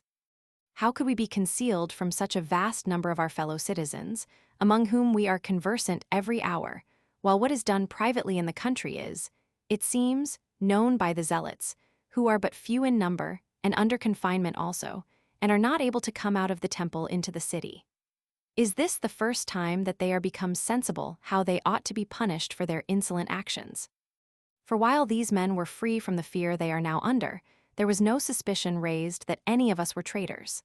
But if they lay this charge against the people, this must have been done at a public consultation, and not one of the people must have dissented from the rest of the assembly, in which case the public fame of this matter would have come to you sooner than any particular indication. But how could that be? Must there not then have been ambassadors sent to confirm the agreements? And let them tell us who this ambassador was that was ordained for that purpose. But this is no other than a pretense of such men as are loath to die, and are laboring to escape those punishments that hang over them. For if fate had determined that this city was to be betrayed into its enemies' hands, no other than these men that accuse us falsely could have the impudence to do it, there being no wickedness wanting to complete their impudent practices, but this only, that they become traitors. And now you Idumeans are come hither already with your arms. It is your duty, in the first place, to be assisting to your metropolis, and to join with us in cutting off those tyrants that have infringed the rules of our regular tribunals, that have trampled upon our laws, and made their swords the arbitrators of right and wrong. For they have seized upon men of great eminence, and under no accusation, as they stood in the midst of the marketplace, and tortured them with putting them into bonds, and, without bearing to hear what they had to say, or what supplications they made, they destroyed them. You may, if you please, come into the city, though not in the way of war, and take a view of the marks still remaining of what I now say, and may see the houses that have been depopulated by their rapacious hands, with those wives and families that are in black, mourning for their slaughtered relations. As also you may hear their groans and lamentations all the city over. For there is nobody but hath tasted of the incursions of these profane wretches, who have proceeded to that degree of madness, as not only to have transferred their impudent robberies out of the country, and the remote cities into this city, the very face and head of the whole nation, but out of the city into the temple also. For that is now made their receptacle and refuge, and the fountainhead whence their preparations are made against us. And this place, which is adored by the habitable world, and honored by such as only know it by report, as far as the ends of the earth, is trampled upon by these wild beasts born among ourselves. They now triumph in the desperate condition they are already in, when they hear that one people is going to fight against another people, and one city against another city, and that your nation hath gotten an army together against its own bowels. Instead of which procedure, it were highly fit and reasonable, as I said before, for you to join with us in cutting off these wretches, and in particular to be revenged on them for putting this very cheat upon you. I mean, for having the impudence to invite you to assist them, of whom they ought to have stood in fear, as ready to punish them. But if you have some regard to these men's invitation of you, yet may you lay aside your arms, and come into the city under the notion of our kindred, and take upon you a middle name between that of auxiliaries and of enemies, and so become judges in this case. However, consider what these men will gain by being called into judgment before you, for such undeniable and such flagrant crimes, who would not vouchsafe to hear such as had no accusations laid against them to speak a word for themselves. However, let them gain this advantage by your coming. But still, if you will neither take our part in that indignation we have at these men, nor judge between us, the third thing I have to propose is this, that you let us both alone, and neither insult upon our calamities, nor abide with these plotters against their metropolis. For though you should have ever so great a suspicion that some of us have discoursed with the Romans, it is in your power to watch the passages into the city. And in case anything that we have been accused of is brought to light, then to come and defend your metropolis, and to inflict punishment on those that are found guilty, for the enemy cannot prevent you who are so near to the city. But if, after all, none of these proposals seem acceptable and moderate, do not you wonder that the gates are shut against you, while you bear your arms about you. For, thus spake Jesus, yet did not the multitude of the Idumeans give any attention to what he said, but were in a rage, because they did not meet with a ready entrance into the city. The generals also had indignation at the offer of laying down their arms, and looked upon it as equal to a captivity, to throw them away at any man's injunction whomsoever. But Simon, the son of Cathlas, one of their commanders, with much ado quieted the tumult of his own men, and stood so that the high priests might hear him, and said as follows: I can no longer wonder that the patrons of liberty are under custody in the temple, since there are those that shut the gates of our common city to their own nation, and at the same time are prepared to admit the Romans into it. Nay, perhaps are disposed to crown the gates with garlands at their coming, while they speak to the Idumeans from their own towers, and enjoin them to throw down their arms which they have taken up for the preservation of its liberty. And while they will not entrust the guard of our metropolis to their kindred, profess to make them judges of the differences that are among them. Nay, while they accuse some men of having slain others without a legal trial, they do themselves condemn a whole nation after an ignominious manner, and have now walled up that city from their own nation, which used to be open to even all foreigners that came to worship there. We have indeed come in great haste to you, and to a war against our own countrymen. And the reason why we have made such haste is this, that we may preserve that freedom which you are so unhappy as to betray. You have probably been guilty of the like crimes against those whom you keep in custody, and have, I suppose, collected together the like plausible pretenses against them also that you make use of against us. After which you have gotten the mastery of those within the temple, and keep them in custody, while they are only taking care of the public affairs. You have also shut the gates of the city in general against nations that are the most nearly related to you. And while you give such injurious commands to others, you complain that you have been tyrannized over by them, and fix the name of unjust governors upon such as are tyrannized over by yourselves. Who can bear this your abuse of words, while they have a regard to the contrariety of your actions? Unless you mean this, that those Idumeans do now exclude you out of your metropolis, whom you exclude from the sacred offices of your own country. One may indeed justly complain of those that are besieged in the temple, that when they had courage enough to punish those tyrants whom you call eminent men, and free from any accusations, because of their being your companions in wickedness, they did not begin with you, and thereby cut off beforehand the most dangerous parts of this treason. But if these men have been more merciful than the public necessity required, we that are Idumeans will preserve this house of God, and will fight for our common country, and will oppose by war as well those that attack them from abroad, as those that betray them from within. Here will we abide before the walls in our armor, until either the Romans grow weary in waiting for you, or you become friends to liberty, and repent of what you have done against it. 5. And now did the Idumeans make an acclamation to what Simon had said, but Jesus went away sorrowful, as seeing that the Idumeans were against all moderate counsels, and that the city was besieged on both sides. Nor indeed were the minds of the Idumeans at rest, for they were in a rage at the injury that had been offered them by their exclusion out of the city. And when they thought the zealots had been strong, but saw nothing of theirs to support them, they were in doubt about the matter, and many of them repented that they had come thither. But the shame that would attend them in case they returned without doing anything at all, so far overcame that their repentance, that they lay all night before the wall, though in a very bad encampment. For there broke out a prodigious storm in the night, with the utmost violence and very strong winds, with the largest showers of rain, with continued lightnings, terrible thunderings, and amazing concussions and bellowings of the earth, that was in an earthquake. These things were a manifest indication that some destruction was coming upon men, when the system of the world was put into this disorder, and anyone would guess that these wonders foreshowed some grand calamities that were coming. 6. Now the opinion of the Idumeans and of the citizens was one and the same. The Idumeans thought that God was angry at their taking arms, and that they would not escape punishment for their making war upon their metropolis. Antiochus and his party thought that they had conquered without fighting, and that God acted as a general for them. But truly, they proved both ill conjectures at what was to come, and made those events to be ominous to their enemies, while they were themselves to undergo the ill effects of them.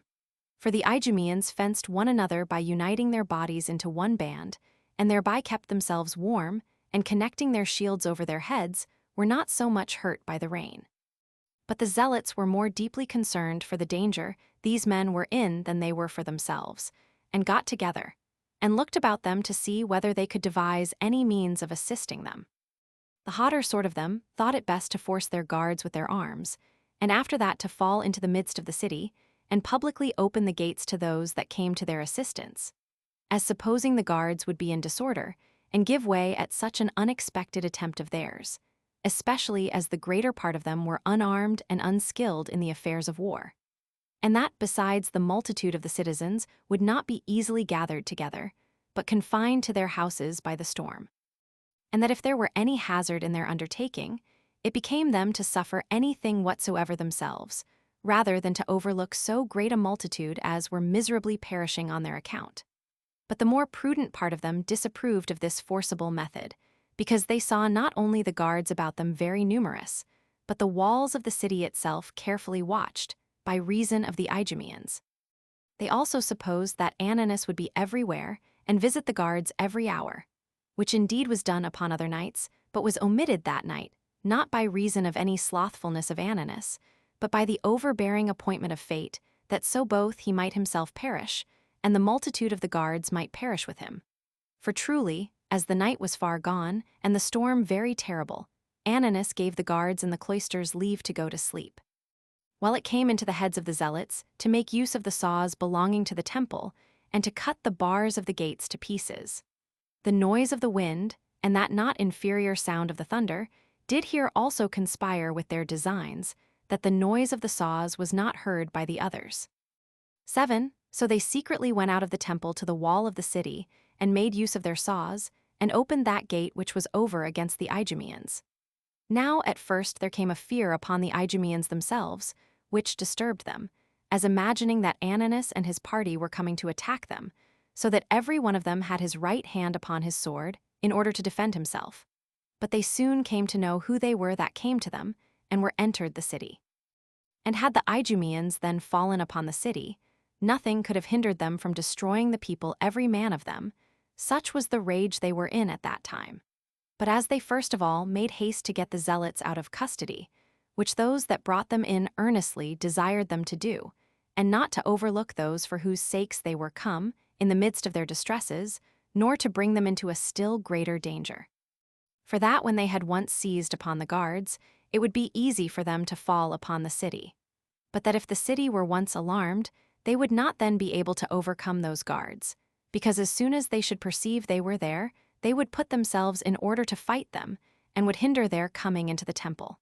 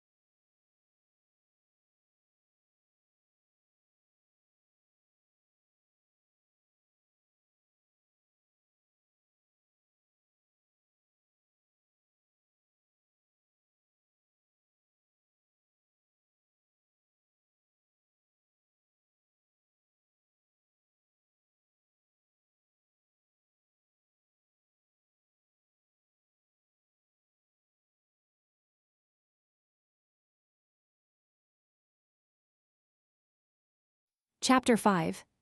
The cruelty of the Idumeans when they were gotten into the temple during the storm, and of the Zealots. Concerning the slaughter of Ananus and Jesus and Zacharias, and how the Idumeans retired home. 1. This advice pleased the Idumeans, and they ascended through the city to the temple. The Zealots were also in great expectation of their coming, and earnestly waited for them.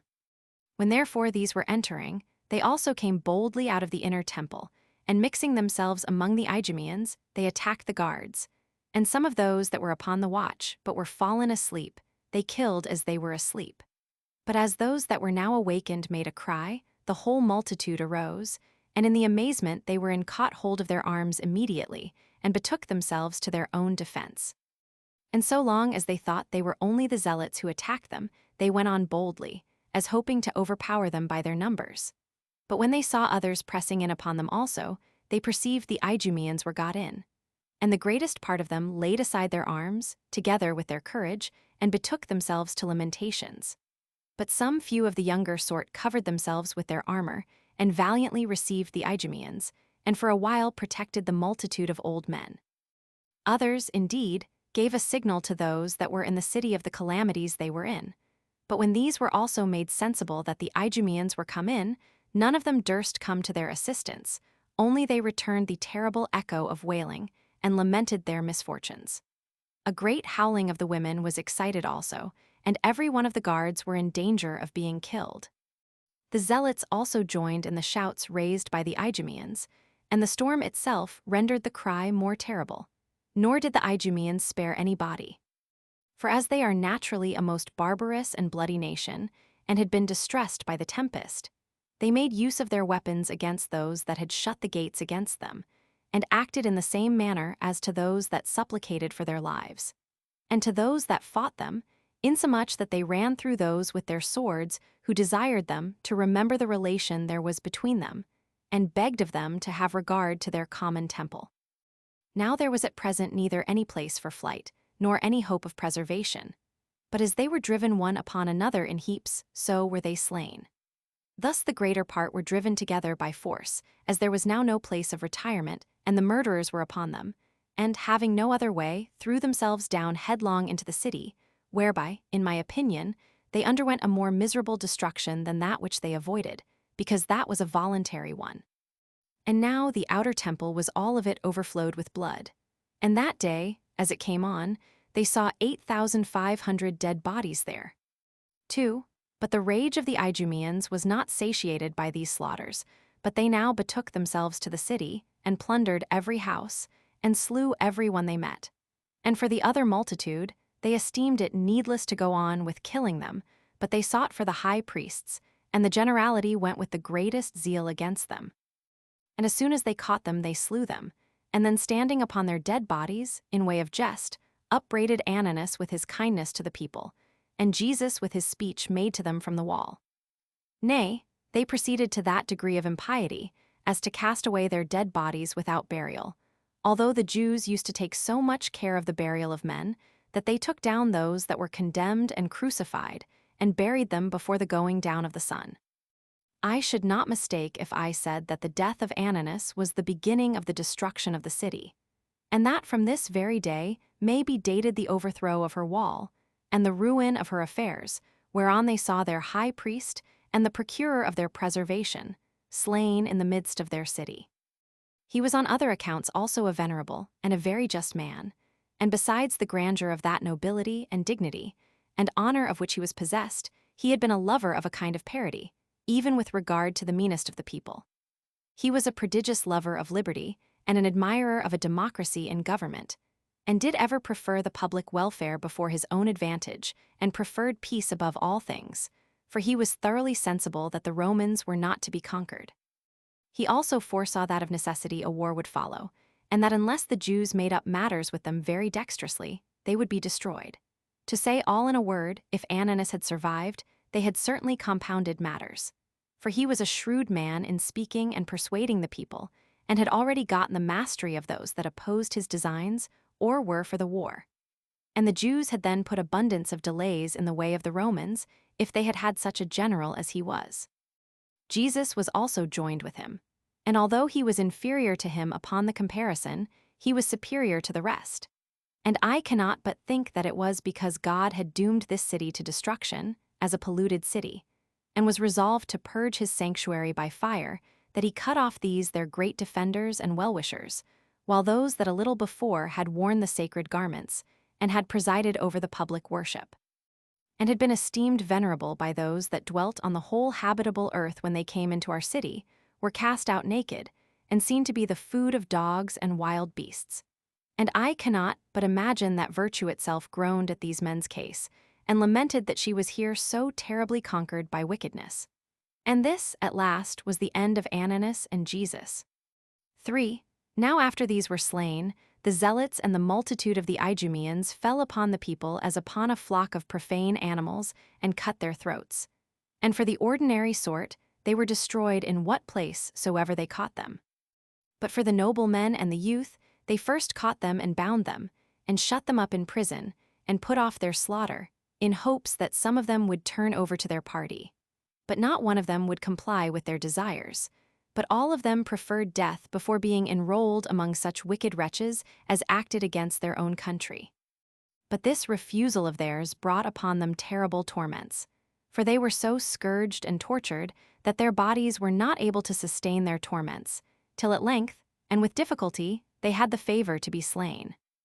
Those whom they caught in the daytime were slain in the night, and then their bodies were carried out and thrown away, that there might be room for other prisoners. And the terror that was upon the people was so great, that no one had courage enough either to weep openly for the dead man that was related to him, or to bury him.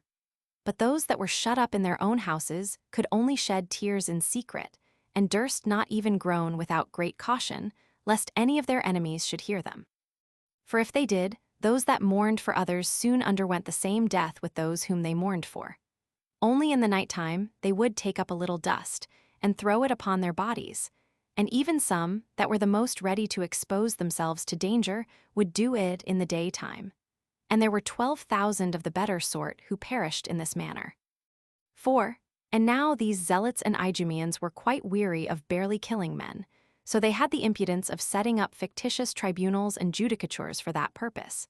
And as they intended to have Zacharias the son of Baruch, one of the most eminent of the citizens, slain, so what provoked them against him was that hatred of wickedness and love of liberty which were so eminent in him.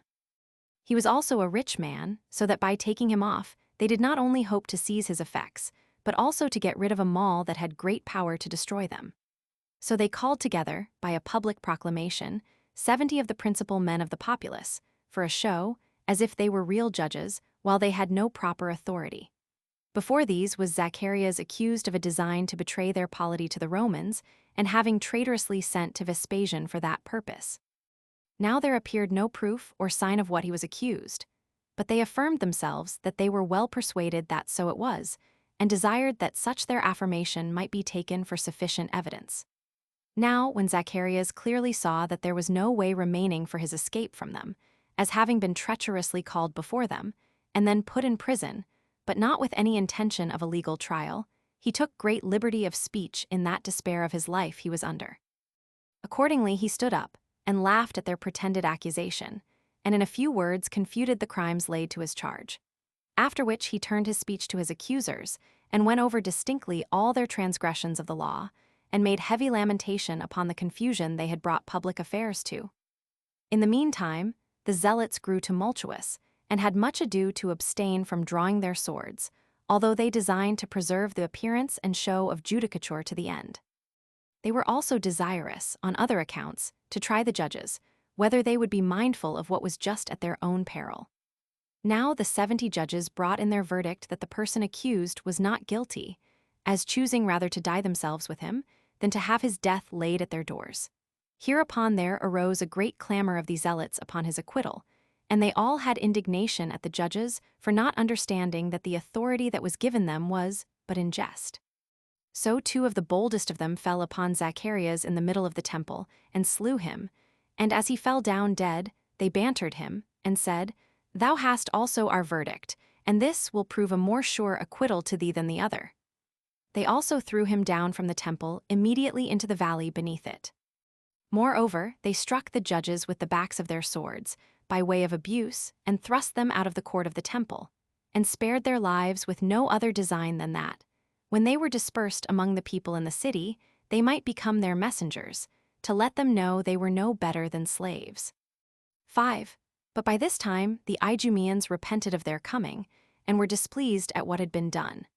And when they were assembled together by one of the zealots, who had come privately to them, he declared to them what a number of wicked pranks they had themselves done in conjunction with those that invited them, and gave a particular account of what mischiefs had been done against their metropolis.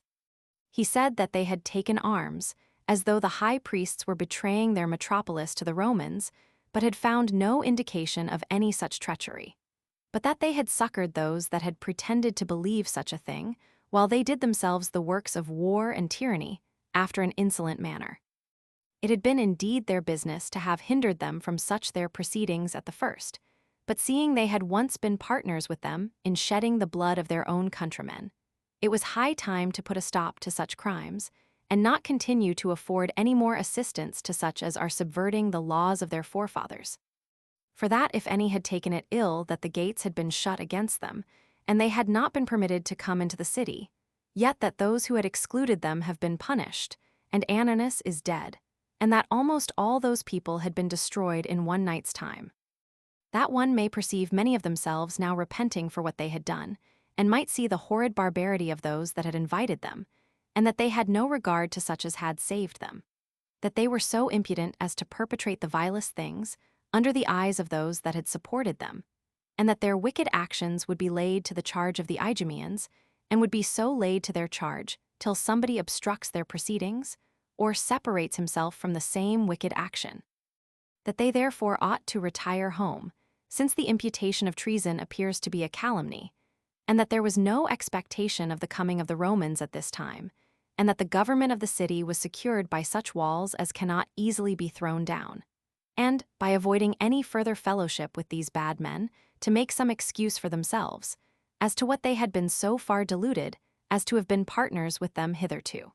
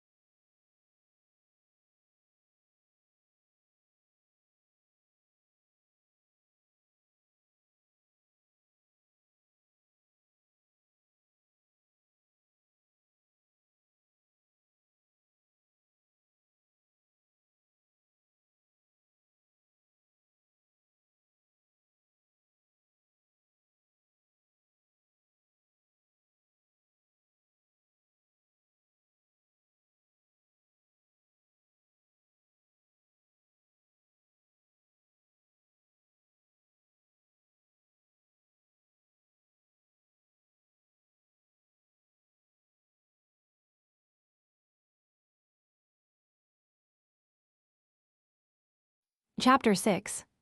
How the Zealots, when they were freed from the Idumeans, slew a great many more of the citizens, and how Vespasian dissuaded the Romans when they were very earnest to march against the Jews from proceeding in the war at that time.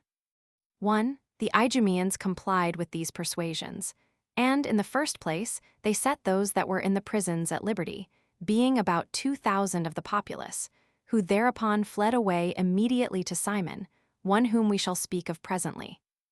After which these Idumeans retired from Jerusalem and went home, which departure of theirs was a great surprise to both parties. For the people, not knowing of their repentance, pulled up their courage for a while, as eased of so many of their enemies, while the zealots grew more insolent, not as deserted by their confederates, but as freed from such men as might hinder their designs and plot some stop to their wickedness. Accordingly, they made no longer any delay, nor took any deliberation in their enormous practices, but made use of the shortest methods for all their executions, and what they had once resolved upon, they put in practice sooner than anyone could imagine. But their thirst was chiefly after the blood of valiant men, and men of good families, the one sort of which they destroyed out of envy, the other out of fear. For they thought their whole security lay in leaving no potent men alive, on which account they slew Gorion, a person eminent in dignity, and on account of his family also. He was also for democracy, and of as great boldness and freedom of spirit as were any of the Jews whosoever. The principal thing that ruined him, added to his other advantages, was his free speaking. Nor did Niger of Pers escape their hands. He had been a man of great valor in their war with the Romans, but was now drawn through the middle of the city, and, as he went, he frequently cried out and showed the scars of his wounds. And when he was drawn out of the gates and despaired of his preservation, he besought them to grant him a burial. But as they had threatened him beforehand not to grant him any spot of earth for a grave, which he chiefly desired of them, so did they slay him without permitting him to be buried. Now when they were slaying him, he made this imprecation upon them, that they might undergo both famine and pestilence in this war, and besides all that, they might come to the mutual slaughter of one another. All which imprecations God confirmed against these impious men, and was what came most justly upon them, when not long afterward they tasted of their own madness in their mutual seditions one against another. So when this Niger was killed, their fears of being overturned were diminished, and indeed there was no part of the people but they found out some pretense to destroy them.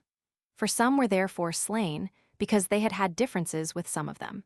And as to those that had not opposed them in times of peace, they watched seasonable opportunities to gain some accusation against them, and if anyone did not come near them at all, he was under their suspicion as a proud man.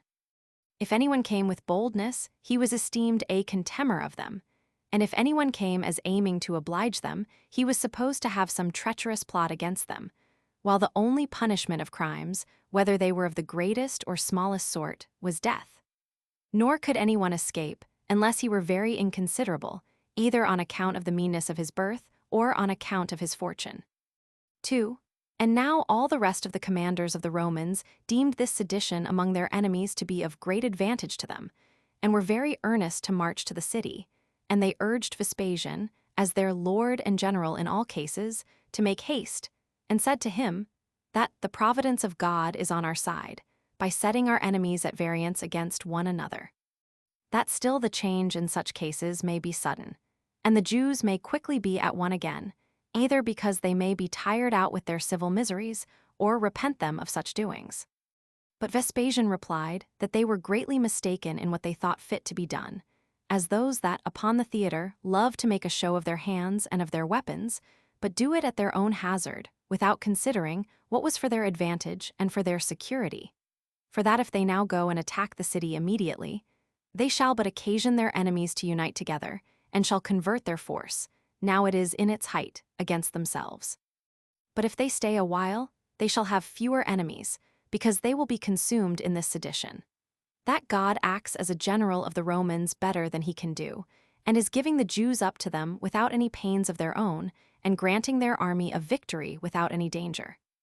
That therefore it is their best way, while their enemies are destroying each other with their own hands, and falling into the greatest of misfortunes, which is that of sedition, to sit still as spectators of the dangers they run into, rather than to fight hand to hand with men that love murdering, and are mad one against another. But if anyone imagines that the glory of victory, when it is gotten without fighting, will be more insipid, let him know this much, that a glorious success, quietly obtained, is more profitable than the dangers of a battle. For we ought to esteem these that do what is agreeable to temperance and prudence no less glorious than those that have gained great reputation by their actions in war. That he shall lead on his army with greater force when their enemies are diminished, and his own army refreshed after the continual labors they had undergone. However, that this is not a proper time to propose to ourselves the glory of victory, for that the Jews are not now employed in making of armor or building of walls, nor indeed in getting together auxiliaries, while the advantage will be on their side who give them such opportunity of delay. But that the Jews are vexed to pieces every day by their civil wars and dissensions, and are under greater miseries than, if they were once taken, could be inflicted on them by us. Whether therefore anyone hath regard to what is for our safety, he ought to suffer these Jews to destroy one another, or whether he hath regard to the greater glory of the action, we ought by no means to meddle with those men, now they are afflicted with a distemper at home. For should we now conquer them, it would be said the conquest was not owing to our bravery, but to their sedition. 10. 3. And now the commanders joined in their approbation of what Vespasian had said, and it was soon discovered how wise an opinion he had given. And indeed many there were of the Jews that deserted every day and fled away from the zealots, although their flight was very difficult, since they had guarded every passage out of the city, and slew every one that was caught at them, as taking it for granted they were going over to the Romans. Yet did he who gave them money get clear off, while he only that gave them none was voted a traitor. So the upshot was this, that the rich purchased their flight by money, while none but the poor were slain. Along all the roads also vast numbers of dead bodies lay in heaps, and even many of those that were so zealous in deserting at length chose rather to perish within the city. For the hopes of burial made death in their own city appear of the two less terrible to them. But these zealots came at last to that degree of barbarity, as not to bestow a burial either on those slain in the city, or on those that lay along the roads, but as if they had made an agreement to cancel both the laws of their country and the laws of nature, and, at the same time that they defiled men with their wicked actions, they would pollute the divinity itself also. They left the dead bodies to putrefy under the sun. And the same punishment was allotted to such as buried any as to those that deserted, which was no other than death, while he that granted the favor of a grave to another would presently stand in need of a grave himself. To say all in a word, no other gentle passion was so entirely lost among them as mercy. For what were the greatest objects of pity did most of all irritate these wretches, and they transferred their rage from the living to those that had been slain, and from the dead to the living. Nay, the terror was so very great that he who survived called them that were first dead happy, as being at rest already. As did those that were under torture in the prisons, declare that, upon this comparison, those that lay unburied were the happiest. These men, therefore, trampled upon all the laws of men, and laughed at the laws of God. And for the oracles of the prophets, they ridiculed them as the tricks of jugglers. Yet did these prophets foretell many things concerning virtue, and vice, which when these zealots violated, they occasioned the fulfilling of those very prophecies belonging to their own country. For there was a certain ancient oracle of those men, that the city should then be taken, and the sanctuary burnt, by right of war, when a sedition should invade the Jews, and their own hand should pollute the temple of God.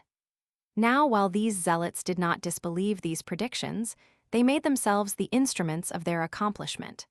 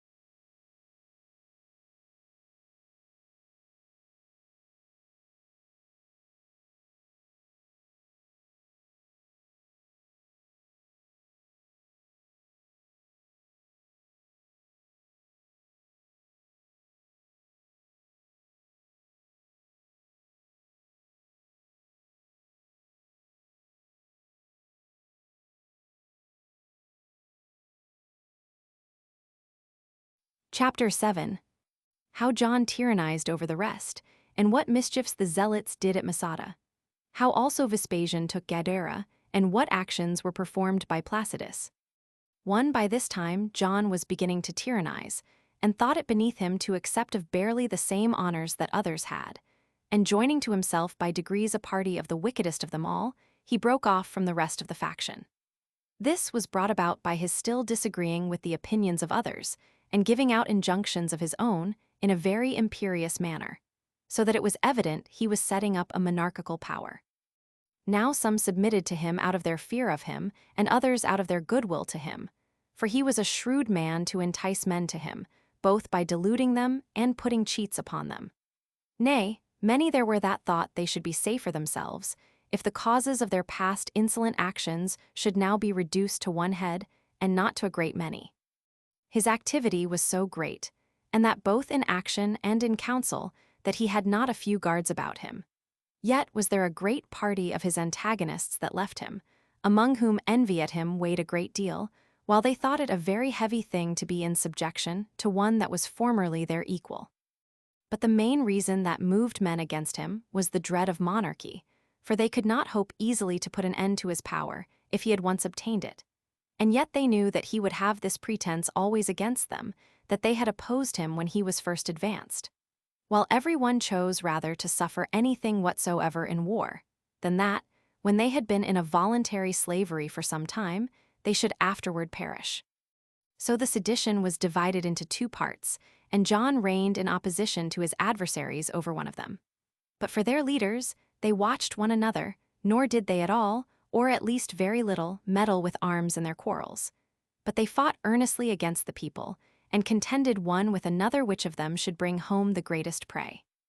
But because the city had to struggle with three of the greatest misfortunes, war, and tyranny, and sedition, it appeared, upon the comparison, that the war was the least troublesome to the populace of them all. Accordingly, they ran away from their own houses to foreigners, and obtained that preservation from the Romans which they despaired to obtain among their own people. 2. And now a fourth misfortune arose, in order to bring our nation to destruction. There was a fortress of very great strength not far from Jerusalem, which had been built by our ancient kings, both as a repository for their effects in the hazards of war, and for the preservation of their bodies at the same time. It was called Masada. Those that were called Sychara had taken possession of it formerly, but at this time they overran the neighboring countries, aiming only to procure to themselves necessaries, for the fear they were then in prevented their further ravages. But when once they were informed that the Roman army lay still, and that the Jews were divided between sedition and tyranny, they boldly undertook greater matters. And at the feast of unleavened bread, which the Jews celebrate in memory of their deliverance from the Egyptian bondage, when they were sent back into the country of their forefathers, they came down by night, without being discovered by those that could have prevented them, and overran a certain small city called Engadi, in which expedition they prevented those citizens that could have stopped them before they could arm themselves and fight them. They also dispersed them, and cast them out of the city. As for such as could not run away, being women and children, they slew of them above 700. Afterward, when they had carried everything out of their houses, and had seized upon all the fruits that were in a flourishing condition, they brought them into Masada. And indeed these men laid all the villages that were about the fortress waste, and made the whole country desolate, while there came to them every day, from all parts, not a few men as corrupt as themselves. At that time all the other regions of Judea that had hitherto been at rest were in motion, by means of the robbers. Now as it is in a human body, if the principal part be inflamed, all the members are subject to the same distemper. So, by means of the sedition and disorder that was in the metropolis, had the wicked men that were in the country opportunity to ravage the same. Accordingly, when every one of them had plundered their own villages, they then retired into the desert. Yet were these men that now got together, and joined in the conspiracy by parties, too small for an army, and too many for a gang of thieves. And thus did they fall upon the holy places 11 and the cities. Yet did it now so happen that they were sometimes very ill treated by those upon whom they fell with such violence, and were taken by them as men are taken in war. But still they prevented any further punishment as do robbers, who, as soon as their ravages, run their way.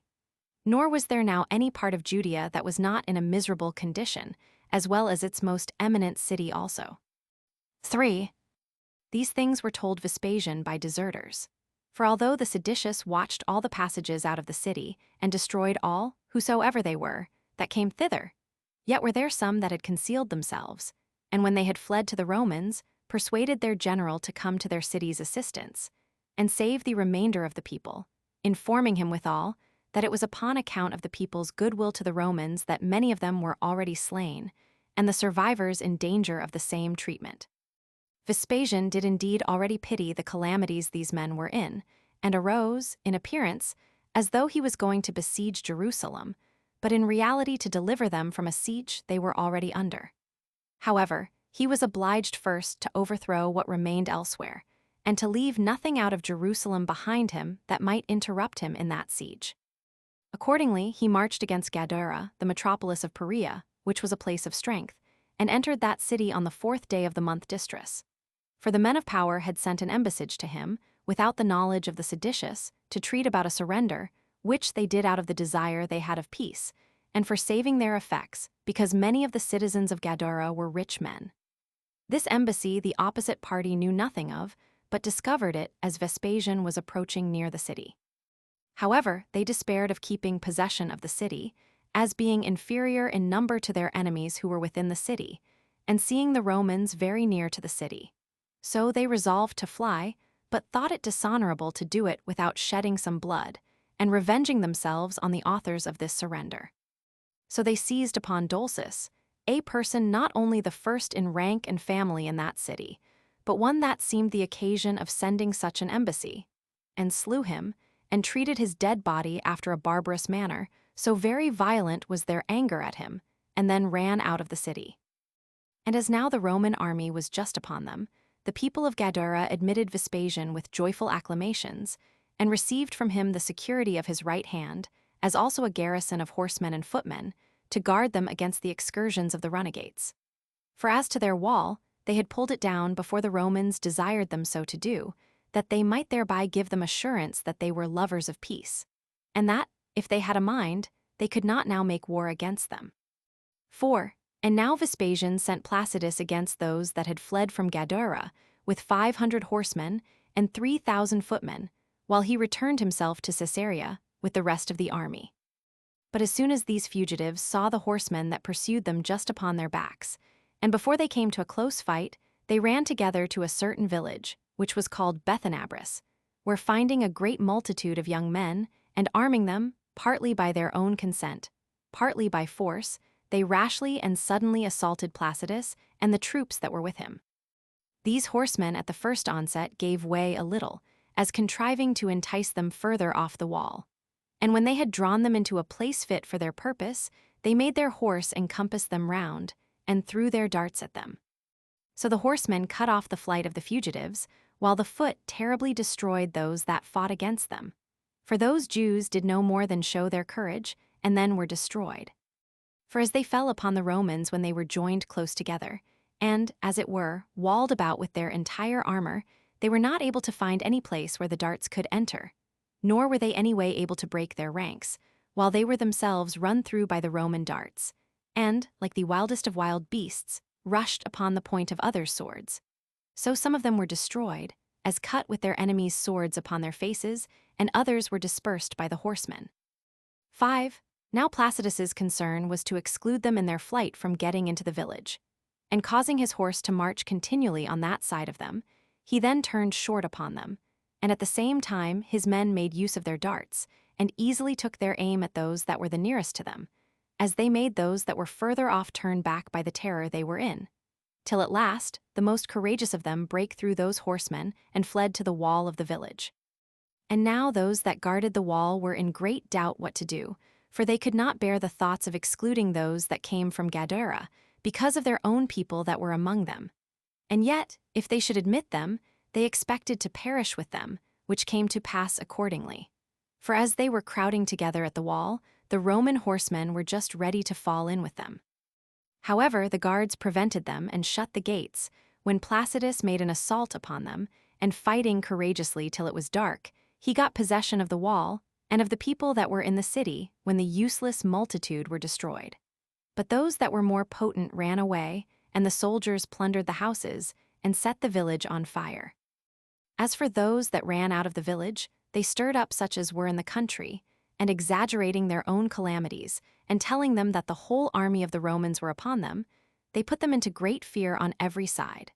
So they got in great numbers together, and fled to Jericho, for they knew no other place that could afford them any hope of escaping, it being a city that had a strong wall and a great multitude of inhabitants. But Placidus, relying much upon his horsemen and his former good success, followed them and slew all that he overtook as far as Jordan. And when he had driven the whole multitude to the riverside, where they were stopped by the current, for it had been augmented lately by rains and was not fordable, he put his soldiers in array over against them. So the necessity the others were in provoked them to hazard a battle, because there was no place whither they could flee. They then extended themselves a very great way along the banks of the river, and sustained the darts that were thrown at them, as well as the attacks of the horsemen, who beat many of them, and pushed them into the current. At which fight, hand to hand, 15,000 of them were slain, while the number of those that were unwillingly forced to leap into Jordan was prodigious. There were besides 2,200 taken prisoners. A mighty prey was taken also, consisting of asses and sheep and camels and oxen. 6. Now this destruction that fell upon the Jews, as it was not inferior to any of the rest in itself, so did it still appear greater than it really was. And this, because not only the whole country through which they fled was filled with slaughter, and Jordan could not be passed over, by reason of the dead bodies that were in it, but because the lake Asphaltites was also full of dead bodies, that were carried down into it by the river. And now Placidus, after this good success that he had, fell violently upon the neighboring smaller cities and villages, when he took Abila and Julias and Bezemoth, and all those that lay as far as the lake Asphaltites, and put such of the deserters into each of them as he thought proper. He then put his soldiers on board the ships, and slew such as had fled to the lake, insomuch that all Perea had either surrendered themselves, or were taken by the Romans as far as Machaerus.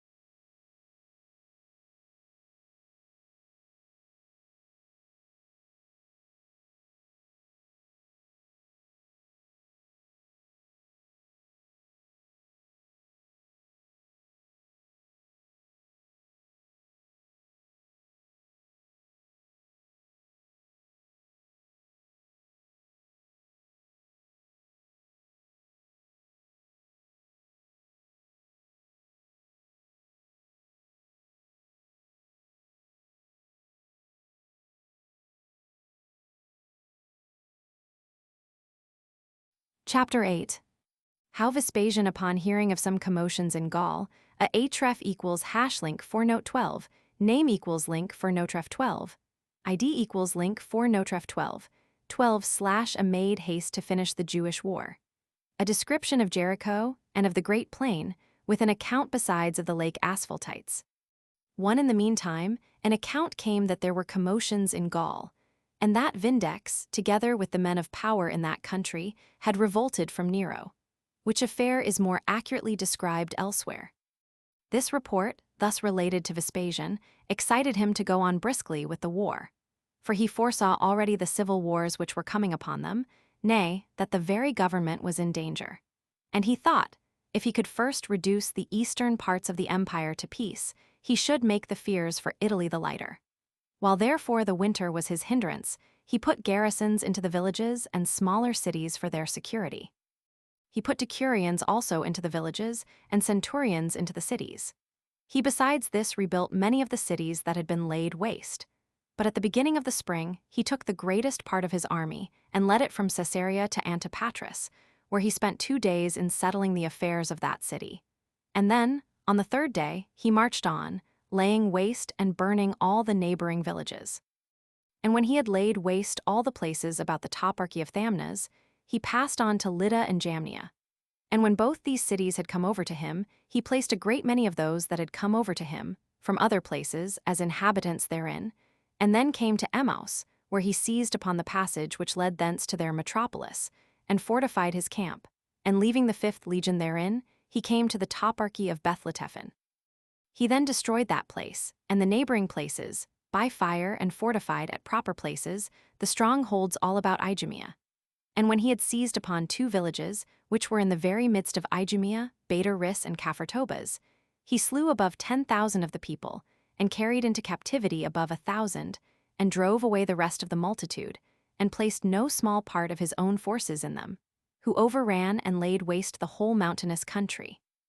While he, with the rest of his forces, returned to Emmaus, whence he came down through the country of Samaria, and hard by the city by others called Neapolis, but by the people of that country Mabortha, to Corea, where he pitched his camp on the 2nd day of the month Desius.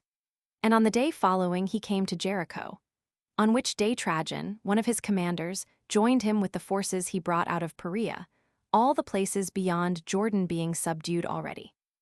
2 Hereupon a great multitude prevented their approach, and came out of Jericho, and fled to those mountainous parts that lay over against Jerusalem, while that part which was left behind was in a great measure destroyed.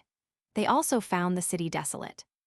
It is situated in a plain, but a naked and barren mountain of a very great length hangs over it, which extends itself to the land about Scythopolis northward, but as far as the country of Sodom and the utmost limits of the lake Asphaltites, southward. This mountain is all of it very uneven and uninhabited by reason of its barrenness. There is an opposite mountain that is situated over against it, on the other side of Jordan. This last begins at Julia's and the northern quarters and extends itself southward as far as Samorin, 13, which is the bounds of Petra, in Arabia. In this ridge of mountains there is one called the Iron Mountain, that runs in length as far as Moab. Now the region that lies in the middle between these ridges of mountains is called the Great Plain. It reaches from the village Ginebris as far as the lake Asphaltites. Its length is 230 furlongs, and its breadth 120, and it is divided in the midst by Jordan. It hath 2 lakes in it, that of Asphaltites and that of Tiberias, whose natures are opposite to each other. For the former is salt and unfruitful, but that of Tiberias is sweet and fruitful. This plain is much burnt up in summer time, and, by reason of the extraordinary heat, contains a very unwholesome air. It is all destitute of water excepting the river Jordan, which water of Jordan is the occasion why those plantations of palm trees that are near its banks are more flourishing, and much more fruitful, as are those that are remote from it not so flourishing or fruitful.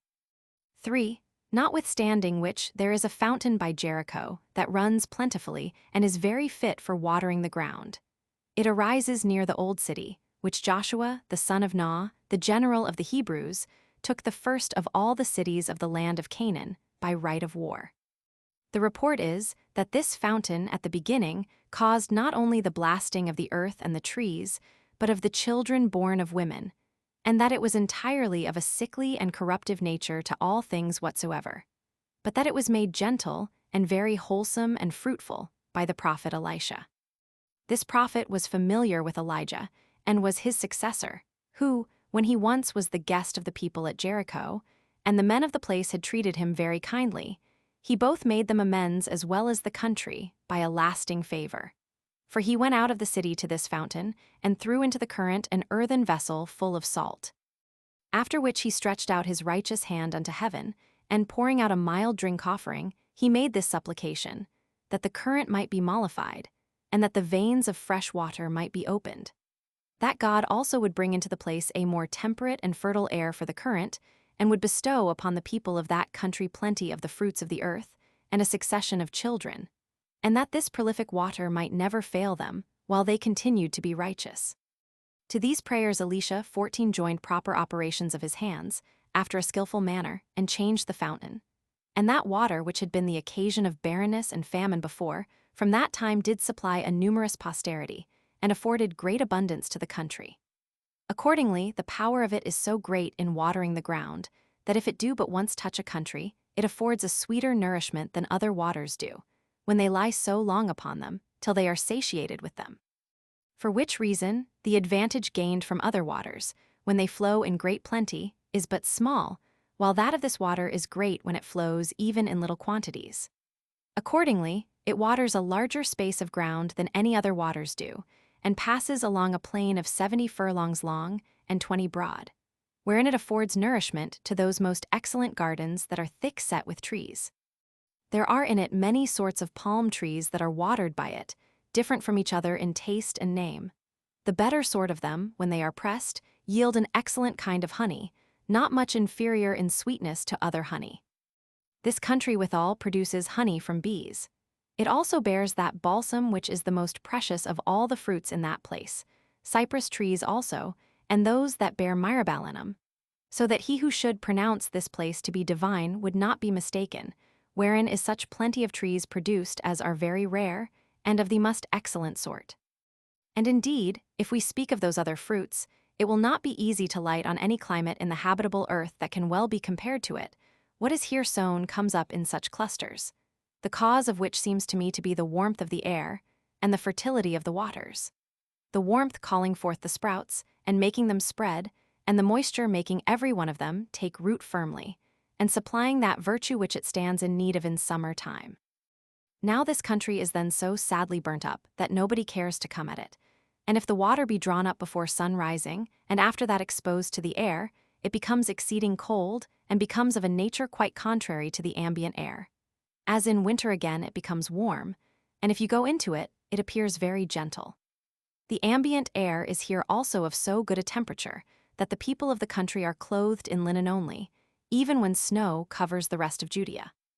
This place is 150 furlongs from Jerusalem and 60 from Jordan. The country, as far as Jerusalem, is desert and stony, but that as far as Jordan and the lake Asphaltites lies lower indeed, though it be equally desert and barren. But so much shall suffice to have said about Jericho, and of the great happiness of its situation. For the nature of the lake Asphaltites is also worth describing. It is, as I have said already, bitter and unfruitful.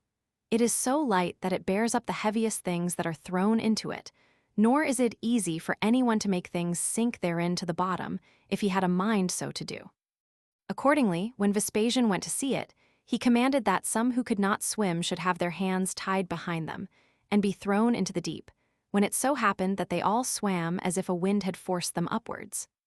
Moreover, the change of the color of this lake is wonderful, for it changes its appearance thrice every day, and as the rays of the sun fall differently upon it, the light is variously reflected. However, it casts up black clods of bitumen in many parts of it.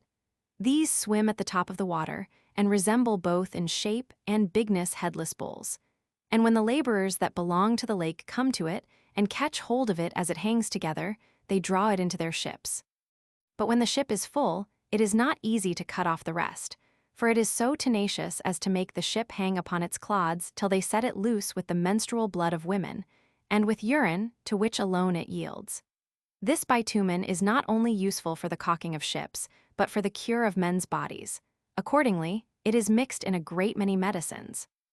The length of this lake is 580 furlongs, where it is extended as far as Zor in Arabia, and its breadth is 150. The country of Sodom borders upon it. It was of old a most happy land, both for the fruits it bore and the riches of its cities, although it be now all burnt up. It is related how, for the impiety of its inhabitants, it was burnt by lightning, in consequence of which there are still the remainders of that divine fire, and the traces of the 5 cities are still to be seen, as well as the ashes growing in their fruits, which fruits have a color as if they were fit to be eaten, but if you pluck them with your hands, they dissolve into smoke and ashes. And thus what is related of this land of Sodom hath these marks of credibility which our very sight affords us.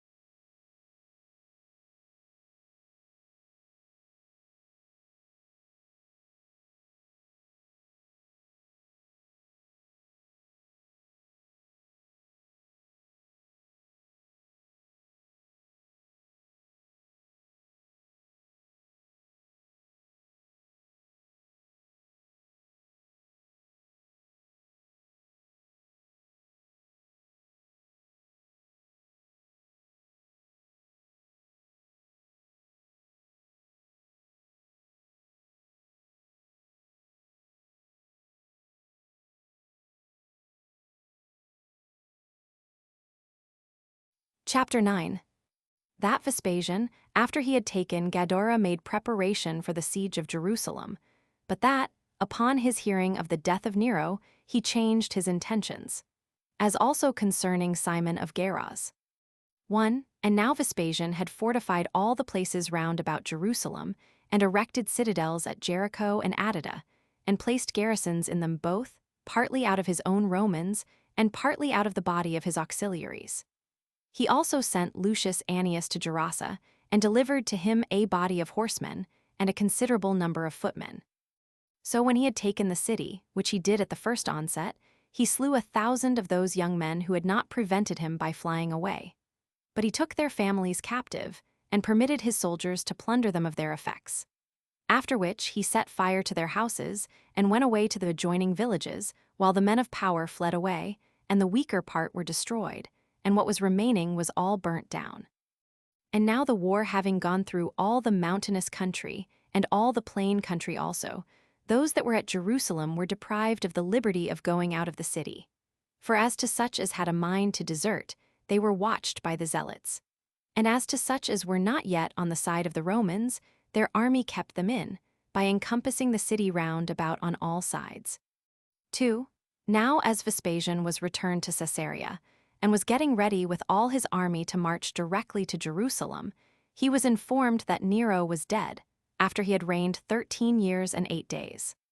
But as to any narration after what manner he abused his power in the government, and committed the management of affairs to those vile wretches, Nymphidius and Tigellinus, his unworthy freedmen, and how he had a plot laid against him by them, and was deserted by all his guards, and ran away with 4 of his most trusty freedmen, and slew himself in the suburbs of Rome, and how those that occasioned his death were in no long time brought themselves to punishment, how also the war in Gaul ended, and how Galba was made Emperor 16 and returned out of Spain to Rome, and how he was accused by the soldiers as a pusillanimous person, and slain by treachery in the middle of the marketplace at Rome, and Otho was made emperor, with his expedition against the commanders of Vitellius, and his destruction thereupon.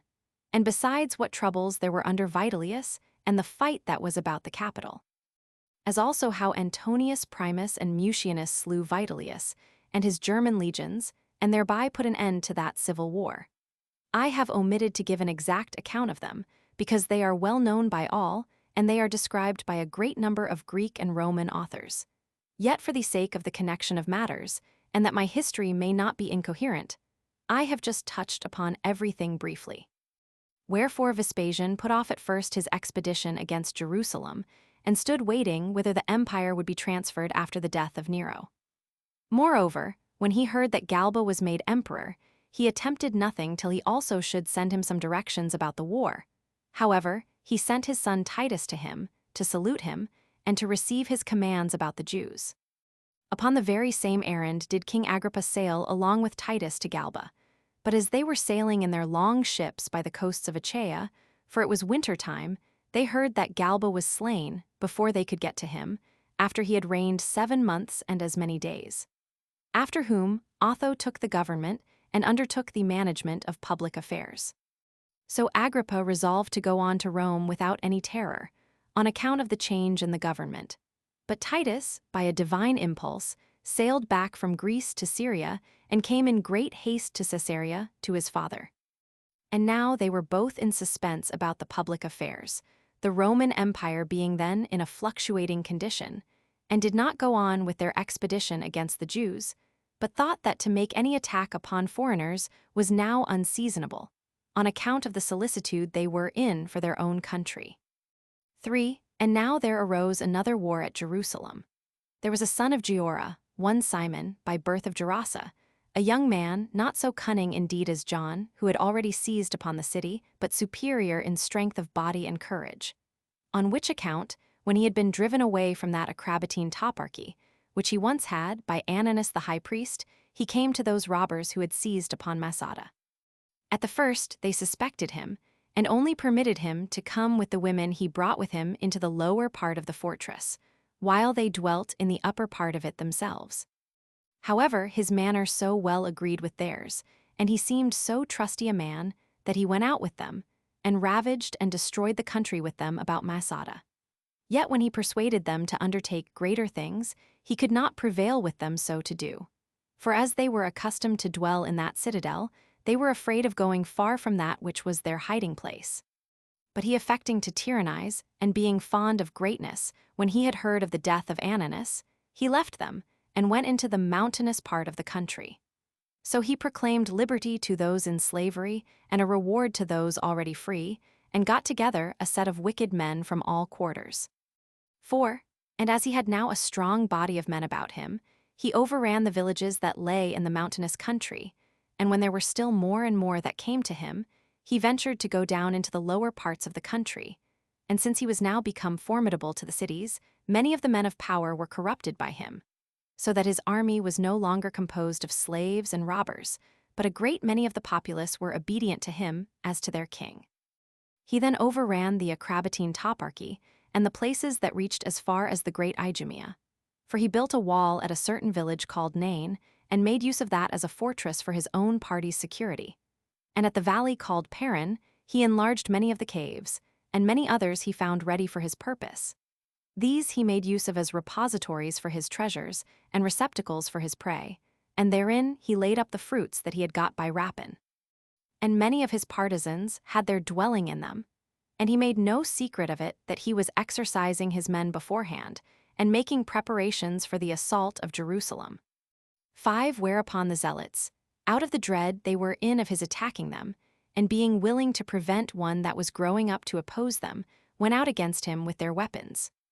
Simon met them, and joining battle with them, slew a considerable number of them, and drove the rest before him into the city, but durst not trust so much upon his forces as to make an assault upon the walls. But he resolved first to subdue Idumea, and as he had now 20,000 armed men, he marched to the borders of their country. Hereupon the rulers of the Idumeans got together on the sudden the most warlike part of their people, about 25,000 in number, and permitted the rest to be a guard to their own country, by reason of the incursions that were made by the Sicarii that were at Masada. Thus they received Simon at their borders, where they fought him, and continued the battle all that day.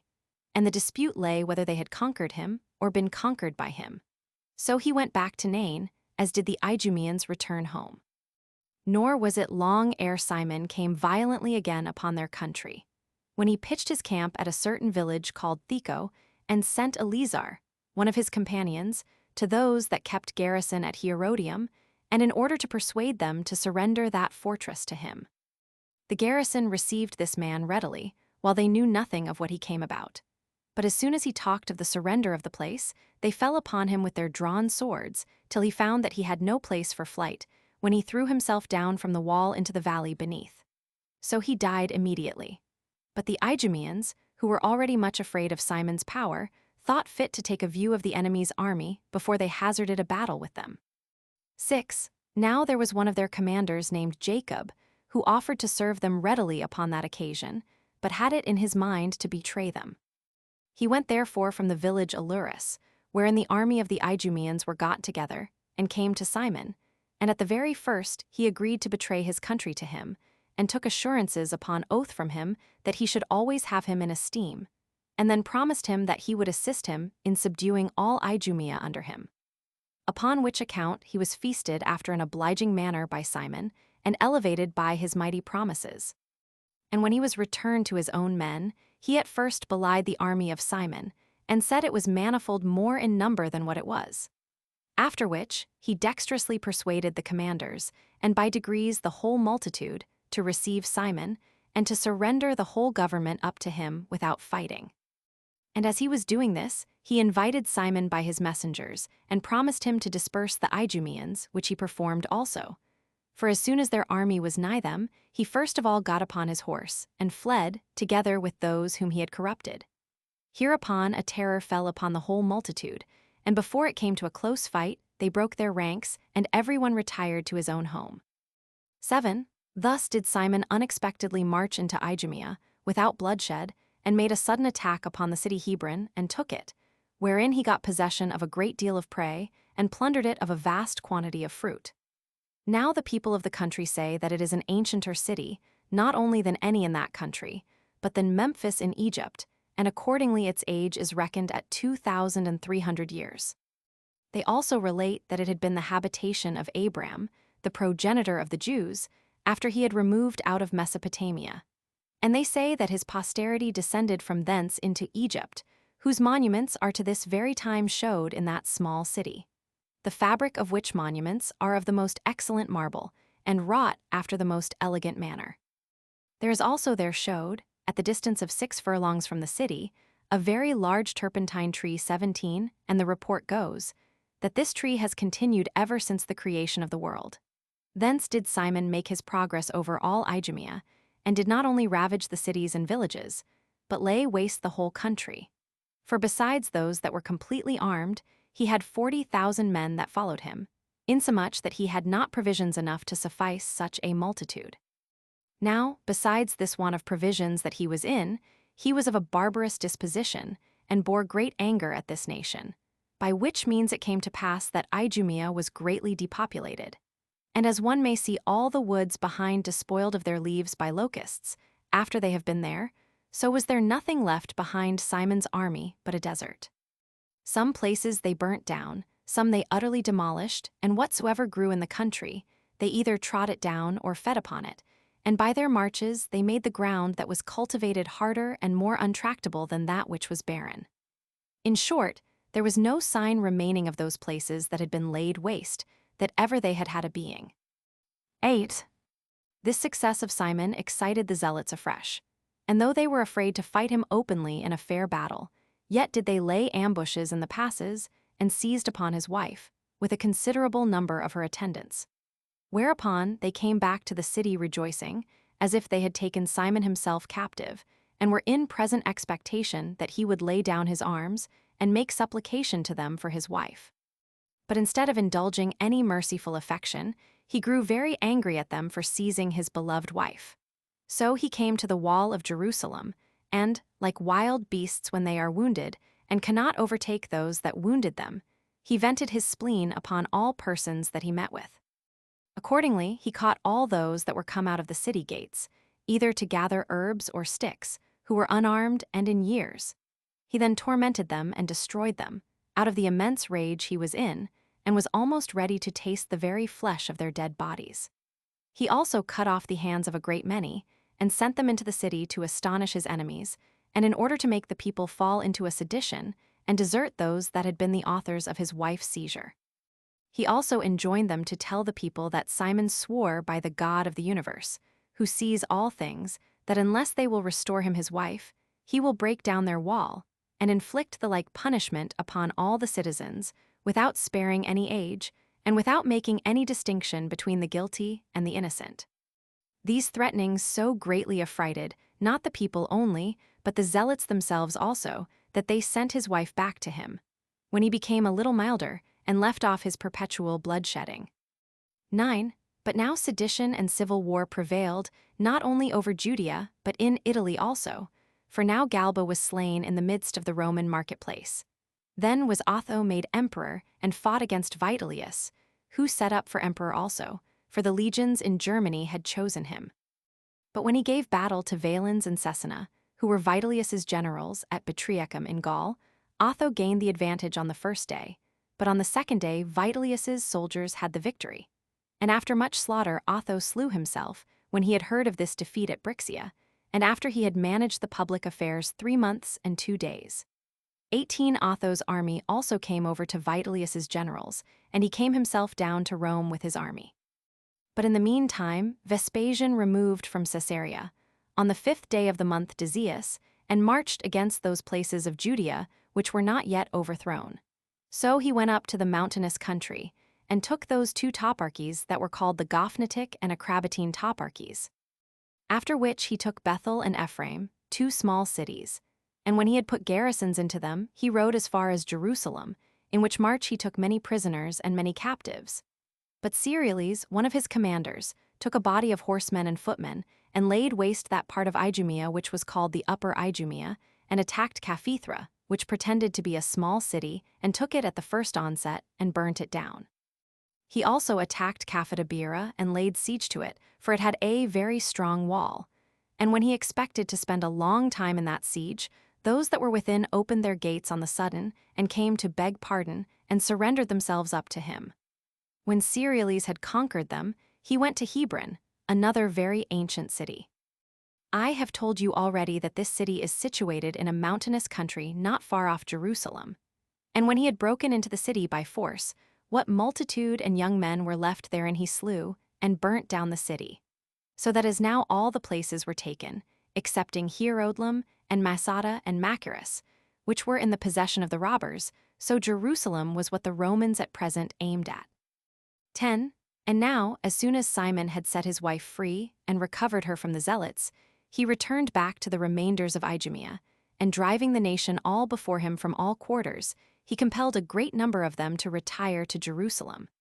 He followed them himself also to the city, and encompassed the wall all round again, and when he lighted upon any laborers that were coming thither out of the country, he slew them. Now this Simon, who was without the wall, was a greater terror to the people than the Romans themselves, as were the Zealots who were within it more heavy upon them than both of the other. And during this time did the mischievous contrivances and courage corrupt the body of the Galileans. For these Galileans had advanced this John, and made him very potent, who made them suitable requital from the authority he had obtained by their means. For he permitted them to do all things that any of them desired to do, while their inclination to plunder was insatiable, as was their zeal in searching the houses of the rich. And for the murdering of the men and abusing of the women, it was sport to them. They also devoured what spoils they had taken, together with their blood, and indulged themselves in feminine wantonness, without any disturbance, till they were satiated therewith. While they decked their hair and put on women's garments and were besmeared over with ointments. And that they might appear very comely, they had paints under their eyes, and imitated not only the ornaments, but also the lusts of women, and were guilty of such intolerable uncleanness, that they invented unlawful pleasures of that sort. And thus did they roll themselves up and down the city, as in a brothel house, and defiled it entirely with their impure actions. Nay, while their faces looked like the faces of women, they killed with their right hands. And when their gait was effeminate, they presently attacked men, and became warriors, and drew their swords from under their finely dyed cloaks, and ran every body through whom they alighted upon.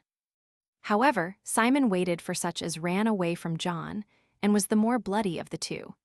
And he who had escaped the tyrant within the wall was destroyed by the other that lay before the gates, so that all attempts of flying and deserting to the Romans were cut off, as to those that had a mind so to do. 11. Yet did the army that was under John raise a sedition against him, and all the Idumeans separated themselves from the tyrant, and attempted to destroy him, and this out of their envy at his power, and hatred of his cruelty. So they got together, and slew many of the zealots, and drove the rest before them into that royal palace that was built by Grapt, who was a relation of Isates, the king of Adiabene. The Idumeans fell in with them, and drove the zealots out thence into the temple, and betook themselves to plunder John's effects. For both he himself was in that palace, and therein had he laid up the spoils he had acquired by his tyranny.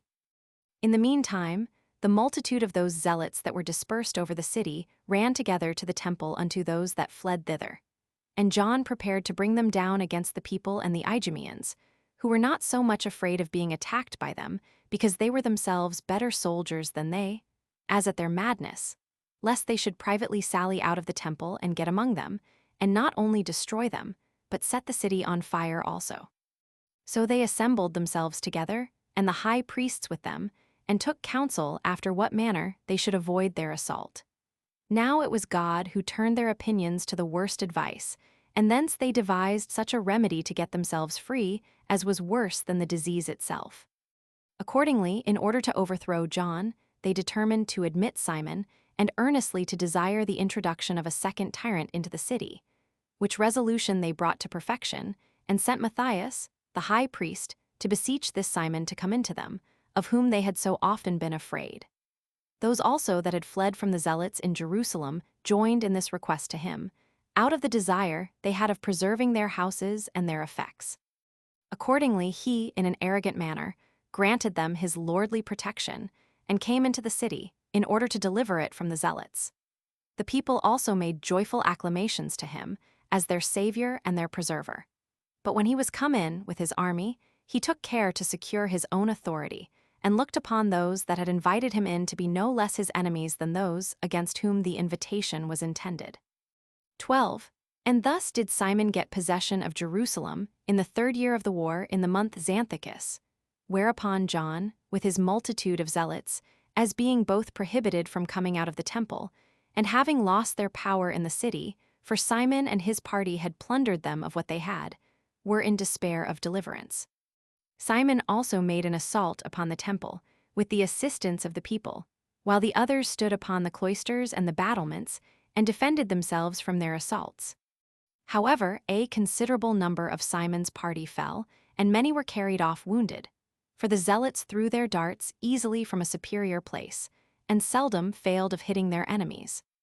But having the advantage of situation, and having withal erected 4 very large towers aforehand, that their darts might come from higher places, one at the northeast corner of the court, one above the Xystus, the third at another corner over against the lower city, and the last was erected above the top of the Pastaphoria, where one of the priests stood of course, and gave a signal beforehand, with a trumpet 19 at the beginning of every 7th day, in the evening twilight.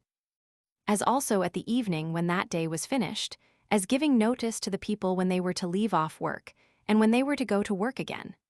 These men also set their engines to cast darts and stones withal, upon those towers, with their archers and slingers. And now Simon made his assault upon the temple more faintly, by reason that the greatest part of his men grew weary of that work. Yet did he not leave off his opposition, because his army was superior to the others, although the darts which were thrown by the engines were carried a great way, and slew many of those that fought for him.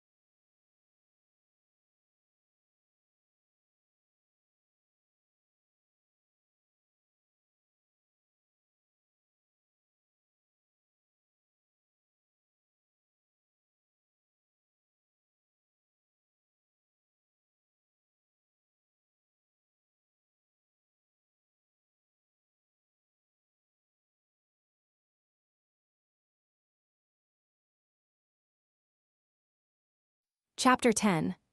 How the soldiers, both in Judea and Egypt, proclaimed Vespasian emperor, and how Vespasian released Josephus from his bonds. 1. Now about this very time it was that heavy calamities came about Rome on all sides. For Vitellius was come from Germany with his soldiery, and drew along with him a great multitude of other men besides. And when the spaces allotted for soldiers could not contain them, he made all Rome itself his camp, and filled all the houses with his armed men. Which men, when they saw the riches of Rome with those eyes which had never seen such riches before, and found themselves shown round about on all sides with silver and gold, they had much ado to contain their covetous desires, and were ready to betake themselves to plunder, and to the slaughter of such as should stand in their way. And this was the state of affairs in Italy at that time. 2. But when Vespasian had overthrown all the places that were near to Jerusalem, he returned to Caesarea, and heard of the troubles that were at Rome, and that Vitellius was emperor. This produced indignation in him, although he well knew how to be governed as well as to govern, and could not, with any satisfaction, own him for his lord who acted so madly, and seized upon the government as if it were absolutely destitute of a governor. And as this sorrow of his was violent, he was not able to support the torments he was under, nor to apply himself further in other wars, when his native country was laid waste. But then, as much as his passion excited him to avenge his country, so much was he restrained by the consideration of his distance therefrom, because fortune might prevent him, and do a world of mischief before he could himself sail over the sea to Italy, especially as it was still the winter season. So he restrained his anger, how vehement soever it was at this time. 3. But now his commanders and soldiers met in several companies, and consulted openly about changing the public affairs. And, out of their indignation, cried out, "How at Rome there are soldiers that live delicately. And when they have not ventured so much as to hear the fame of war, they ordain whom they please for our governors, and in hopes of gain make them emperors. While you, who have gone through so many labors, and are grown into years under your helmets, give leave to others to use such a power, when yet you have among yourselves one more worthy to rule than any whom they have set up. Now what juster opportunity shall they ever have of requiting their generals, if they do not make use of this that is now before them? While there is so much juster reasons for Vespasian's being emperor than for Vitellius, as they are themselves more deserving than those that made the other emperors, for that they have undergone as great wars as have the troops that come from Germany. Nor are they inferior in war to those that have brought that tyrant to Rome, nor have they undergone smaller labors than they. For that neither will the Roman Senate, nor people, bear such a lascivious emperor as Vitellius, if he be compared with their chaste Vespasian. Nor will they endure a most barbarous tyrant, instead of a good governor, nor choose one that hath no child 20 to preside over them, instead of him that is a father.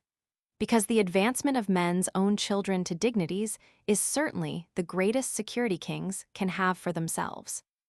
Whether, therefore, we estimate the capacity of governing from the skill of a person in years, we ought to have Vespasian, or whether from the strength of a young man, we ought to have Titus.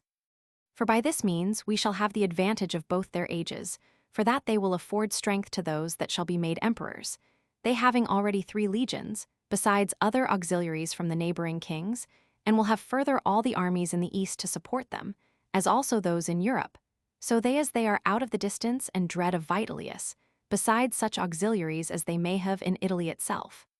That is, Vespasian's brother, 21, and his other son. The one of whom will bring in a great many of those young men that are of dignity, while the other is entrusted with the government of the city, which office of his will be no small means of Vespasian's obtaining the government. Upon the whole, the case may be such, that if we ourselves make further delays, the Senate may choose an emperor, whom the soldiers, who are the saviors of the empire, will have in contempt. 4.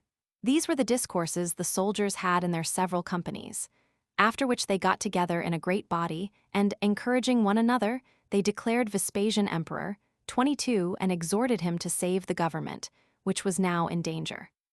Now Vespasian's concern had been for a considerable time about the public, yet did he not intend to set up for governor himself, though his actions showed him to deserve it, while he preferred that safety which is in a private life before the dangers in a state of such dignity. But when he refused the empire, the commanders insisted the more earnestly upon his acceptance. And the soldiers came about him, with their drawn swords in their hands, and threatened to kill him, unless he would now live according to his dignity. And when he had shown his reluctance a great while, and had endeavored to thrust away this dominion from him, he at length, being not able to persuade them, yielded to their solicitations that would salute him emperor. 5. So upon the exhortations of Mucianus and the other commanders, that he would accept of the empire, and upon that of the rest of the army, who cried out that they were willing to be led against all his opposers, he was in the first place intent upon gaining the dominion over Alexandria, as knowing that Egypt was of the greatest consequence, in order to obtain the entire government, because of its supplying of corn. Which corn, if he could be master of, he hoped to dethrone Vitellius, supposing he should aim to keep the empire by force, for he would not be able to support himself, if the multitude at Rome should once be in want of food. And because he was desirous to join the 2 legions that were at Alexandria to the other legions that were with him. He also considered with himself that he should then have that country for a defense to himself against the uncertainty of fortune. For Egypt 23 is hard to be entered by land, and hath no good havens by sea. It hath on the west the dry deserts of Libya, and on the south scene, that divides it from Ethiopia, as well as the cataracts of the Nile, that cannot be sailed over. And on the east the Red Sea extended as far as Coptus, and it is fortified on the north by the land that reaches to Syria, together with that called the Egyptian Sea, having no havens in it for ships. And thus is Egypt walled about on every side.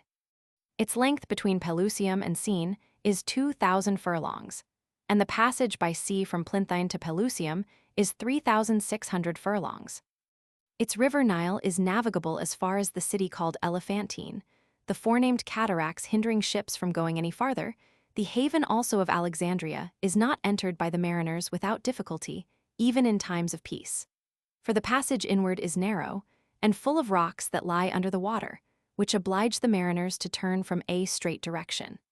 Its left side is blocked up by works made by men's hands on both sides. On its right side lies the island called Pharis, which is situated just before the entrance, and supports a very great tower that affords the sight of a fire to such as sail within 300 furlongs of it, that ships may cast anchor a great way off in the night time, by reason of the difficulty of sailing nearer. About this island are built very great piers, the handiwork of men, against which, when the sea dashes itself, and its waves are broken against those boundaries, the navigation becomes very troublesome, and the entrance through so narrow a passage is rendered dangerous. Yet is the haven itself, when you are got into it, a very safe one, and of 30 furlongs in largeness, into which is brought what the country wants in order to its happiness, as also what abundance the country affords more than it wants itself, is hence distributed into all the habitable earth. 6. Justly, therefore, did Vespasian desire to obtain that government, in order to corroborate his attempts upon the whole empire.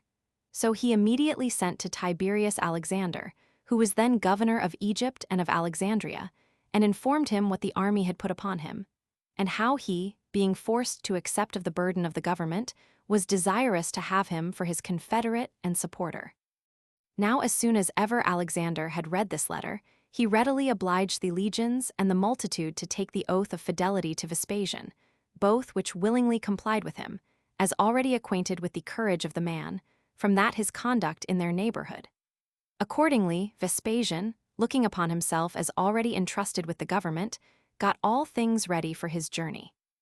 Now fame carried this news abroad more suddenly than one could have thought, that he was emperor over the East, upon which every city kept festivals, and celebrated sacrifices and oblations for such good news.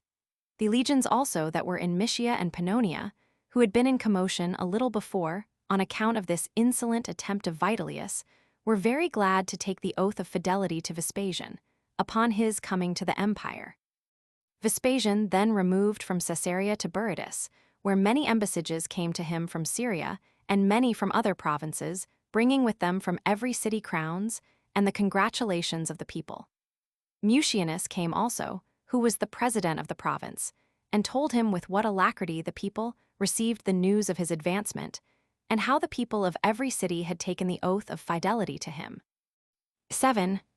So Vespasian's good fortune succeeded to his wishes everywhere, and the public affairs were, for the greatest part, already in his hands, upon which he considered that he had not arrived at the government without divine providence, but that a righteous kind of fate had brought the empire under his power. For as he called to mind the other signals, which had been a great many everywhere, that foretold he should obtain the government, so did he remember what Josephus had said to him when he ventured to foretell his coming to the empire while Nero was alive. So he was much concerned that this man was still in bonds with him. He then called for Mucianus, together with his other commanders and friends, and in the first place he informed them what a valiant man Josephus had been, and what great hardships he had made him undergo in the siege of Jotapata. After that, he related those predictions of his 24 which he had then suspected as fictions, suggested out of the fear he was in, but which had by time been demonstrated to be divine. It is a shameful thing that this man, who hath foretold my coming to the empire beforehand, and been the minister of a divine message to me, should still be retained in the condition of a captive or prisoner. So he called for Josephus, and commanded that he should be set at liberty. Whereupon the commanders promised themselves glorious things from this requital Vespasian made to a stranger. Titus was then present with his father and said, O father, it is but just that the scandal of a prisoner should be taken off Josephus, together with his iron chain, For if we do not barely loose his bonds, but cut them to pieces, he will be like a man that had never been bound at all. For that is the usual method as to such as have been bound without a cause. This advice was agreed to by Vespasian also. So there came a man in and cut the chain to pieces, while Josephus received this testimony of his integrity for a reward, and was moreover esteemed a person of credit as to futurities also.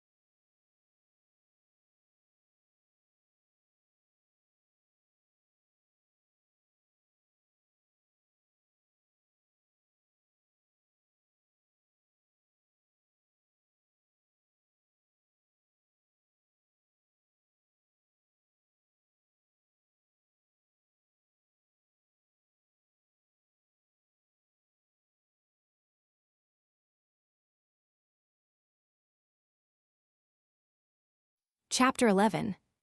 That upon the conquest and slaughter of Vitellius Vespasian hastened his journey to Rome. But Titus, his son, returned to Jerusalem. 1. And now, when Vespasian had given answers to the embassages, and had disposed of the places of power justly, 25 and according to everyone's deserts, he came to Antioch, and consulting which way he had best take, he preferred to go for Rome, rather than to march to Alexandria, because he saw that Alexandria was sure to him already, but that the affairs at Rome were put into disorder by Vitellius. So he sent Mucianus to Italy, and committed a considerable army both of horsemen and footmen to him, yet was Mucianus afraid of going by sea, because it was the middle of winter, and so he led his army on foot through Cappadocia and Phrygia. 2. In the meantime, Antonius Primus took the third of the legions that were in Mysia, for he was president of that province, and made haste in order to fight Vitellius. Whereupon Vitellius sent away Cesena with a great army, having a mighty confidence in him, because of his having beaten Otho. This Cesena marched out of Rome in great haste, and found Antonius about Cremona in Gaul, which city is in the borders of Italy. But when he saw there that the enemy were numerous and in good order, he durst not fight them. And as he thought a retreat dangerous, so he began to think of betraying his army to Antonius. Accordingly, he assembled the centurions and tribunes that were under his command, and persuaded them to go over to Antonius, and this by diminishing the reputation of Vitellius, and by exaggerating the power of Vespasian. He also told them that with the one there was no more than the bare name of dominion, but with the other was the power of it, and that it was better for them to prevent necessity and gain favor, and, while they were likely to be overcome in battle, to avoid the danger beforehand, and go over to Antonius willingly. That Vespasian was able of himself to subdue what had not yet submitted without their assistance, while Vitellius could not preserve what he had already with it.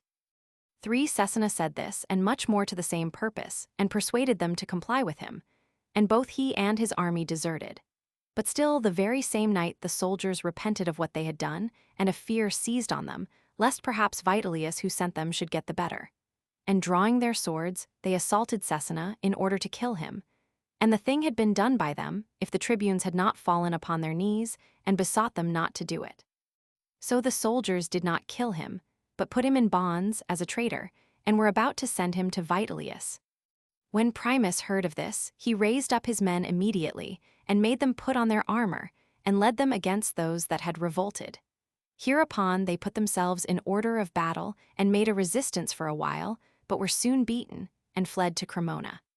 Then did Primus take his horsemen, and cut off their entrance into the city, and encompassed and destroyed a great multitude of them before the city, and fell into the city together with the rest, and gave leave to his soldiers to plunder it.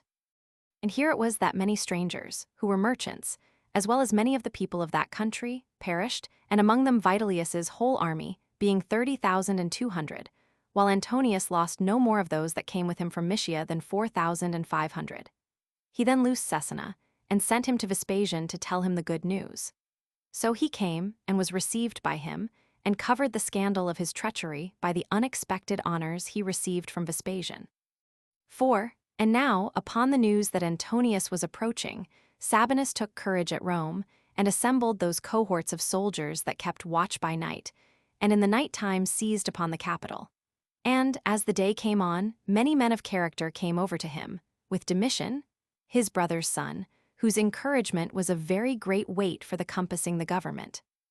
Now Vitellius was not much concerned at this primus, but was very angry with those that had revolted with Sabinus, and thirsting, out of his own natural barbarity, after noble blood, he sent out that part of the army which came along with him to fight against the capital, and many bold actions were done on this side, and on the side of those that held the temple.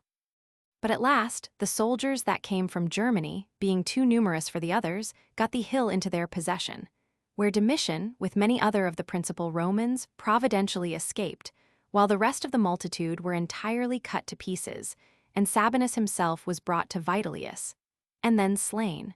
The soldiers also plundered the temple of its ornaments, and set it on fire. But now within a day's time came Antonius, with his army, and were met by Vitellius and his army. And having had a battle in 3 several places, the last were all destroyed.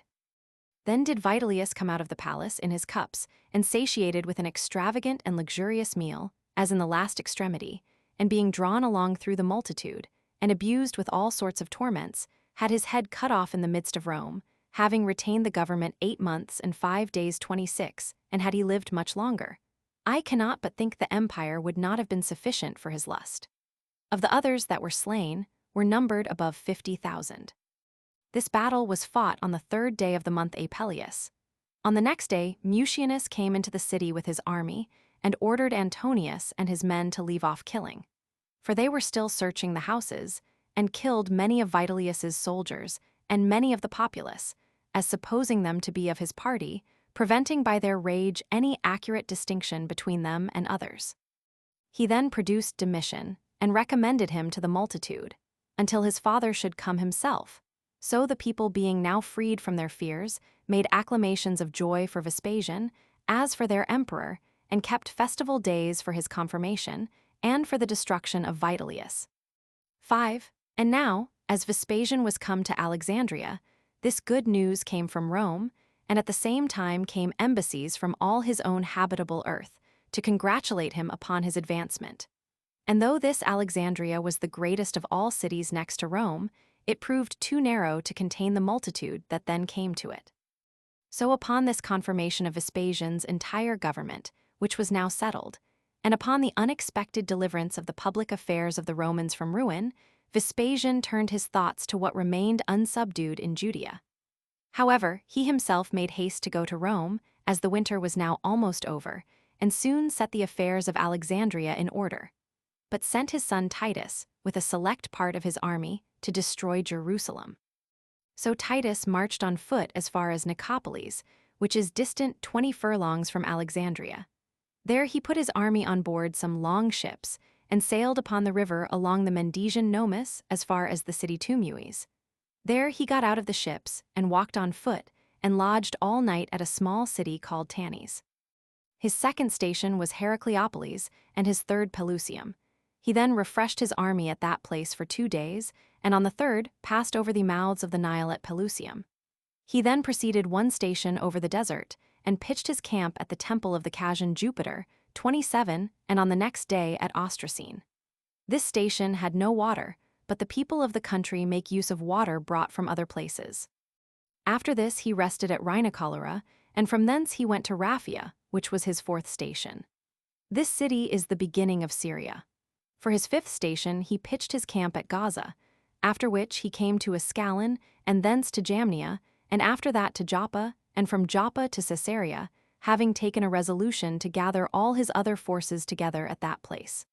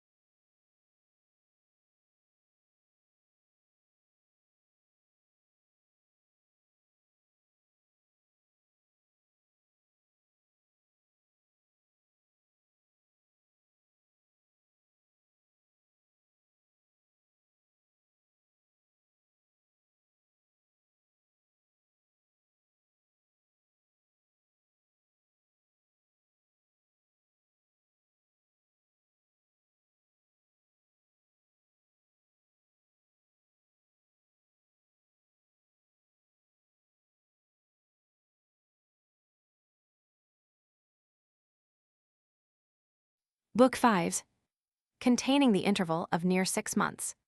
From the coming of Titus to besiege Jerusalem, to the great extremity to which the Jews were reduced.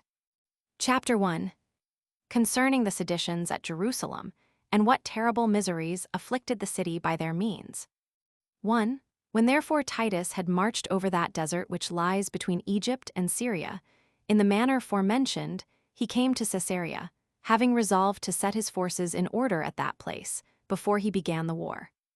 Nay, indeed, while he was assisting his father at Alexandria, in settling that government which had been newly conferred upon them by God, it so happened that the sedition at Jerusalem was revived, and parted into 3 factions, and that one faction fought against the other, which partition in such evil cases may be said to be a good thing, and the effect of divine justice.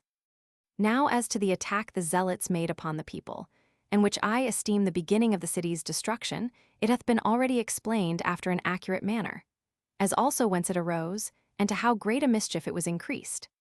But for the present sedition, one should not mistake if he called it a sedition begotten by another sedition, and to be like a wild beast grown mad, which, for want of food from abroad, fell now upon eating its own flesh.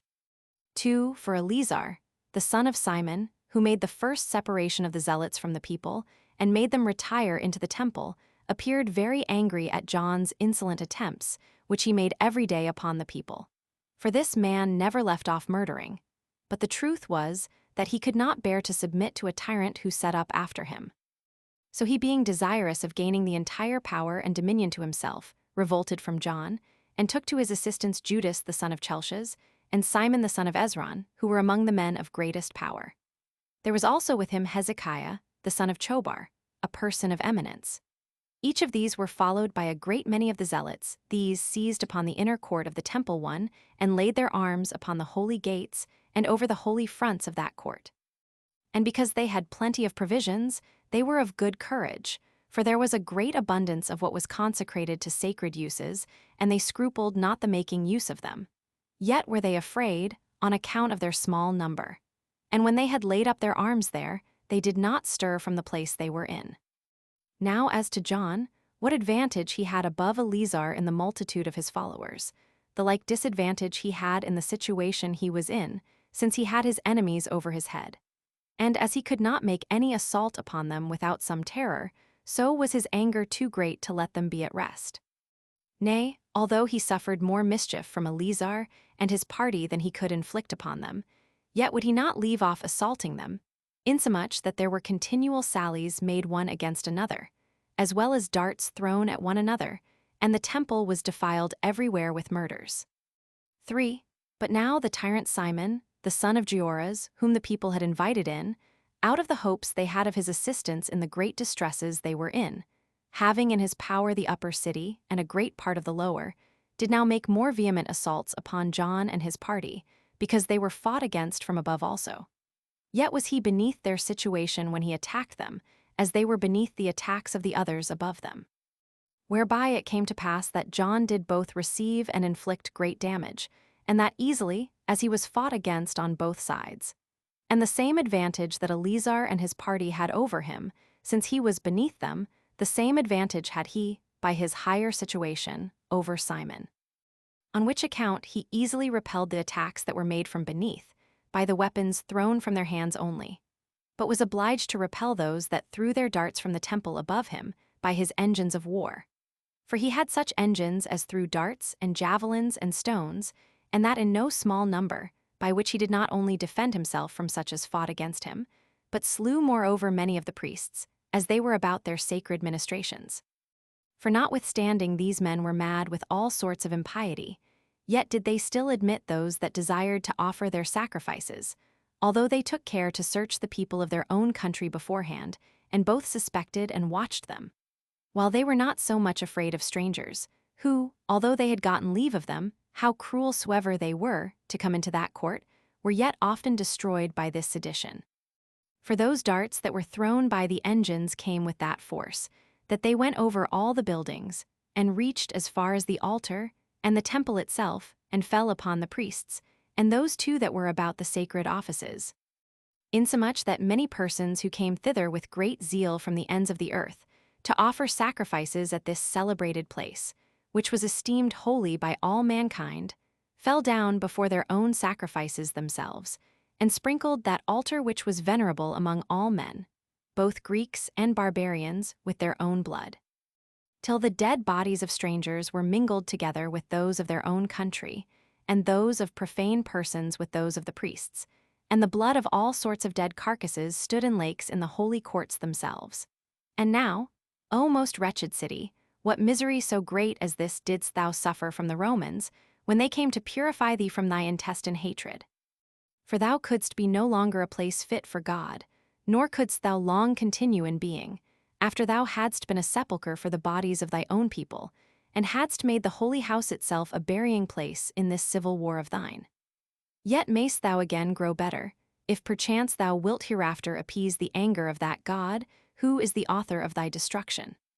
But I must restrain myself from these passions by the rules of history, since this is not a proper time for domestical lamentations, but for historical narrations.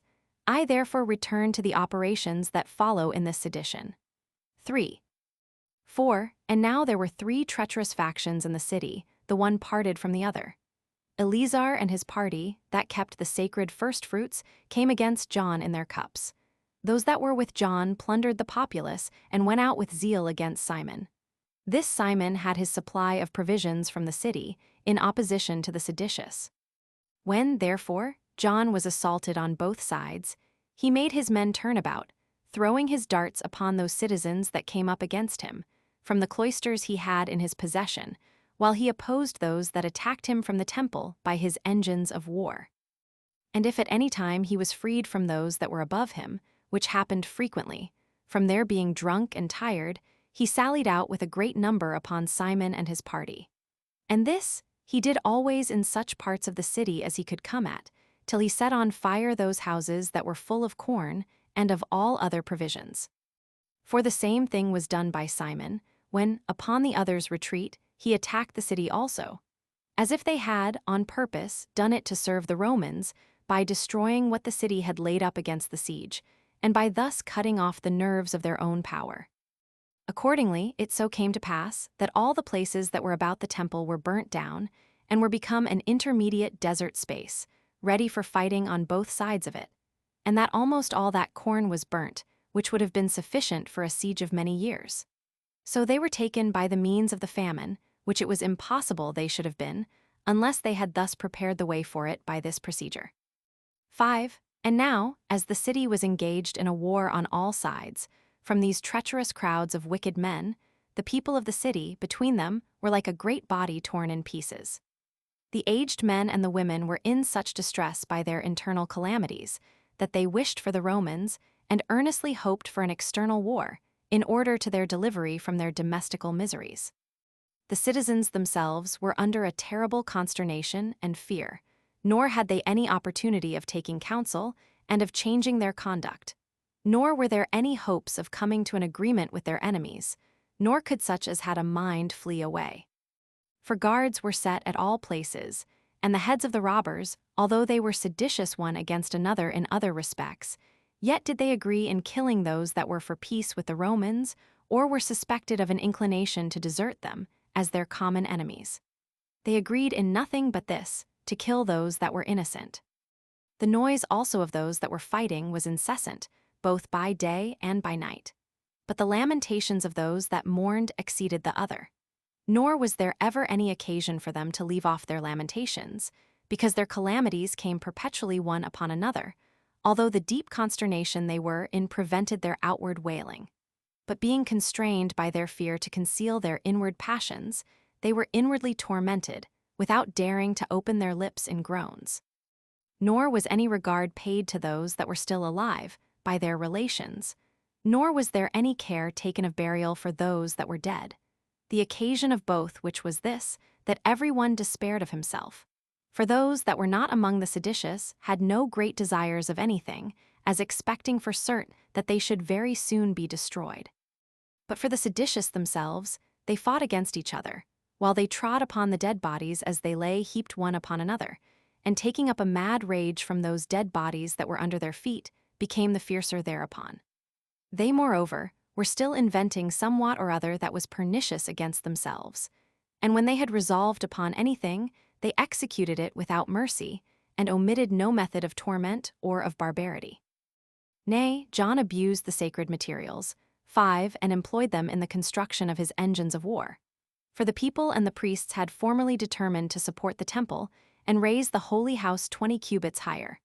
For King Agrippa had, at a very great expense, and with very great pains, brought thither such materials as were proper for that purpose, being pieces of timber very well worth seeing, both for their straightness and their largeness.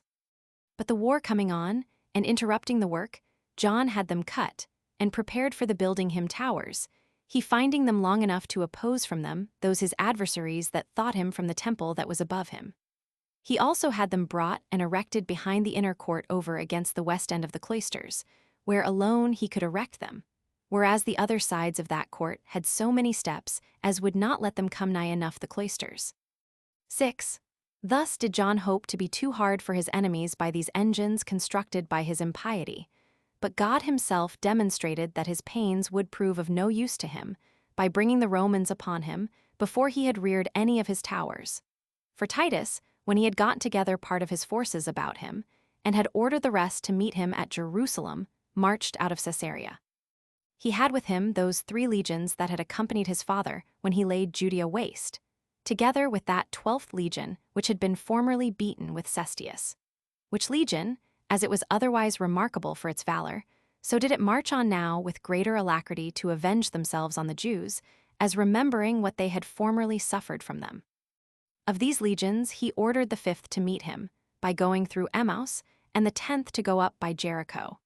He also moved himself, together with the rest, besides whom marched those auxiliaries that came from the kings, being now more in number than before, together with a considerable number that came to his assistance from Syria. Those also that had been selected out of these 4 legions, and sent with Mucianus to Italy, had their places filled up out of these soldiers that came out of Egypt with Titus, who were 2,000 men, chosen out of the armies at Alexandria. There followed him also 3,000 drawn from those that guarded the river Euphrates, as also there came Tiberius Alexander, who was a friend of his, most valuable, both for his goodwill to him and for his prudence. He had formerly been governor of Alexandria, but was now thought worthy to be general of the army. The reason of this was that he had been the first who encouraged Vespasian very lately to accept this his new dominion, and joined himself to him with great fidelity when things were uncertain, and fortune had not yet declared for him. He also followed Titus as a counselor, very useful to him in this war, both by his age and skill in such affairs.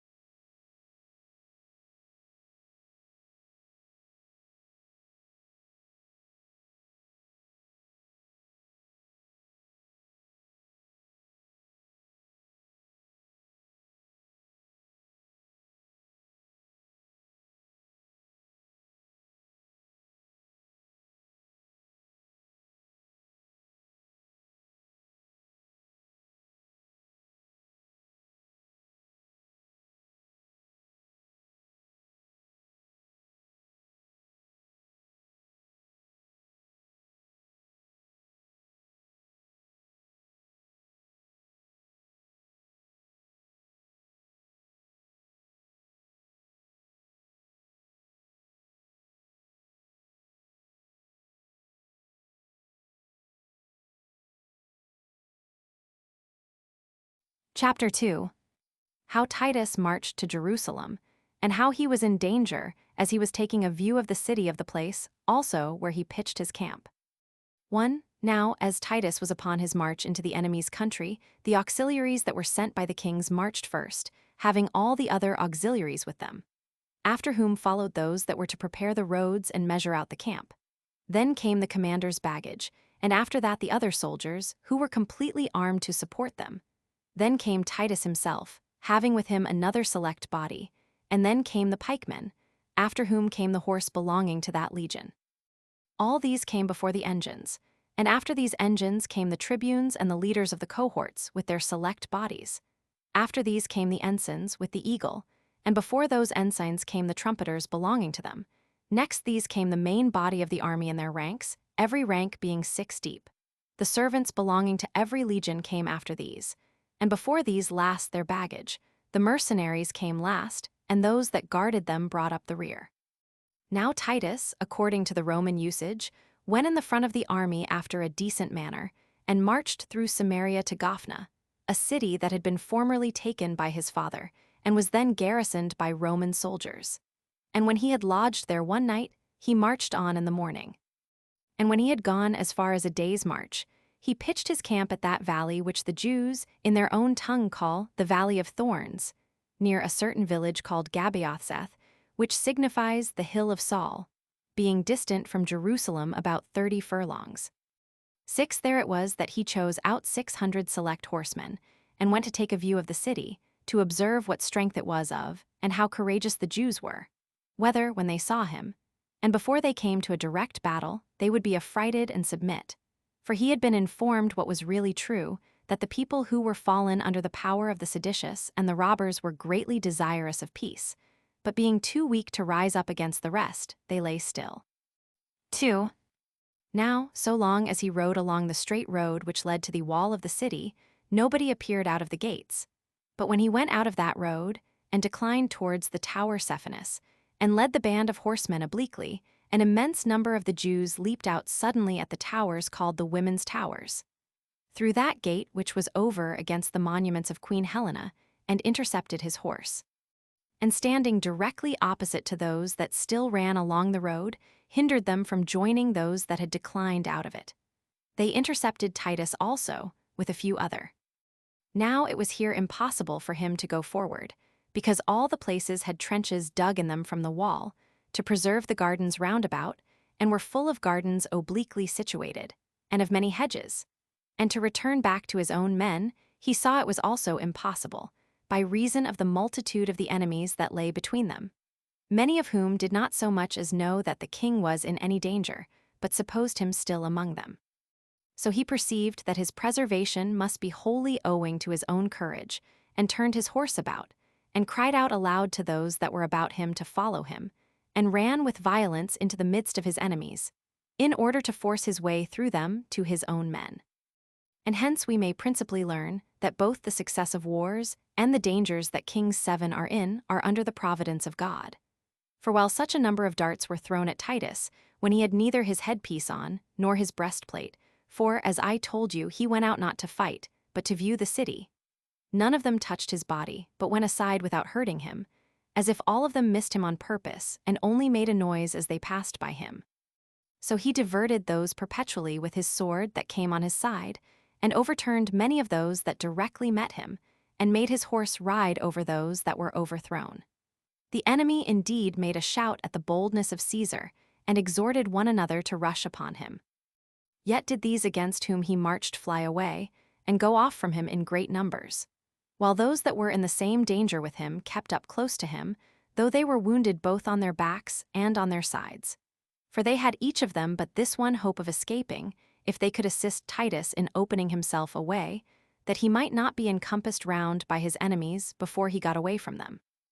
Now there were 2 of those that were with him, but at some distance, the one of which the enemy compassed round, and slew him with their darts and his horse also, but the other they slew as he leaped down from his horse, and carried off his horse with them.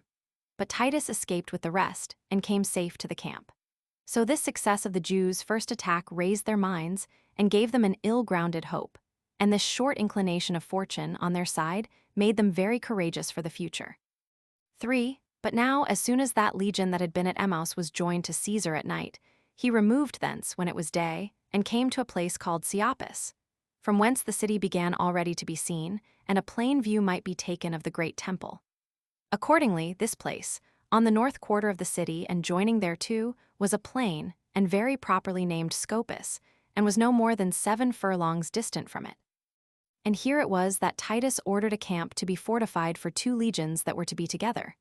but ordered another camp to be fortified at 3 furlongs farther distance behind them for the 5th legion. For he thought that, by marching in the night, they might be tired and might deserve to be covered from the enemy, and with less fear might fortify themselves. And as these were now beginning to build, the 10th legion, who came through Jericho, was already come to the place, where a certain party of armed men had formerly lain, to guard that pass into the city, and had been taken before by Vespasian. These legions had orders to encamp at the distance of 6 furlongs from Jerusalem, at the mount called the Mount of Olives 8, which lies over against the city on the east side, and is parted from it by a deep valley, interposed between them, which is named Cedron. 4. Now when hitherto the several parties in the city had been dashing one against another perpetually, this foreign war, now suddenly come upon them after a violent manner, put the first stop to their contentions one against another. And as the seditious now saw with astonishment the Romans pitching 3 several camps, they began to think of an awkward sort of concord, and said one to another, "What do we hear, and what do we mean, when we suffer 3 fortified walls to be built to coop us in, that we shall not be able to breathe freely? While the enemy is securely building a kind of city in opposition to us, and while we sit still within our own walls, and become spectators only of what they are doing, with our hands idle, and our armor laid by, as if they were about somewhat that was for our good and advantage. We are, it seems, only courageous against ourselves, while the Romans are likely to gain the city without bloodshed by our sedition." Thus did they encourage one another when they were gotten together, and took their armor immediately, and ran out upon the 10th legion, and fell upon the Romans with great eagerness, and with a prodigious shout, as they were fortifying their camp. These Romans were caught in different parties, and this in order to perform their several works, and on that account had in great measure laid aside their arms, for they thought the Jews would not have ventured to make a sally upon them. And had they been disposed so to do, they supposed their sedition would have distracted them. So they were put into disorder unexpectedly, when some of them left their works they were about, and immediately marched off, while many ran to their arms, but were smitten and slain before they could turn back upon the enemy. The Jews became still more and more in number, as encouraged by the good success of those that first made the attack. And while they had such good fortune, they seemed both to themselves and to the enemy to be many more than they really were. The disorderly way of their fighting at first put the Romans also to a stand, who had been constantly used to fight skillfully in good order, and with keeping their ranks and obeying the orders that were given them. For which reason the Romans were caught unexpectedly, and were obliged to give way to the assaults that were made upon them. Now when these Romans were overtaken and turned back upon the Jews, they put a stop to their career. Yet when they did not take care enough of themselves through the vehemency of their pursuit, they were wounded by them.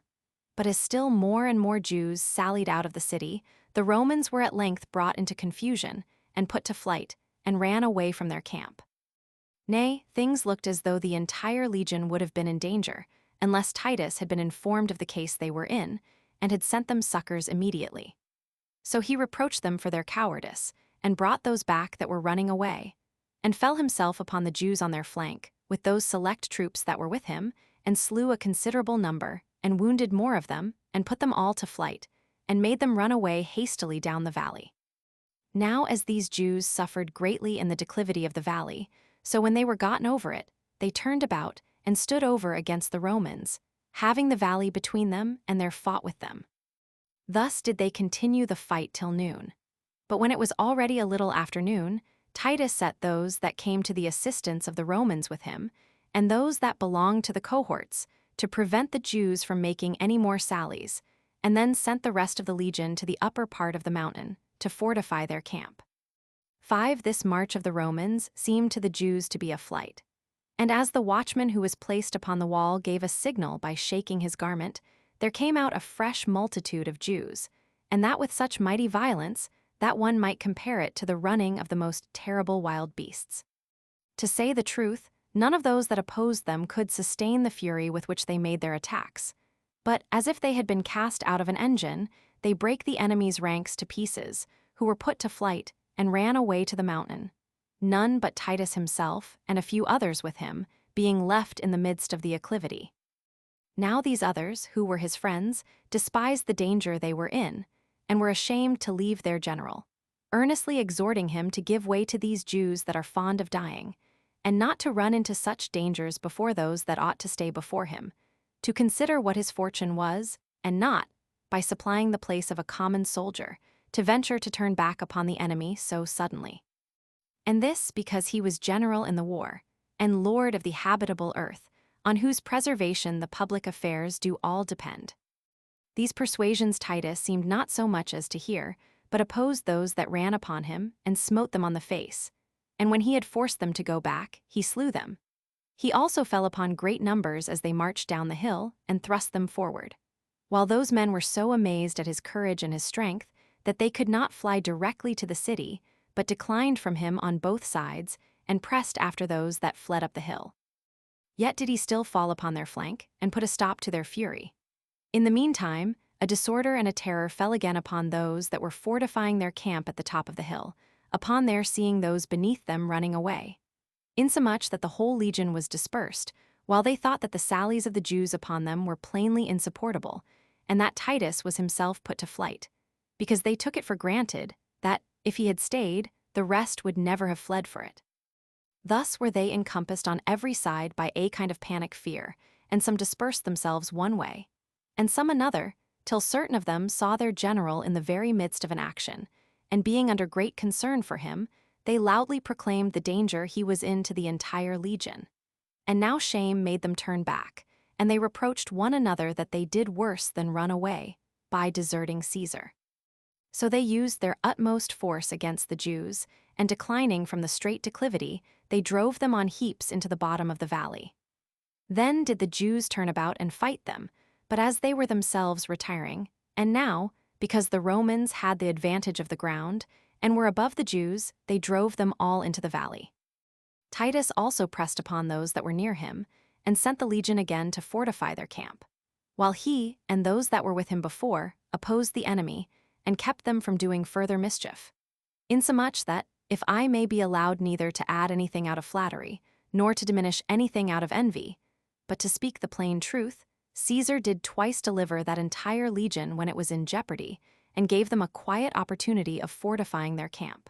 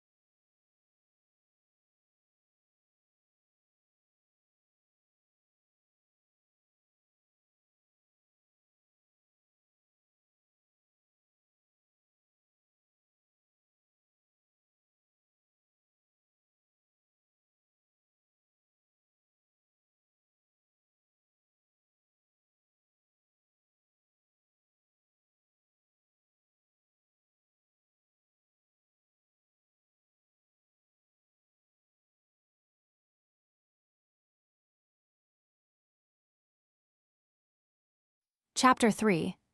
How the sedition was again revived within Jerusalem, and yet the Jews contrived snares for the Romans. How Titus also threatened his soldiers for their ungovernable rashness. 1. As now the war abroad ceased for a while, the sedition within was revived. And on the feast of unleavened bread, which was now come, it being the 14th day of the month Antiochus, when it is believed the Jews were first freed from the Egyptians, Eleazar and his party opened the gates of this temple, and admitted such of the people as were desirous to worship God into it. 9. But John made use of this festival as a cloak for his treacherous designs, and armed the most inconsiderable of his own party, the greater part of whom were not purified, with weapons concealed under their garments, and sent them with great zeal into the temple, in order to seize upon it. Which armed men, when they were gotten in, threw their garments away, and presently appeared in their armor. Upon which there was a very great disorder and disturbance about the holy house. While the people, who had no concern in the sedition, supposed that this assault was made against all without distinction, as the zealots thought it was made against themselves only. So these left off guarding the gates any longer, and leaped down from their battlements before they came to an engagement, and fled away into the subterranean caverns of the temple, while the people that stood trembling at the altar and about the holy house were rolled on heaps together, and trampled upon, and were beaten both with wooden and with iron weapons without mercy.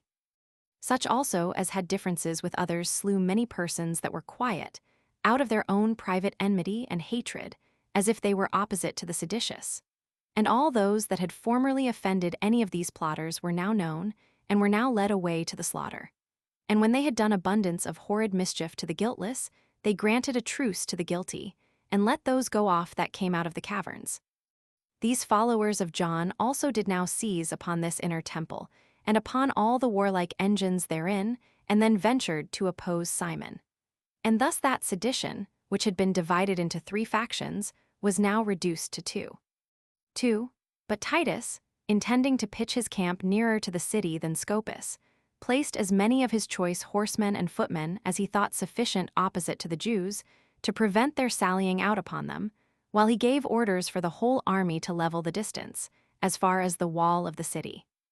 So they threw down all the hedges and walls which the inhabitants had made about their gardens and groves of trees, and cut down all the fruit trees that lay between them and the wall of the city, and filled up all the hollow places and the chasms, and demolished the rocky precipices with iron instruments, and thereby made all the place level from Scopus to Herod's monuments, which adjoined to the pool called the Serpent's Pool. 3. Now at this very time, the Jews contrived the following stratagem against the Romans.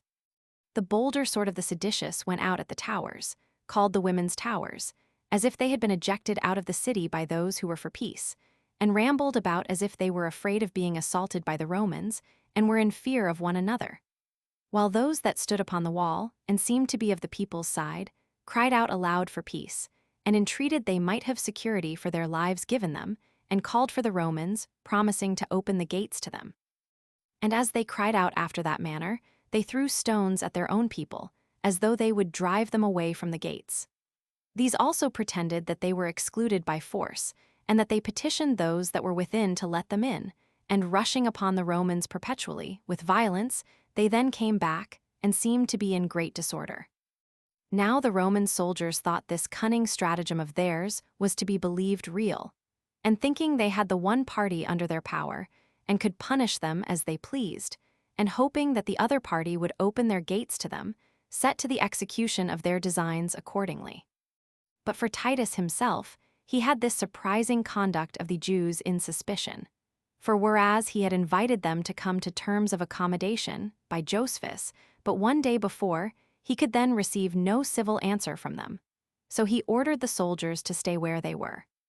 However, some of them that were set in the front of the works prevented him, and catching up their arms ran to the gates, whereupon those that seemed to have been ejected at the first retired. But as soon as the soldiers were gotten between the towers on each side of the gate, the Jews ran out and encompassed them round, and fell upon them behind, while that multitude which stood upon the wall threw a heap of stones and darts of all kinds at them, insomuch that they slew a considerable number, and wounded many more. For it was not easy for the Romans to escape, by reason those behind them pressed them forward. Besides which, the shame they were under for being mistaken, and the fear they were in of their commanders, engaged them to persevere in their mistake. Wherefore they fought with their spears a great while, and received many blows from the Jews, though indeed they gave them as many blows again, and at last repelled those that had encompassed them about, while the Jews pursued them as they retired, and followed them, and threw darts at them as far as the monuments of Queen Helena. 4. After this, these Jews, without keeping any decorum, grew insolent upon their good fortune, and jested upon the Romans for being deluded by the trick they had put upon them, and making a noise with beating their shields, leaped for gladness, and made joyful exclamations. While these soldiers were received with threatenings by their officers, and with indignation by Caesar himself, these Jews, who are only conducted by their madness, do everything with care and circumspection. They contrive stratagems and lay ambushes, and fortune gives success to their stratagems, because they are obedient, and preserve their goodwill and fidelity to one another. While the Romans, to whom fortune uses to be ever subservient, by reason of their good order and ready submission to their commanders, have now had ill success by their contrary behavior, and by not being able to restrain their hands from action, they have been caught. And that which is the most to their reproach, they have gone on without their commanders in the very presence of Caesar.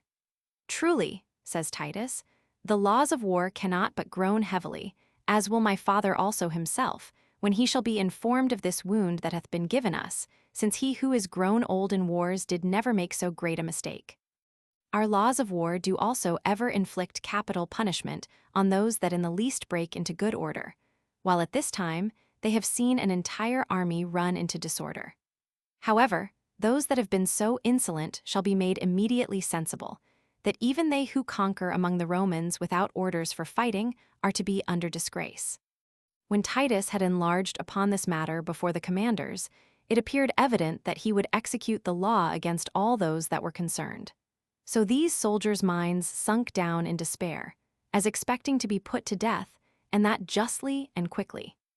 However, the other legions came round about Titus, and entreated his favor to these their fellow soldiers, and made supplication to him, that he would pardon the rashness of a few, on account of the better obedience of all the rest, and promised for them that they should make amends for their present fault, by their more virtuous behavior for the time to come.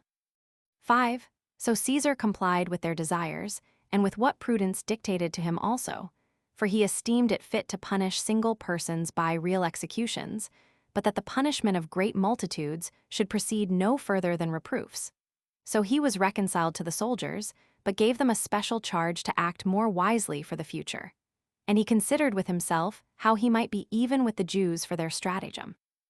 And now when the space between the Romans and the wall had been leveled, which was done in 4 days, and as he was desirous to bring the baggage of the army, with the rest of the multitude that followed him, safely to the camp, he set the strongest part of his army over against that wall which lay on the north quarter of the city, and over against the western part of it, and made his army 7 deep, with the footmen placed before them, and the horsemen behind them, each of the last in 3 ranks, whilst the archers stood in the midst in 7 ranks. And now as the Jews were prohibited, by so great a body of men, from making sallies upon the Romans, both the beasts that bear the burdens, and belonged to the 3 legions, and the rest of the multitude, marched on without any fear. But as for Titus himself, he was but about 2 furlongs distant from the wall, at that part of it where was the corner 10 and over against that tower which was called Cephanus, at which tower the compass of the wall belonging to the north bended, and extended itself over against the west. But the other part of the army fortified itself at the tower called Hippicus, and was distant, in like manner, by 2 furlongs from the city. However, the 10th legion continued in its own place, upon the Mount of Olives,